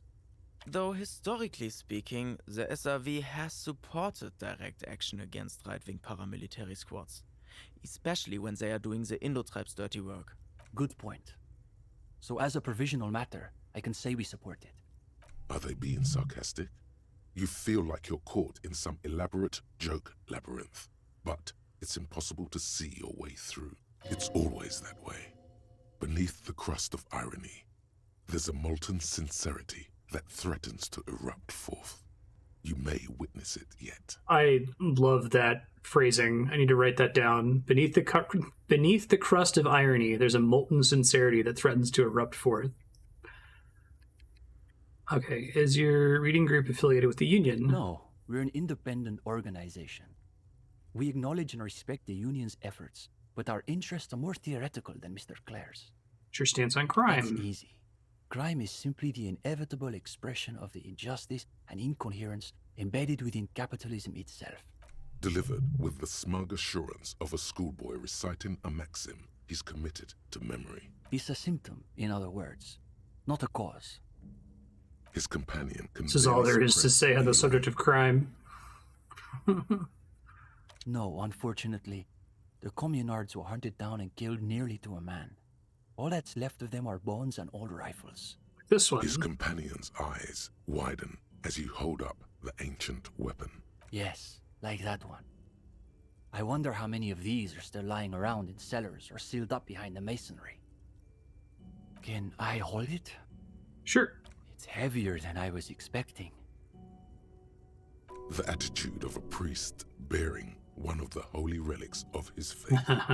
Though it is long out of service, its power is evident to him. When he's finished, he returns the rifle to you with a nod of appreciation. Where is the rest of the group? What do you mean? This is the reading group. Just two of you? We're in something of a rebuilding phase. Some of our former comrades didn't have the ideological fortitude our work demands. What happened to them? Intellectual attrition is maybe the best way to describe it. Felix said he couldn't keep up with the reading on top of his classwork. And Susanna wanted to read text other than Mazovian theory. Like novels, if you can believe it. You can believe it. Imagine the audacity of wanting to read a novel in a reading group. Novels. Unbelievable. See? Even the gendarme gets it. We've tried recruiting new members, but unfortunately the current intellectual climate is pretty hostile to inframaterialist thought. These days, if you're on the left, the ascendant schools are the Godwaldians and their iconoclasts. Don't forget about Maurice and the turnips. Right. Then there was the whole turnip debacle. Whatever this turnip business is about, one thing is perfectly clear. These young students have a much deeper understanding of communism than you do. They're like Twitter leftists. You could learn a thing or two from them. If you can convince them, you're one of them. See something about turnips? It's an unfortunate story. You see, our ex-comrade Maurice is something of an economist. He's studying macro and microeconomics. Right. So a few weeks ago we were discussing the extra physical capabilities of the revolutionary state. And Maurice said, what were his exact words, Ulex's? It was unbelievable. He said, turnips don't care if they are grown by communists, moralists, or Vulcan. They grow just the same. Basically, he was rejecting the whole foundation of inframaterialist theory. What is this inframaterialist business they keep blathering about? Simply that under suitably revolutionary conditions, crop yields naturally increase relative to non-revolutionary crops, which Morris somehow has the goal to deny.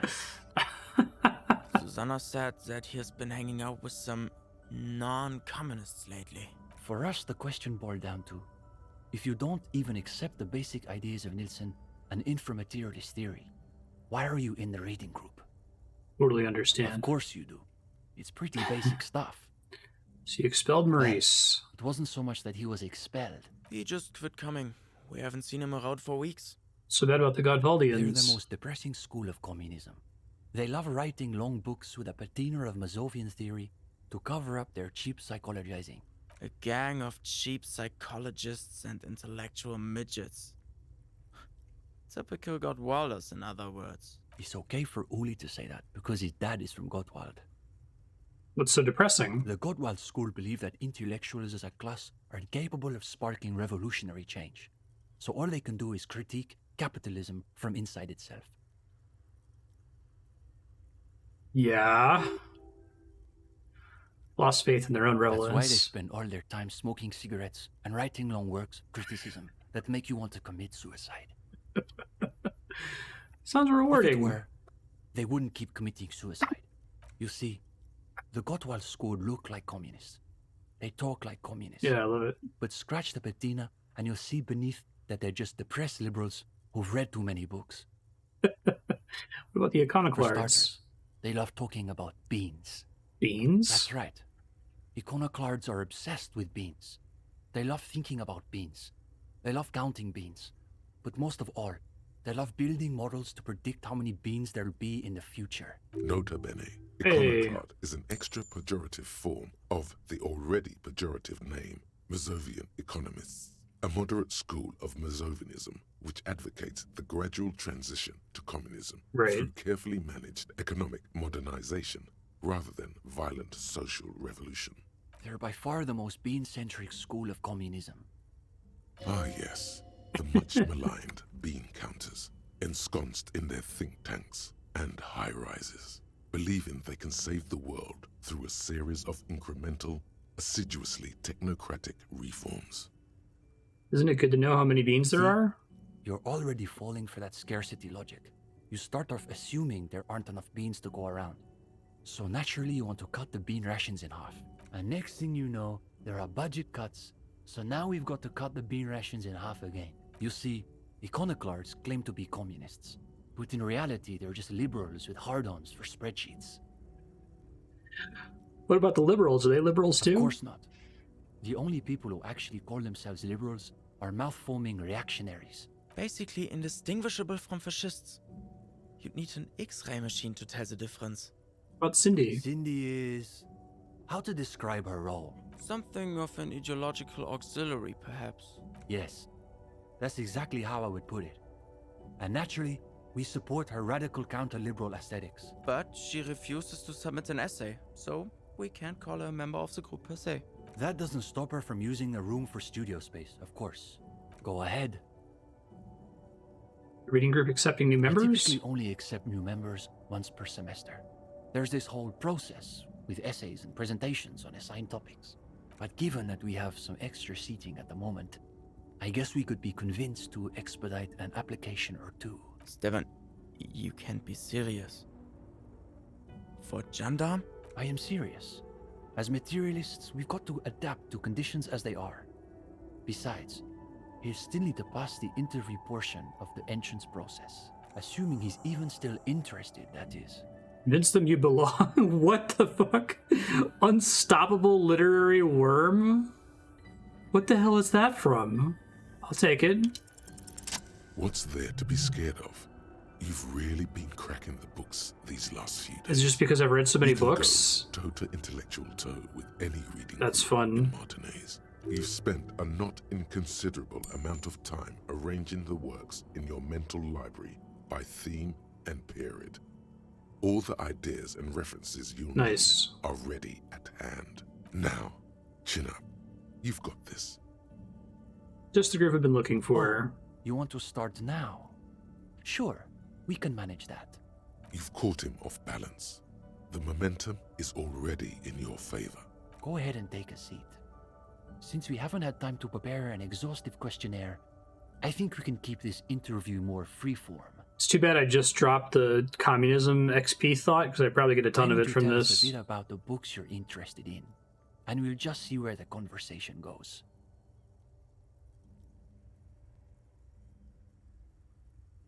Into political and historical Absolutely. subjects. It's the only proper foundation to develop a real understanding of events. You can read anything critically, even those Yum Dollarman books. Interesting. Say more about that. This is a good start.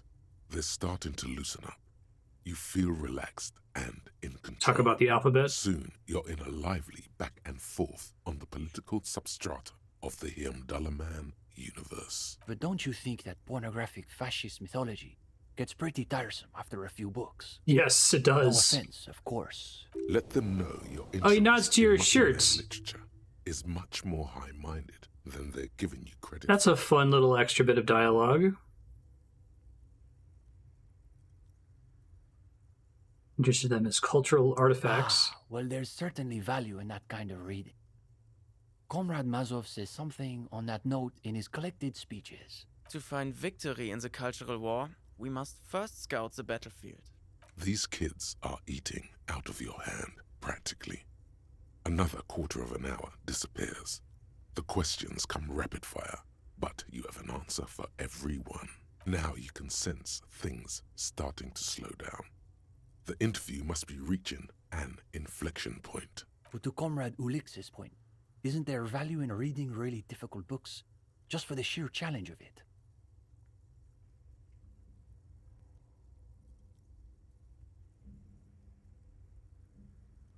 Works of pure imagination. You play Viral?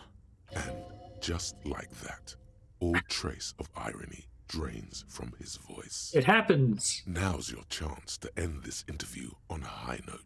Soon, you're all animatedly debating the political subtext of character creation. Come on, let's really impress them. Overturn the race-class paradigm. The more esoteric, the better. This is awesome. I'm just saying, it's heavily implied that Welkin are the bourgeois of the Weir Al setting.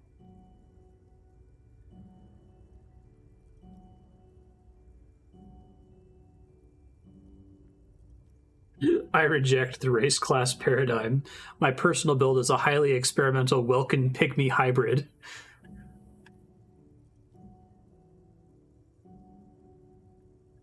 Combining the best race with the worst race. Not sure about the skill progressions, but I bet the role-playing opportunities are wild.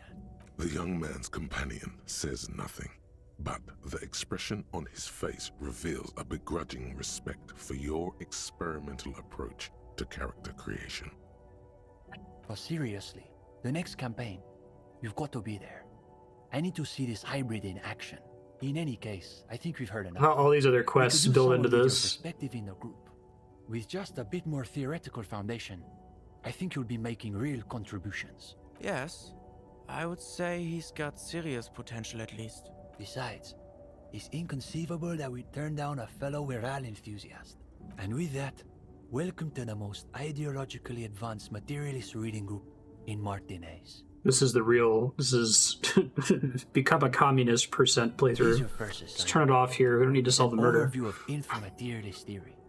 A little basic, as you'll see, but one has to start somewhere. I'll add it to my very extensive reading You're list. going to fit right in, I think. Come back when you're done. We'll be here pretty much every night after 10 p.m. Do be sure to take your time with the reading. We'll be eager to hear your thoughts. Awesome.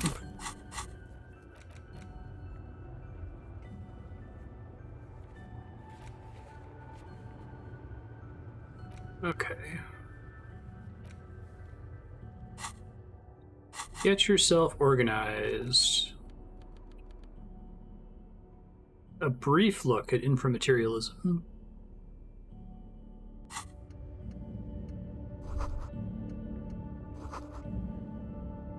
Bottom of the pot, an isle of black sludge rises from a shadowy sea.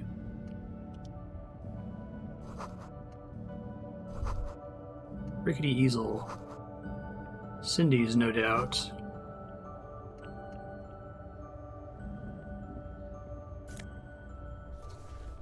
Collective construction vest. +1 endurance. Possible to miss. That increases my max health. Interesting. I guess that makes sense. Oh, just equipping it temporarily. Oh, no, never mind. I thought I unequipped it.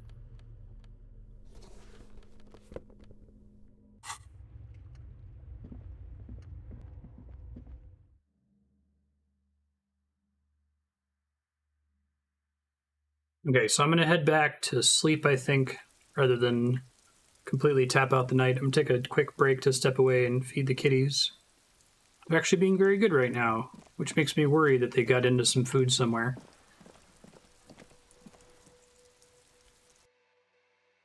Try to remember to fix the live split timer this time.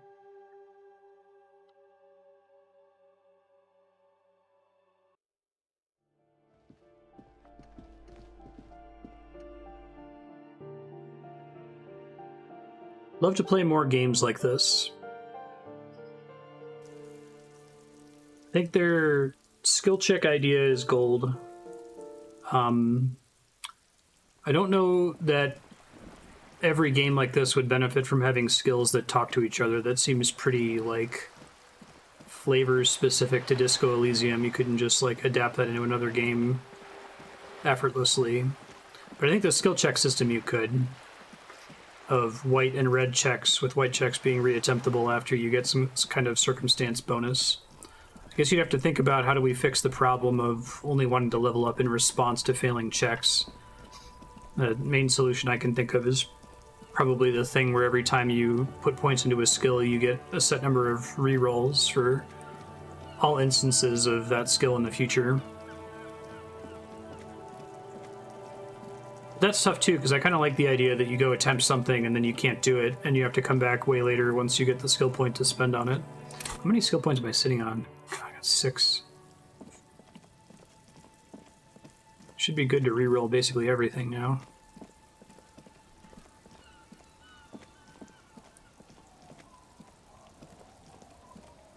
I think the only problem is that it's a little janky. Maybe if the game did a better job of, like, telling you don't bother putting points in skills until you have failed checks. Because it's counterintuitive if you've played other RPGs.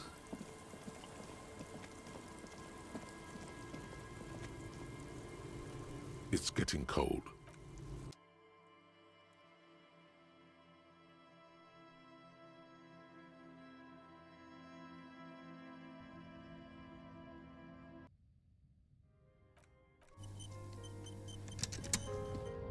On the table, you see a bowl of Was shaving the right call? An old mirror hangs on the wall.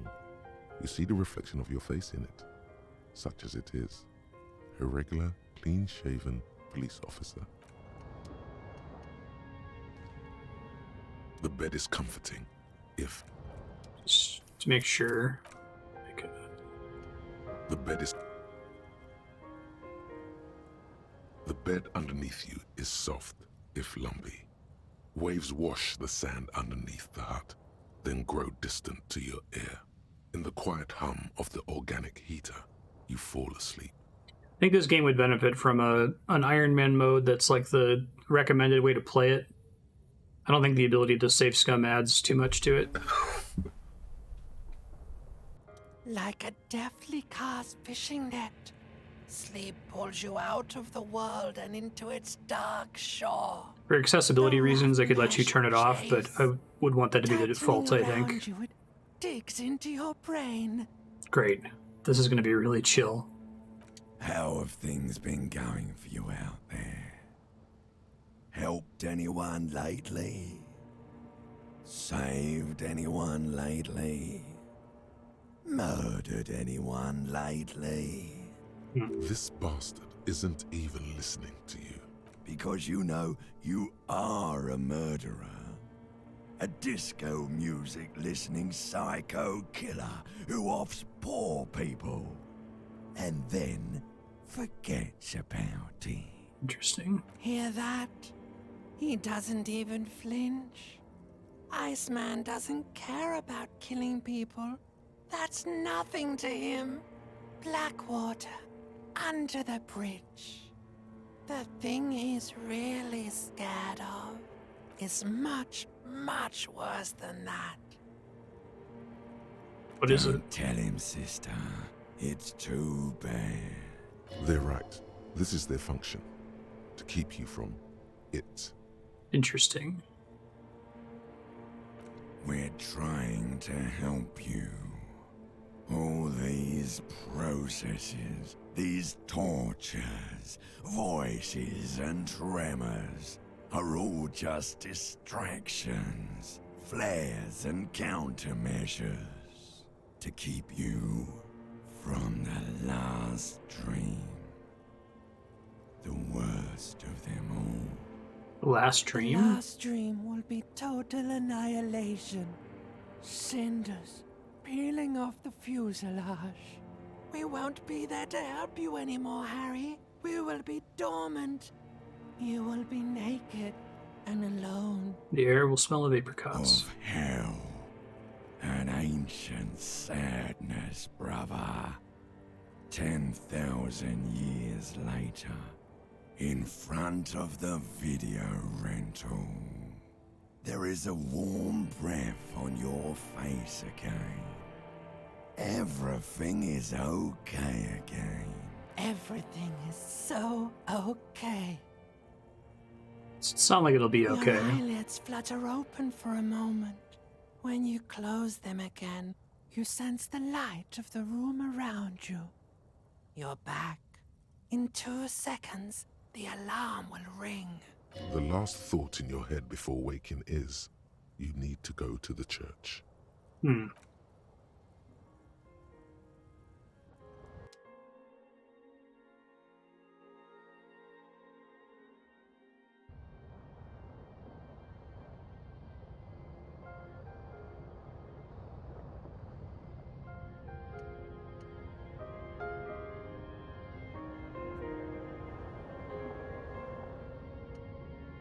It's alright, Harry. You'll be okay.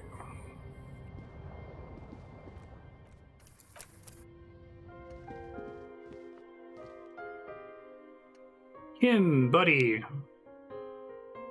How do I live without you?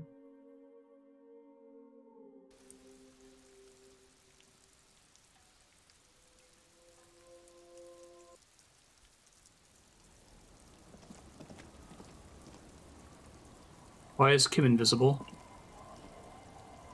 I don't like this.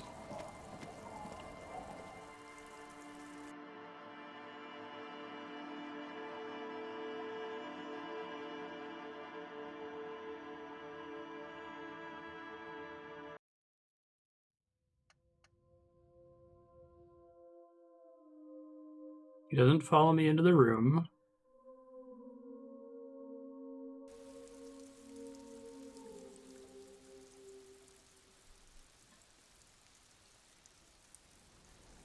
Oh, thank God.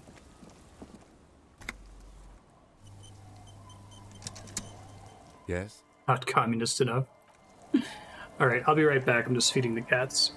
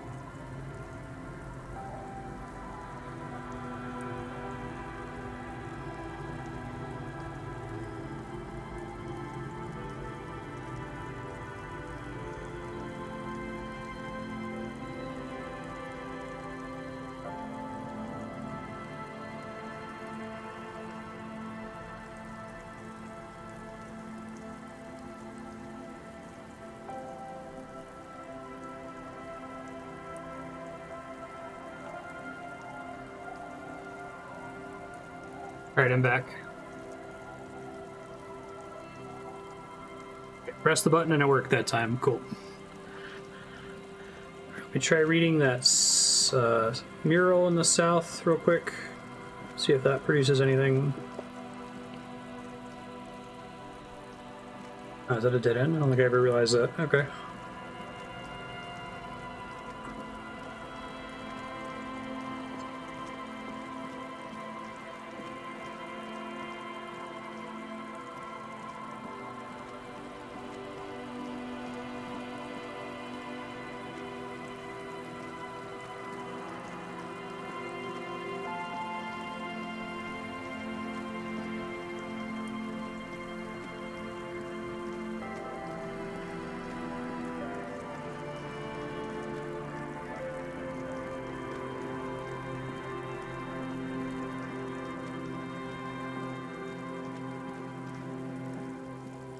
Kim, buddy. A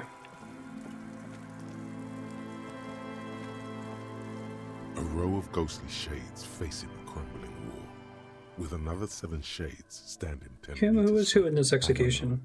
I don't know who died here, lined up beside that horrible wall. It could have been any of the parties involved in the revolution.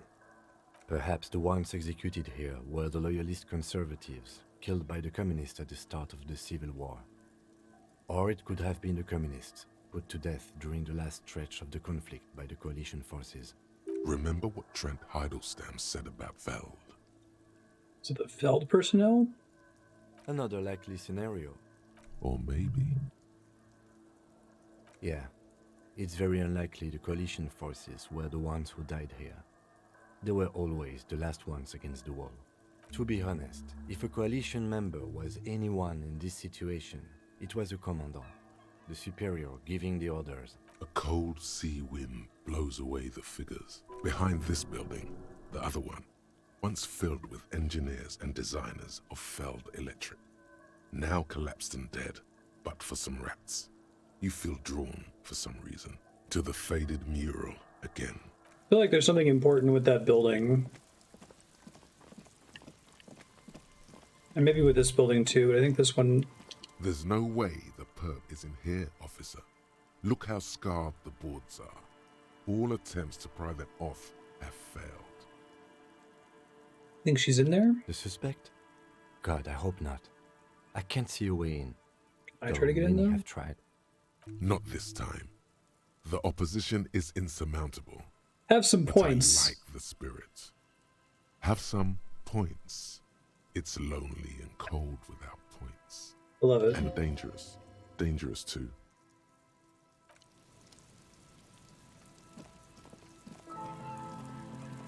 Thank you for the points. This game understands me.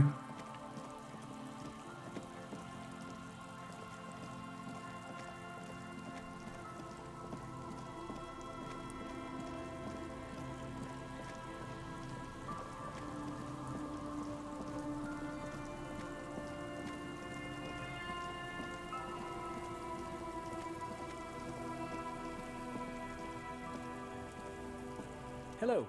Isn't this a fine morning? See anyone suspicious? No, I'm afraid I can't help you with this one, officer. It's just a regular day off for me and Mikhail here.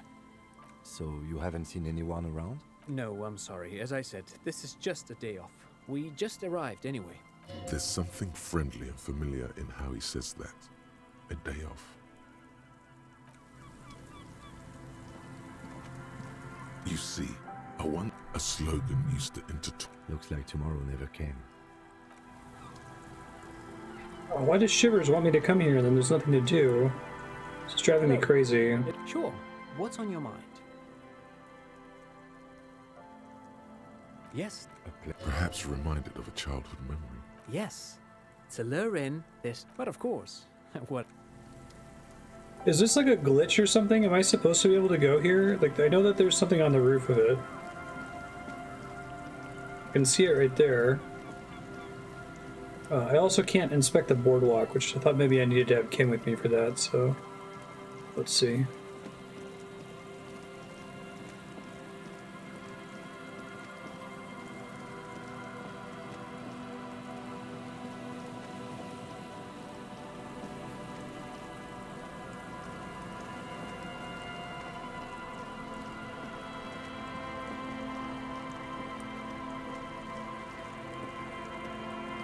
Yeah, nothing up here as far as I can tell.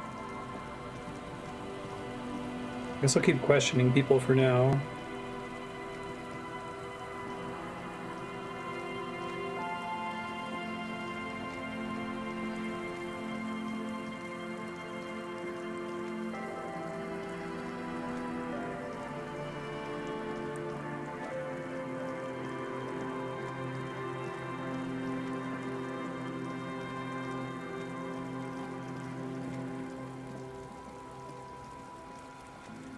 I see. So there's someone I have to talk to or something to be able to do it? Hello again.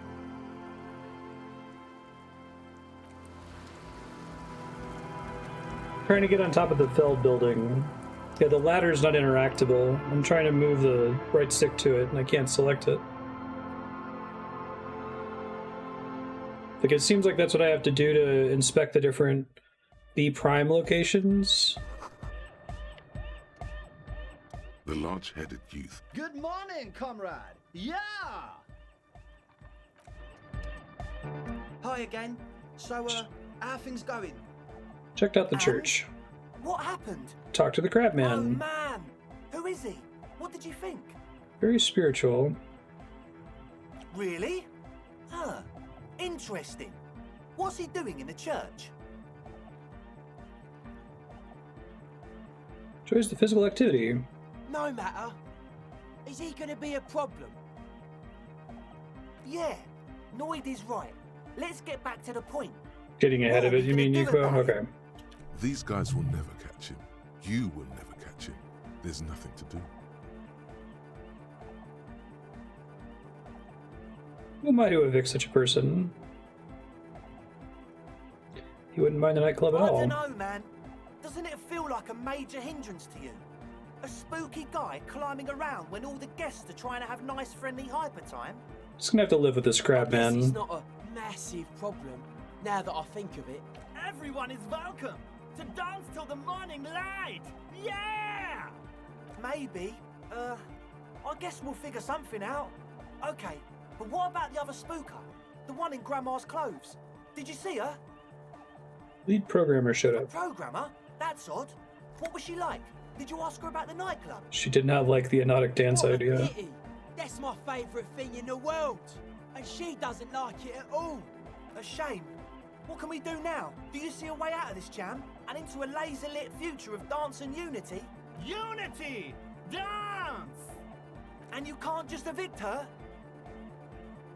I think there was a shivers check earlier that suggested I do something before I had the ability to do it. There was a shivers check that was like, you should go check out and look for the tape that's in the tree, right? But I had to do something else in order to get the tree to be interactable. Yeah, hardcore. Could sit down and do some sound effects work. Got more free time in the mornings.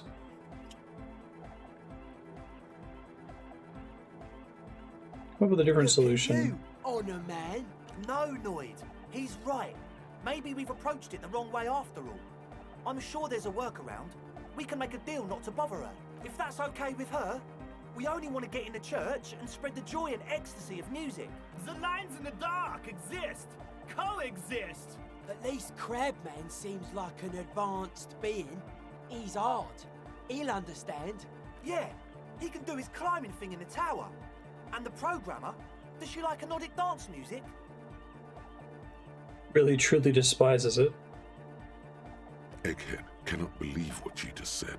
It makes him pump the jam a little slower for a moment, but then he returns to the full swing of it. No worries. We'll figure it out.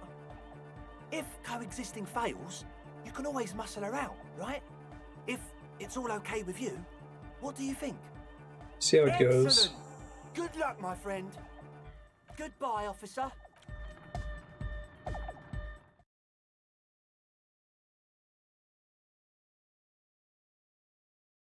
Hardcore.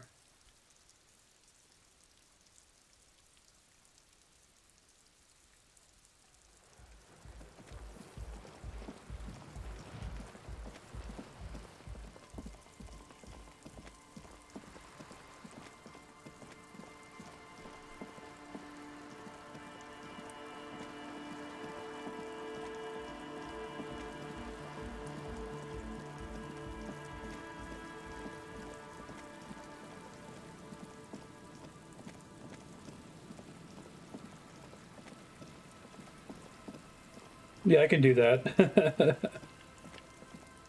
Gotta see if I can get a isolated copy of the clips, or see if I still have a save file where I could just load it and record every time he says it. That would be fun. The scruffy-haired little boy kicks a stone. He can't be more than 5 years old. He watches his brother kick the stone with his tongue lolling out of his mouth. Leon's twin. Leon's other twin. You seen any bad people around? I don't think questioning 4-year-olds without their parents present is going to crack the case.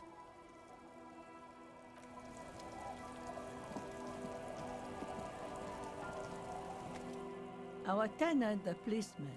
I hope the waves don't keep you up at night. What can I help you with? Nay, I haven't seen anyone lately. You know what I'm talking about? This is my little cinder block town. I know what goes on around here. She's being evasive. She knows something. There was a murder in Martinez. She might be a suspect. We would appreciate your help. Would you now? I know how this world works, and it doesn't work when people tell on each other.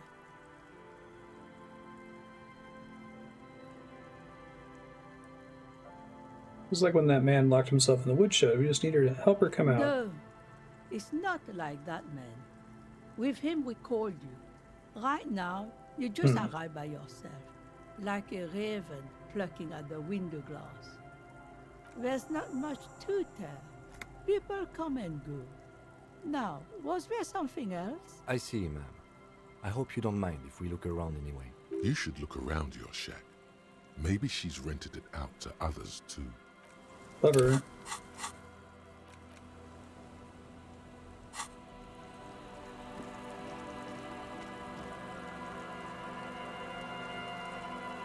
Yeah, I thought there was something to inspect in here about look under the floorboards.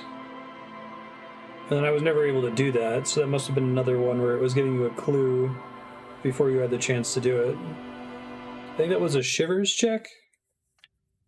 Yeah, okay. Cute. As you look at the floorboards in this corner of the shack, it's clear one of them isn't quite level with the others. The edge of a floorboard next to it looks scratched. Hollow space underneath the floorboards is dark and damp. You can barely make out the mixture of sand and sawdust below. It's in here. Nothing particular catches your eye. Looks like more reeds. There might be something hidden inside the sand, though. Something bad. Someone's night thoughts. A last resort. A bad idea. Search through the sand and You sawdust. stick your hand in and start combing through the sand.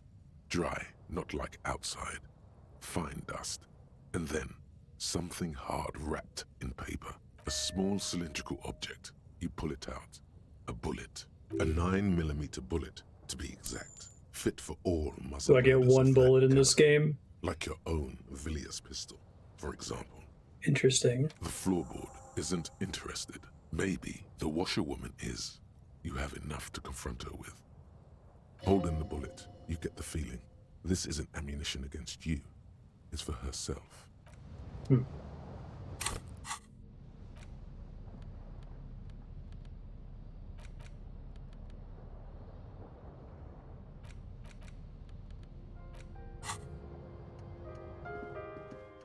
I like the idea of getting the gun and only having one opportunity to use it.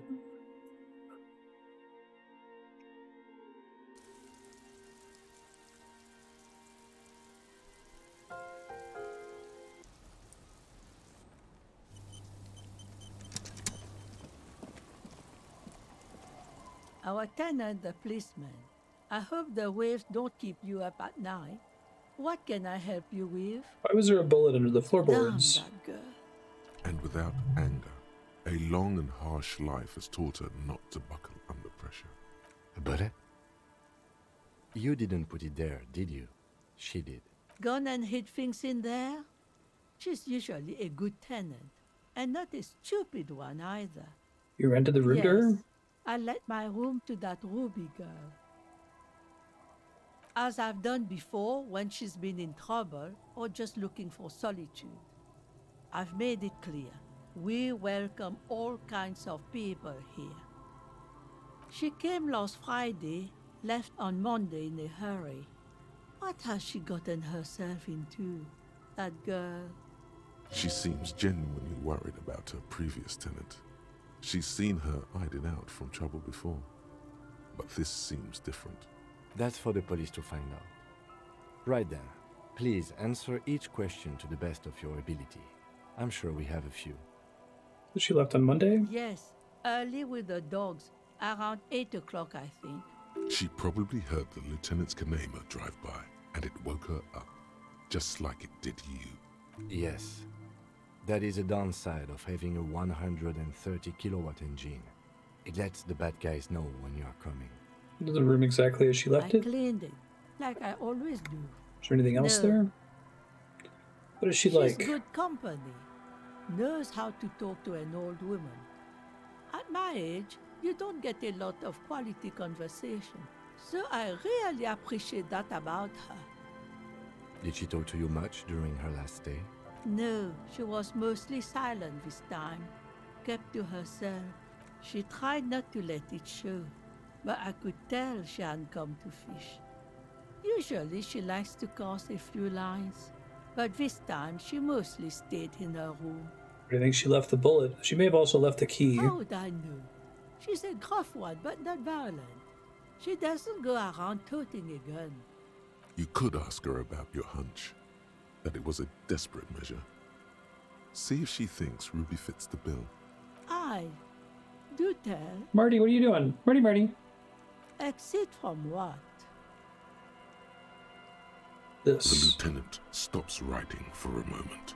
He looks at you, then at the old woman. No, she's a fighter. How would I? You could ask her about your hunch. Do tell. That bad? I don't know. Further up the coast, she tried to leave quietly, but the hinges on that door screeched like a cat in heat. Woke me up. I heard her rushing in those heavy boots, heading up north. It's a peninsula. She might be trapped. You'll never find her, you know.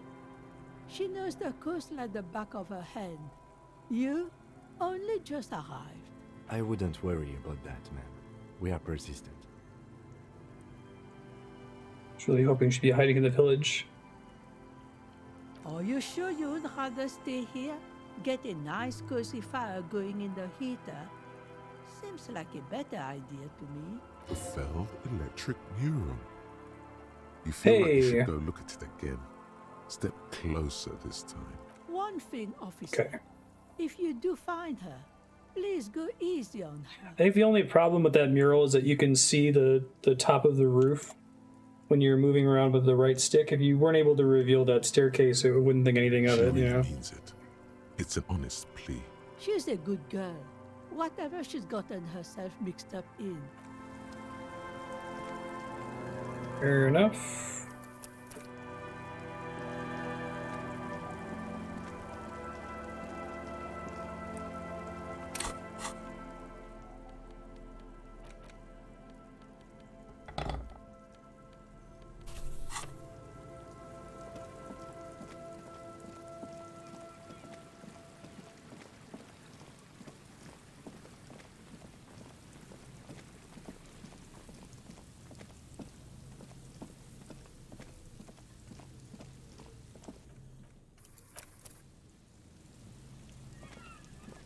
You see, a slogan used to Step intertwine closer. above the mural, a collapsed roof, broken windows set in walls that are cracking and will soon also fall, and the coastal breeze rustling and sighing in the remains of the edifice. Feld Electrical, you only know them as a small company that makes ink cartridges. They're the printer company. Big. There's something in the wind. Sometimes the only way to go forward is to fail first. I feel like I know this place. Indeed, somehow you knew it was here. An urban ruin gutted by looters that once used to consume money and dispense warmth and light. You felt it before when it rained in Martinez, and you felt the cold of the rain. The feeling persists. It has been in you ever since. In there? She could. Or she could be in the identical room over there, or in that boat shack, in that church tower, maybe. Why single out this one building? Holy shit. Shivers 5. Found the empty trap, reconstructed execution, made the awful call, confronted the pigs, death notification, found the jacket.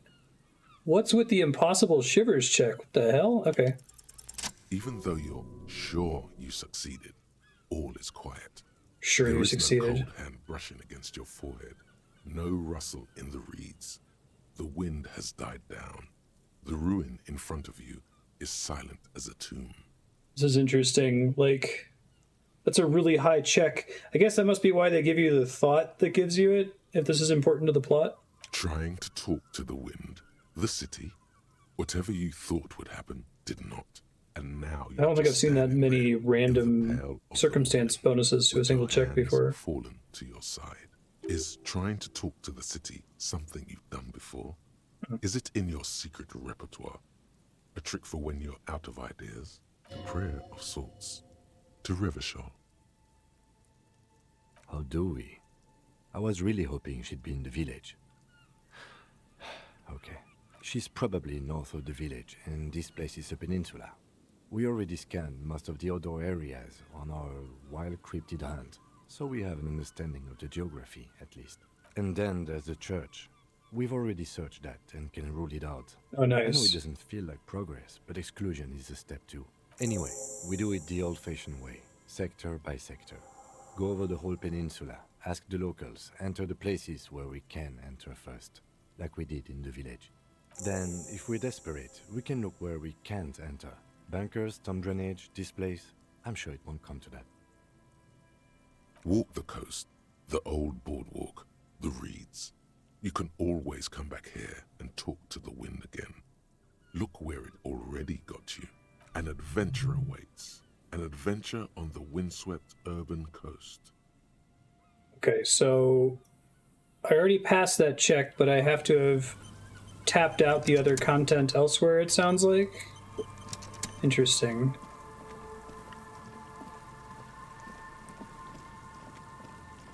They don't want to let me skip, I guess. Which at least they're being clear about it, unlike Phoenix, right? I appreciate that you're onto something, but please go do the other stuff that we made first. Thank you. Right. I still was never able to inspect the boardwalk or the island they were talking about. The dome-shaped plastic boy bobs up and down. We still got here too late.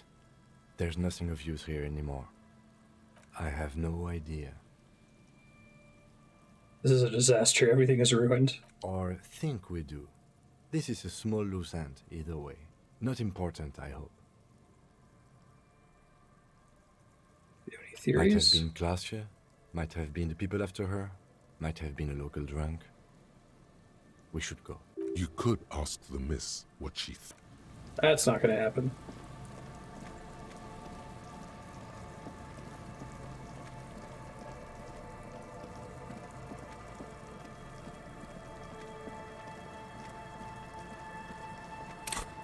Journal have a list of things. Look for Ruby on the coast.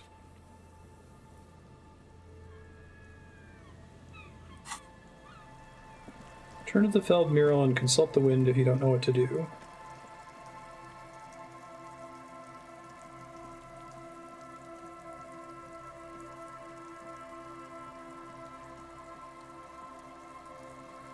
We already got some info on this impossible building, so I don't think it's that. I don't think it's the red interfacing check building, but I can go check that out.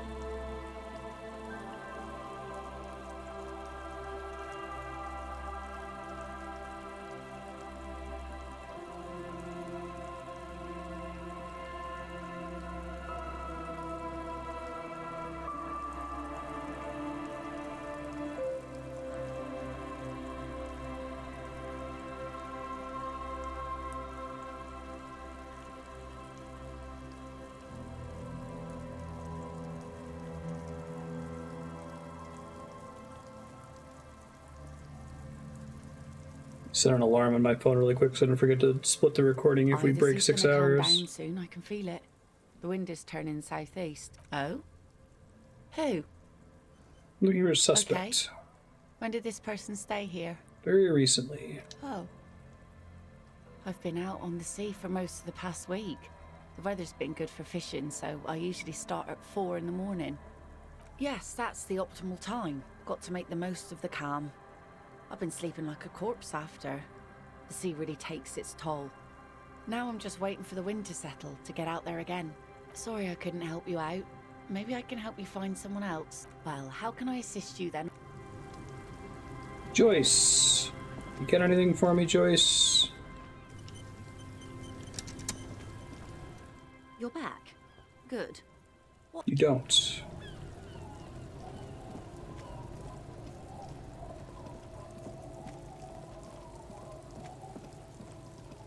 Think of other NPCs. There's the drunks. Try them. Doom Spiral, buddy. Can't really remember seeing any women after losing my keys. He really has no idea who this Ruby is, sire.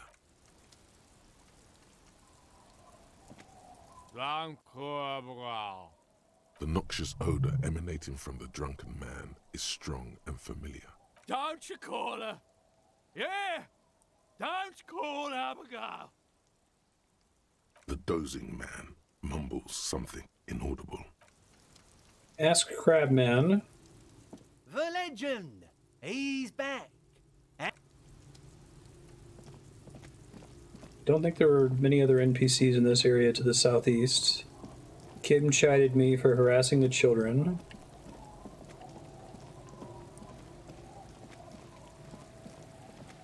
It says listen to the wind if you get stuck, so...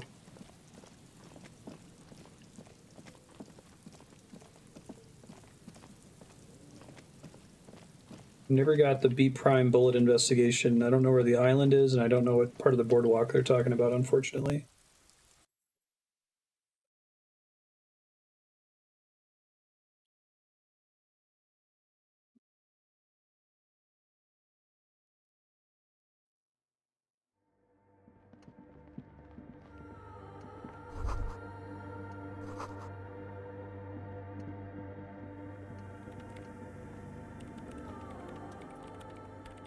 Yes, what is it?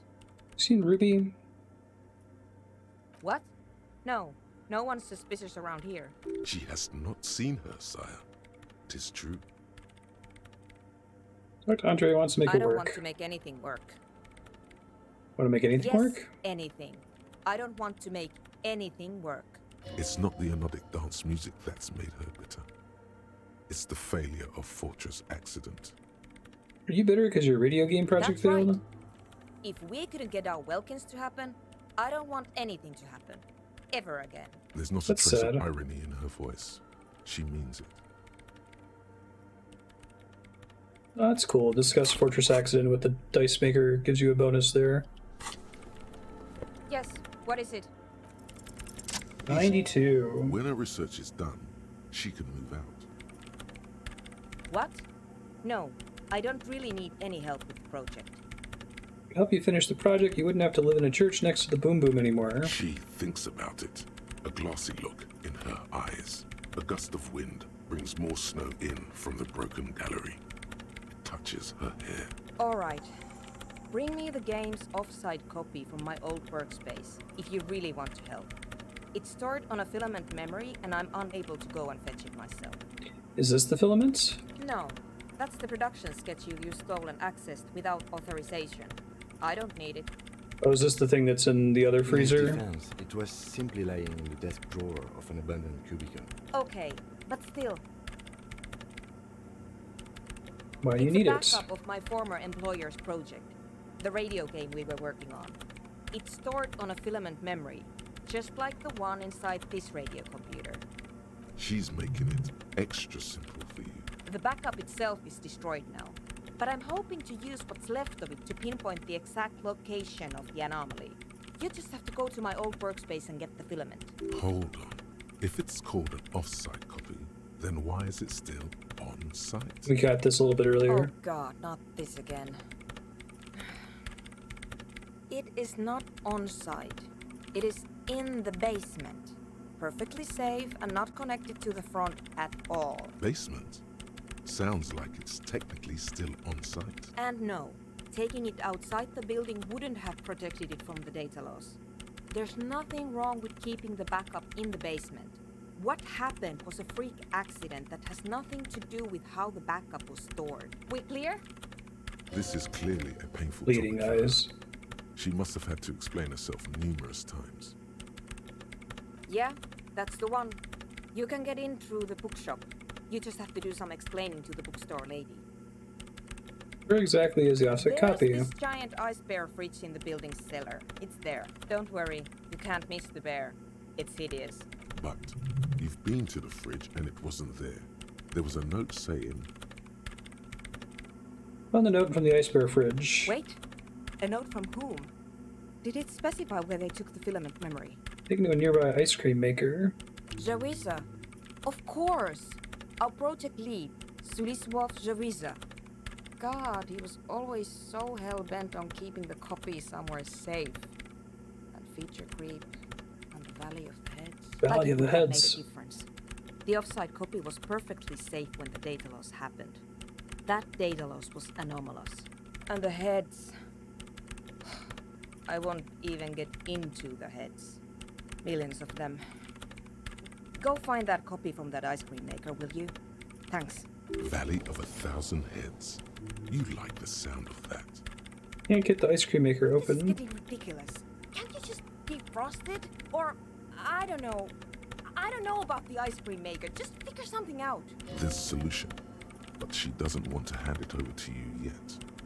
It's a thing. Something she holds dear. The bookstore lady hates me. Says I'm part of the curse. Whatever that means. Why did you think you're part of the Because curse? she's from Martinez, and people from Martinez have never ever seen a radio computer. She thinks it emits elemental evil. What if it does emit elemental evil? She literally started praying for the higher. So does she have the super pry bar? I'm not making this up. Do I have to try to open it again? Lieutenant coughs like he's amused. Once I came in one morning, only to find that my terminal was full of those strange trinkets and amulets. Wards. Okay, thanks. It looked like That's what some the hint seemed to 7-9 magic. suggest. Just want to hand it to you over. It's a thing. So what I need you to do here is go have a talk with her, say that you're a policeman and need to get to the building's basement. Then bring me the offside copy. Alright? Thanks. Oh, there it is. Here's Look my at files that. on Well, board. that solves that. You might need it to hack loose some ice. It opens everything. If you get me the offside copy, then you can keep the files on. It hurts a bit for her to say this. She's not too happy to be parting with the Kavalsund. The Sweet. legendary Kavalsund multi-tool. This is Prybar Oh, version wow. 2.0 for professionals. Pry bar version 2.0. Get hype.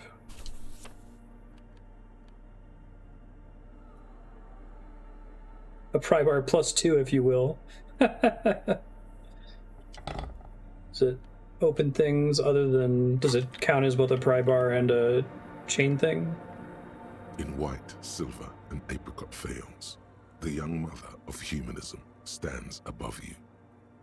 A crack runs across her body. She is impossibly tall, oval-faced and sad. A dark and radiant majesty. This is her innocence, Dolores Day. Cradled in her arms are a pair of glowing lungs, clearly visible from underneath her flowing dress. You should kneel. Cold wind seeps in from the crack in the glass. Snowdrifts cover the floorboards at your feet. Above, you feel her multicolored eyes on you, inspecting you, as if under a microscope. I'm not your bug. As that bitter thought passes through your head, the lieutenant draws an X-shaped cross from shoulder to shoulder with 3 fingers. Look, I should do it for Kim, Good but... call. She left us all in the shits. Don't give her a single thing. Just stand there in the apricot-colored light of the window, secretly grinding your teeth. The woman smiles her distant smile, unmoved, struck in half by the crack in the glass.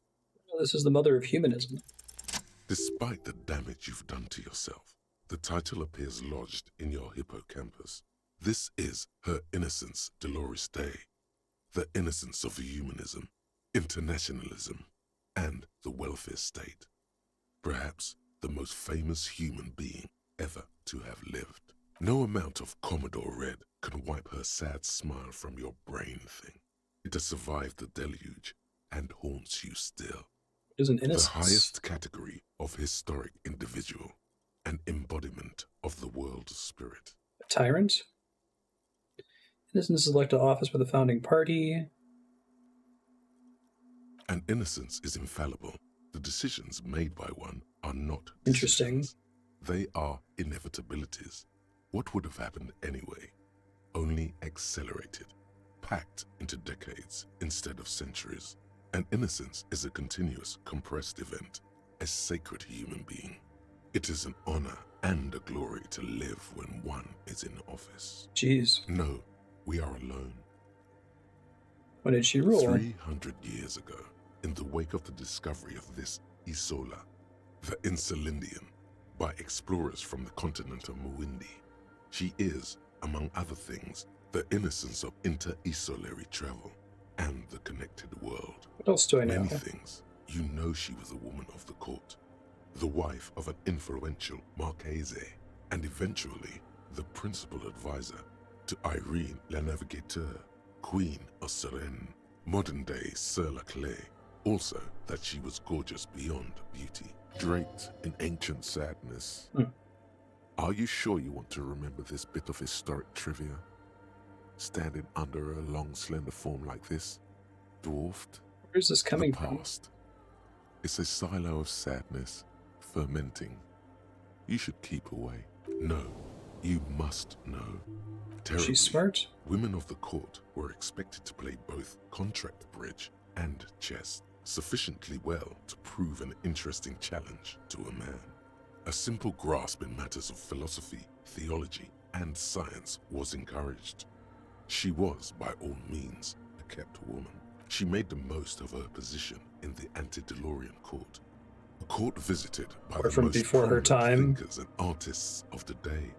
In secret, she was becoming the era's preeminent philosopher of the state. A scalpel, a piercing gaze. She was an almost preternaturally magnetic and intelligent individual. To her contemporaries, she appeared out of time, a messenger from the future of the species. We all fell in love with her, head over heels.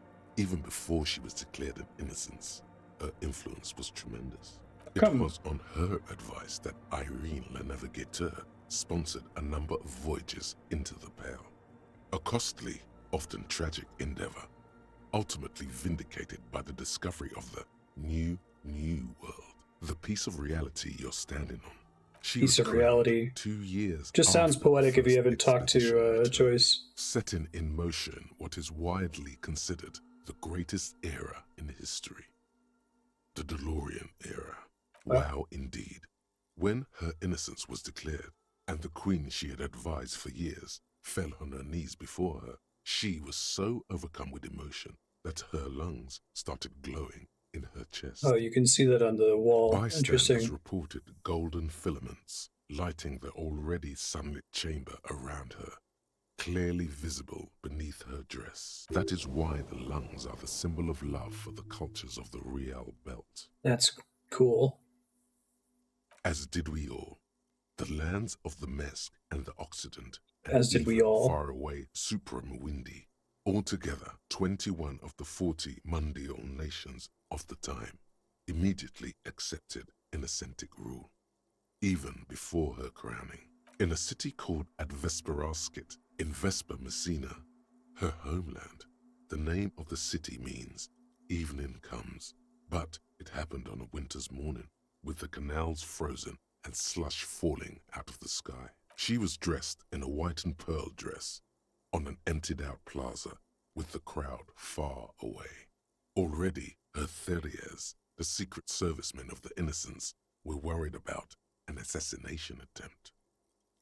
Oh yes, she looked like humanity's young mother, a perfect mother, insultingly beautiful. It was as if her face and shoulders and hands were covered in a soft down of underfeathers. You know this well, very well. Midwinter snow was beating the cobblestones around her. A small attaché of officials stood by as her Theriers placed a white gold wreath on her head. The crowning was mostly witnessed by secret servicemen. One of the men in this secret service killed her 22 years later.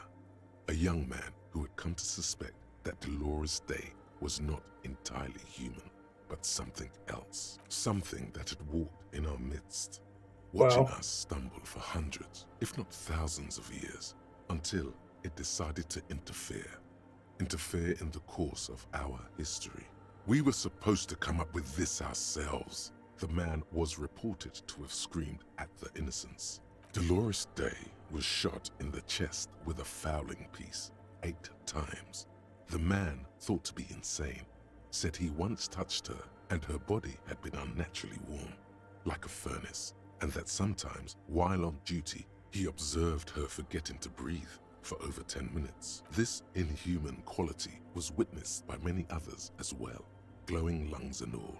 It is commonly attributed to mass hysteria and religious psychology. Something terrifying about her, other than all those things you just said? Terrifying is a term too emotionally charged for your semantic memory, or what remains of it. But terrifying, it's a simple word. She was bad for humanity, and you shouldn't have started thinking about her. You already do.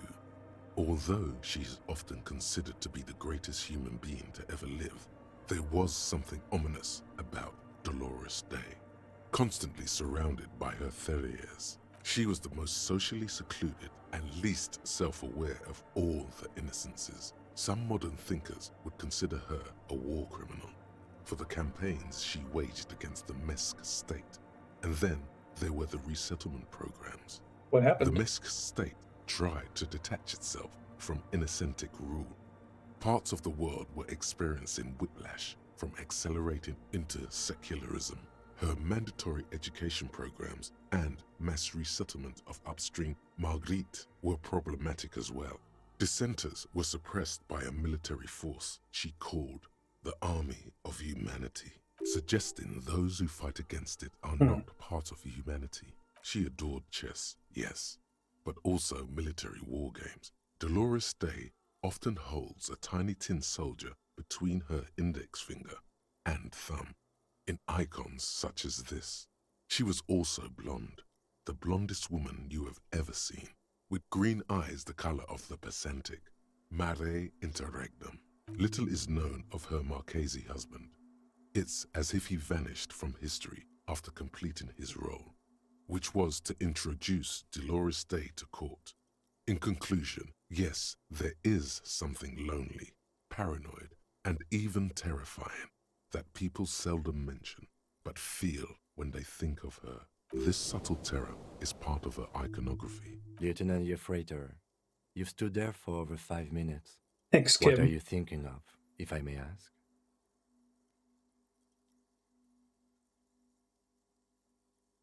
She's been dead for 300 years. I am almost 1,000% certain she isn't connected to the case. None of this is, in fact. This church, the coast, this isn't a good place to get lost in. The old woman in the village was right. This must be the DeLorean Church of Humanity in Martinez, or the small Pinewood Church in some records. You knew the place? It's a minor landmark, not easy to find. Most maps misplace it.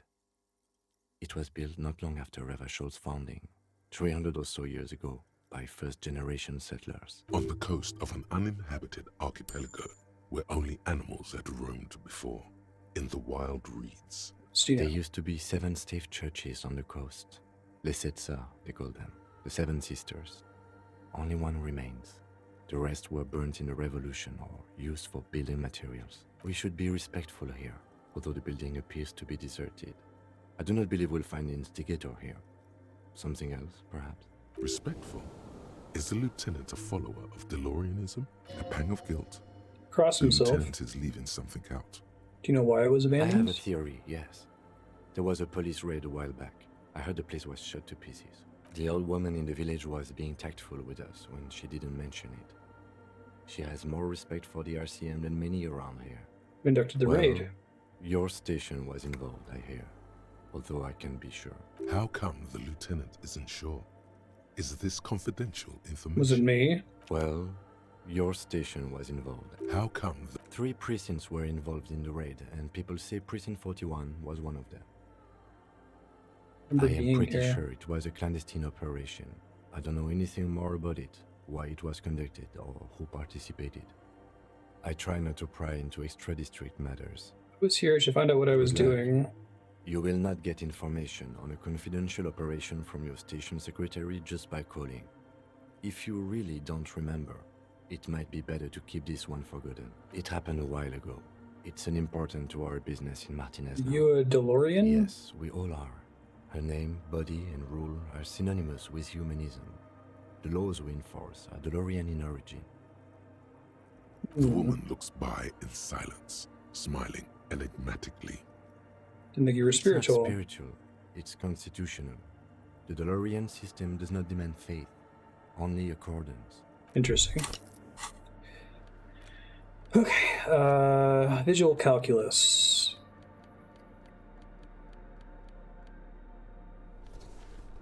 I think it's just the police thing that gives me the bonus. Everything else is penalty. Hey, her Innocence Dolores Day liked little figurines, right? Liked holding little men between her fingers. Remember? You have the Headless Fallen Rider figurine. You should give it to her. Win her back. This is a task of mine now. So very, very, very nifty. Nifty and mysterious. This is surely what the figurines are for. I love it. The mother of humanism stands above you. A precious and complex wax paint. Why? Can't give this to her. She's a stained glass That does window. seem to be a problem. Maybe you meant something else? Like what? Is the task still on? What are we thinking of? Part of your mind has gone on to other things already. Only a strange little sadness remains. The mother of humanism towers above you. A wax painting, a jigsaw of broken shards falls into place in front of you. A ghostly reconstruction of the stained glass window. Before it was shattered, there was an older woman beneath the younger one. And a text, a light motif below them both. Who shattered the mosaic? Unknown. Something during the raid the lieutenant mentioned. Or just hooligans looking for something to break. Who is the older woman? The escutcheon on her throne says, Irene the Navigator. She is depicted as an older woman wearing thick-rimmed eyeglasses, holding a golden rights apfel in one hand and a scepter in the other. This is the queen her Innocence Day advised. Above, she herself is whole. Small figures of wise men, common men, worshippers walk Tricked up me the with the stairs to figurine thing. It stand makes at me her so feet. sad. Secret servicemen, 30 years, stand in a row guarding her. It must have taken years to produce this work in all its dizzying I have that communist figurine too. What does the motto say? Below both women, in luminous black letters, Après la vie, Alive in death. après la mort, la vie de nouveau. And then along the left side, après le monde, la gré. Après le gré, le monde de nouveau. After life, death. Afterlife, death. After death, life again. After the world, the pale. After the pale, the world again. This is the great leitmotif of humanism, a summary of the effect of the discovery of this Isola, the Insulindian, on human thinking. A tremendous sea change akin to finding life after death. So used to say death, life again. After the world, the pale. After the pale, the world again. This exaltation is common in DeLorean sacralism. In the early years, it was even incorporated as the RCM slogan. No more, however. Why? It was deemed subservient to use a strongly moral intern-related motto. We already suspected of bootlicking. The sentence was also seen as too feminine. It was a macho thing. What's the motto now? Justice, union, prudence, and force. I like the other one better. So do I. The mother of humanism, tower. Why? That does seem to be a problem. The mother of human. Can I even do that? Is it a real task? Hold on. Offer figurines. If you meet her in person. What an odd task to give yourself, but here we are. Okay. Alright, I'm gonna go do the ice cream maker, and then we're gonna keep exploring out here. I might go do the Shivers check again. I know, right? Been able to fast travel exactly one time in this game. I'm gonna give it another try here.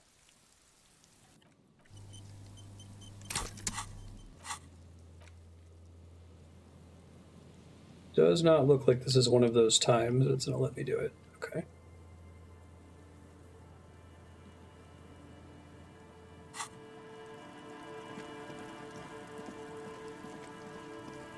Oh wow, that multi-tool is huge.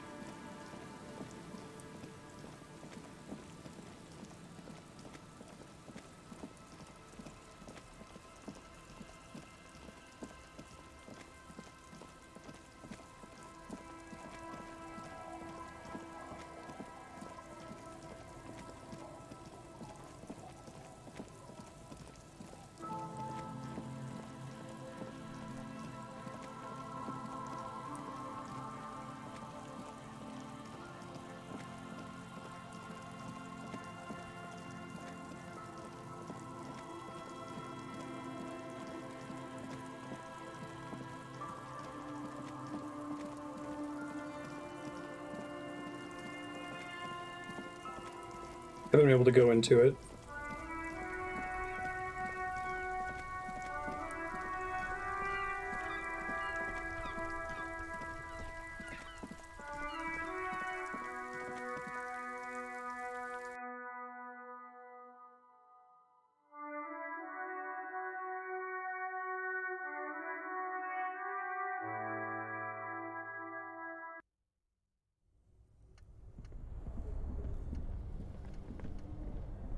Two cables are plugged into the breaker box. The red one leads to something close to you. Very smart. Opening the lid should be much easier after the ice cream maker has defrosted.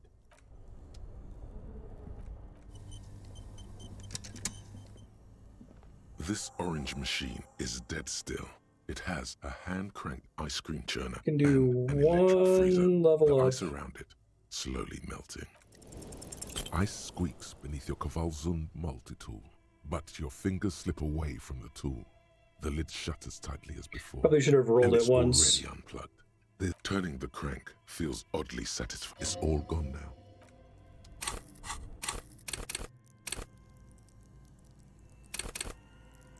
It's physical instrument, right? Oh, I should have changed my equipment as well. I think I might have at least one thing that helps with that. My shirt already does. I have another shirt that also increases it by 1. Remember if I had a second thing or not. Yeah, penalties to it. This is concerning though, because I can't spend another point on it if I screw it up here. This orange machine is dead still. Ice groans and howls under the Stressful. strain of your giant Kavalzund multi-tool until the lid cracks open. Darkness lies inside, but you can faintly make out an object, intricate and foreign, left there for a sub-zero beauty sleep, a filament memory with the words "off-site copy" written on its side. You gently lift the cube from its frosty bedding, careful not to damage it. We should take it back to Miss Lukanen killed as soon as possible. I'm not sure how well unused filaments tolerate room temperatures. Yes, but aren't you curious to know what's on the precious filament? There's a radio computer upstairs. Worried that if I mess with it, I'm gonna miss something.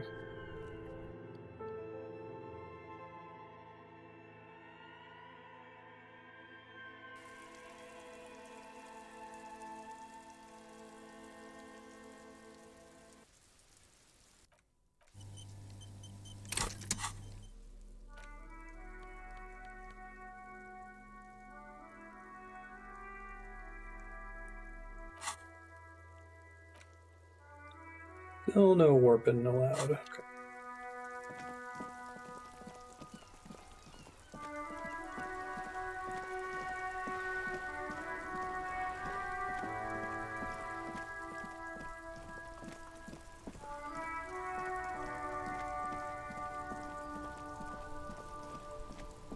And away we go. I could probably put my trench coat back on.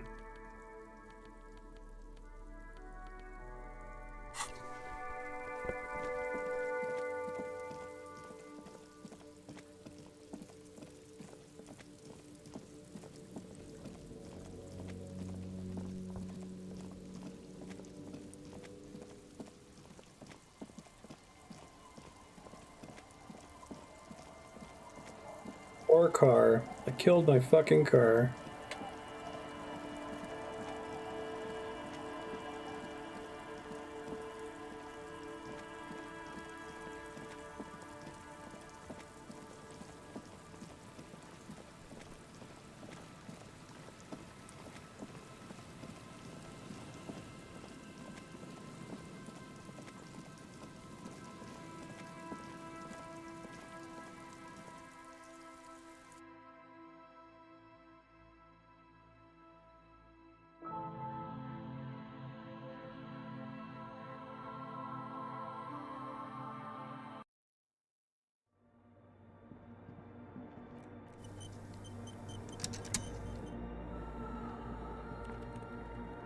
Yes, what is it?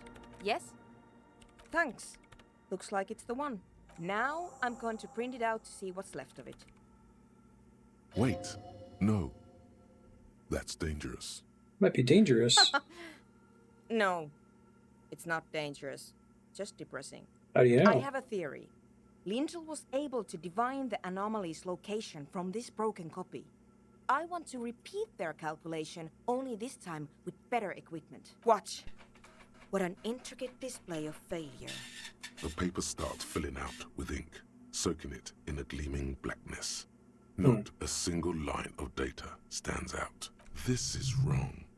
Machines shouldn't behave like that. Stop playing with this thing.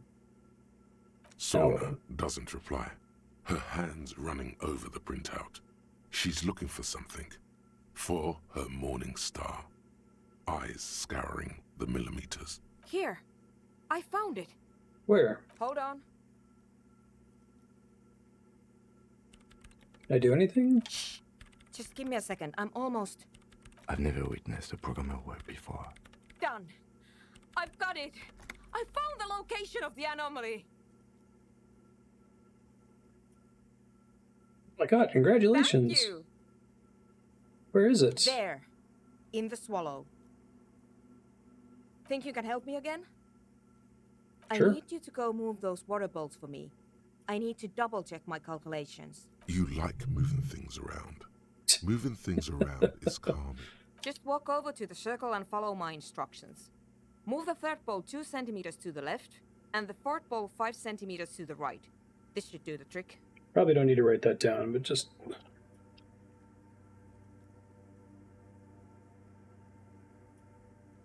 Thanks.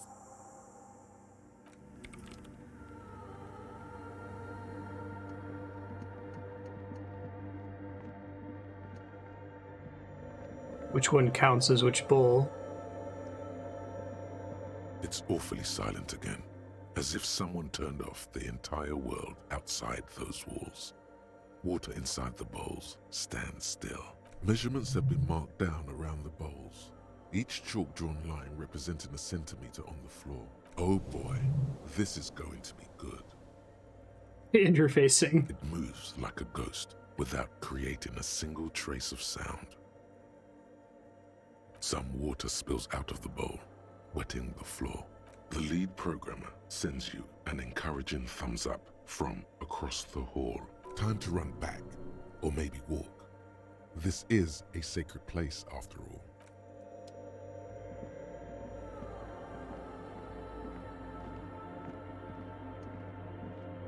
Alright, let's go.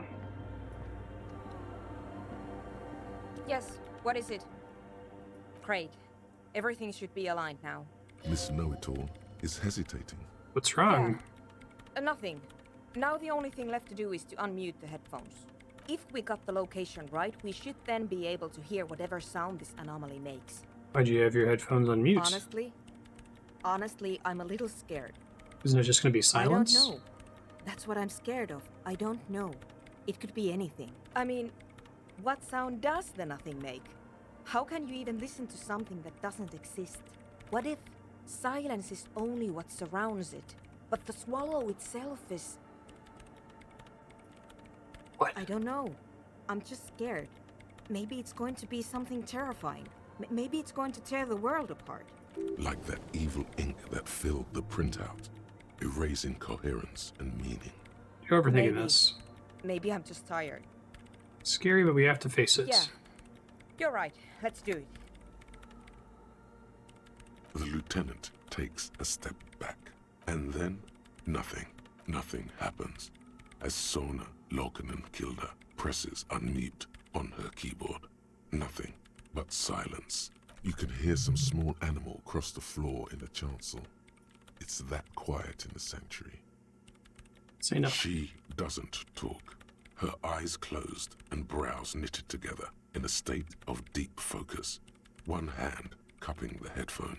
Damn it. Hear anything? Of course not. Nothing happened. Let's move on. Despite her fear, she was hoping for something extraordinary to take place. You mean nothing No. happened? No. My hypothesis was wrong. According to this, I should have heard something, if I got the coordinates right. Like I said, silence is only what surrounds it. But this is just another failure. Silence sounds like silence. That's all it is. You can try on the headphones. See if you can hear anything. But don't get You have a hopes high up. perception. Silence is silence? You're sure there's more to it? This can't be it. You should have a listen. All right. Hey, Kolda Mama Dakwa. Fuck yeah. And I get bonuses for helping Egghead with his jam. Everything disappears. You are draped in silence like a drowning man staring into his puny little headspace. And then the pressure changes. What does it mean? It feels like flying on an aerostatic. All or comes when your together. ears pop, or like a subtle difference in the atmosphere. A weather change hanging in the air. I feel like a lot of these quests had to be written from the perspective of needing to give things to do for specific skills and then giving multiple things to do and having them tie together, right? I feel that's part of why it feels so diverse. What if the sound you're looking for is too low for you to hear it? We need a better sound A system. better sound system? Alright, but where would we get one? From hypnotic dance music. Suddenly, a rhythmic beat permeates the walls, causing a small patch of decorative stucco to crumble onto the wooden floor. They should really allocate some renovation funds to this place. No. What they really should do is shut down the disco men for disturbing neighborhood peace. Could help with the You mean the speakers. speed That's freaks? perfect. Of course. The Speed Freaks. They have a fantastic sound system. And you think they would help me? They would if you wouldn't mind them moving in with I you. guess I could live through a week or two of peaceful coexistence. Sure. Let me know Wonderful. how it goes. Wonderful. Brings a joy to my heart. Trying to decide, we got about 26 minutes left before I have to split the VOD to make sure it's editable on YouTube. Trying to decide if I want to split it or just go over. I've recently found that I need to be able to go back to these videos and like edit or mute them, which I can't do if it's over 6 hours, in case there's like a surprise copyright claim. I think this game has some public domain music that gets triggered on YouTube. So I'll probably split it. I'm just worried that the follow-up recording is going to be like less than an hour.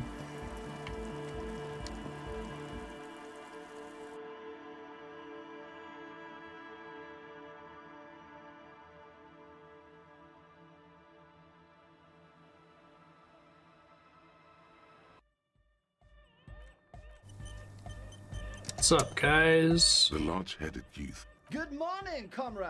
Yeah! Hardcore. Hi again. So, yes? What's the deal? Managed to convince her. She needs your We are grateful, speakers. Top Man. You're a true ally and the augury of a new era of hypnotic dance music. Share space for a couple weeks. That's fine. We can manage. And you're still sure about keeping our little side business, right?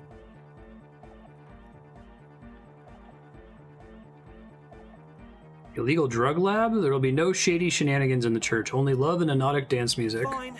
We can make do. Okay, thanks, It's Ikubo. going to take us a bit to move our stuff inside. A couple of hours, maybe. Come check back later. Let's get moving.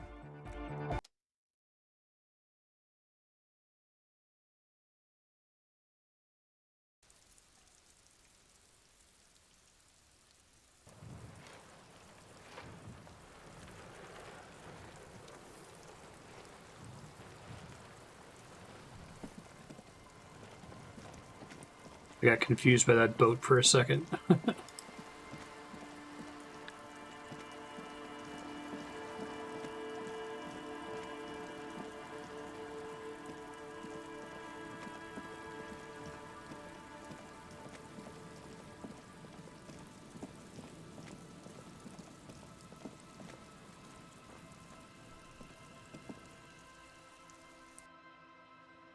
right, well, just to make sure that I don't miss the time window, I'm going to go ahead and split the recording here. So if you're watching in the future on YouTube, there's going to be an immediate additional episode right after this one that's going to pick up like a second after I finish saying this. So just cut to that.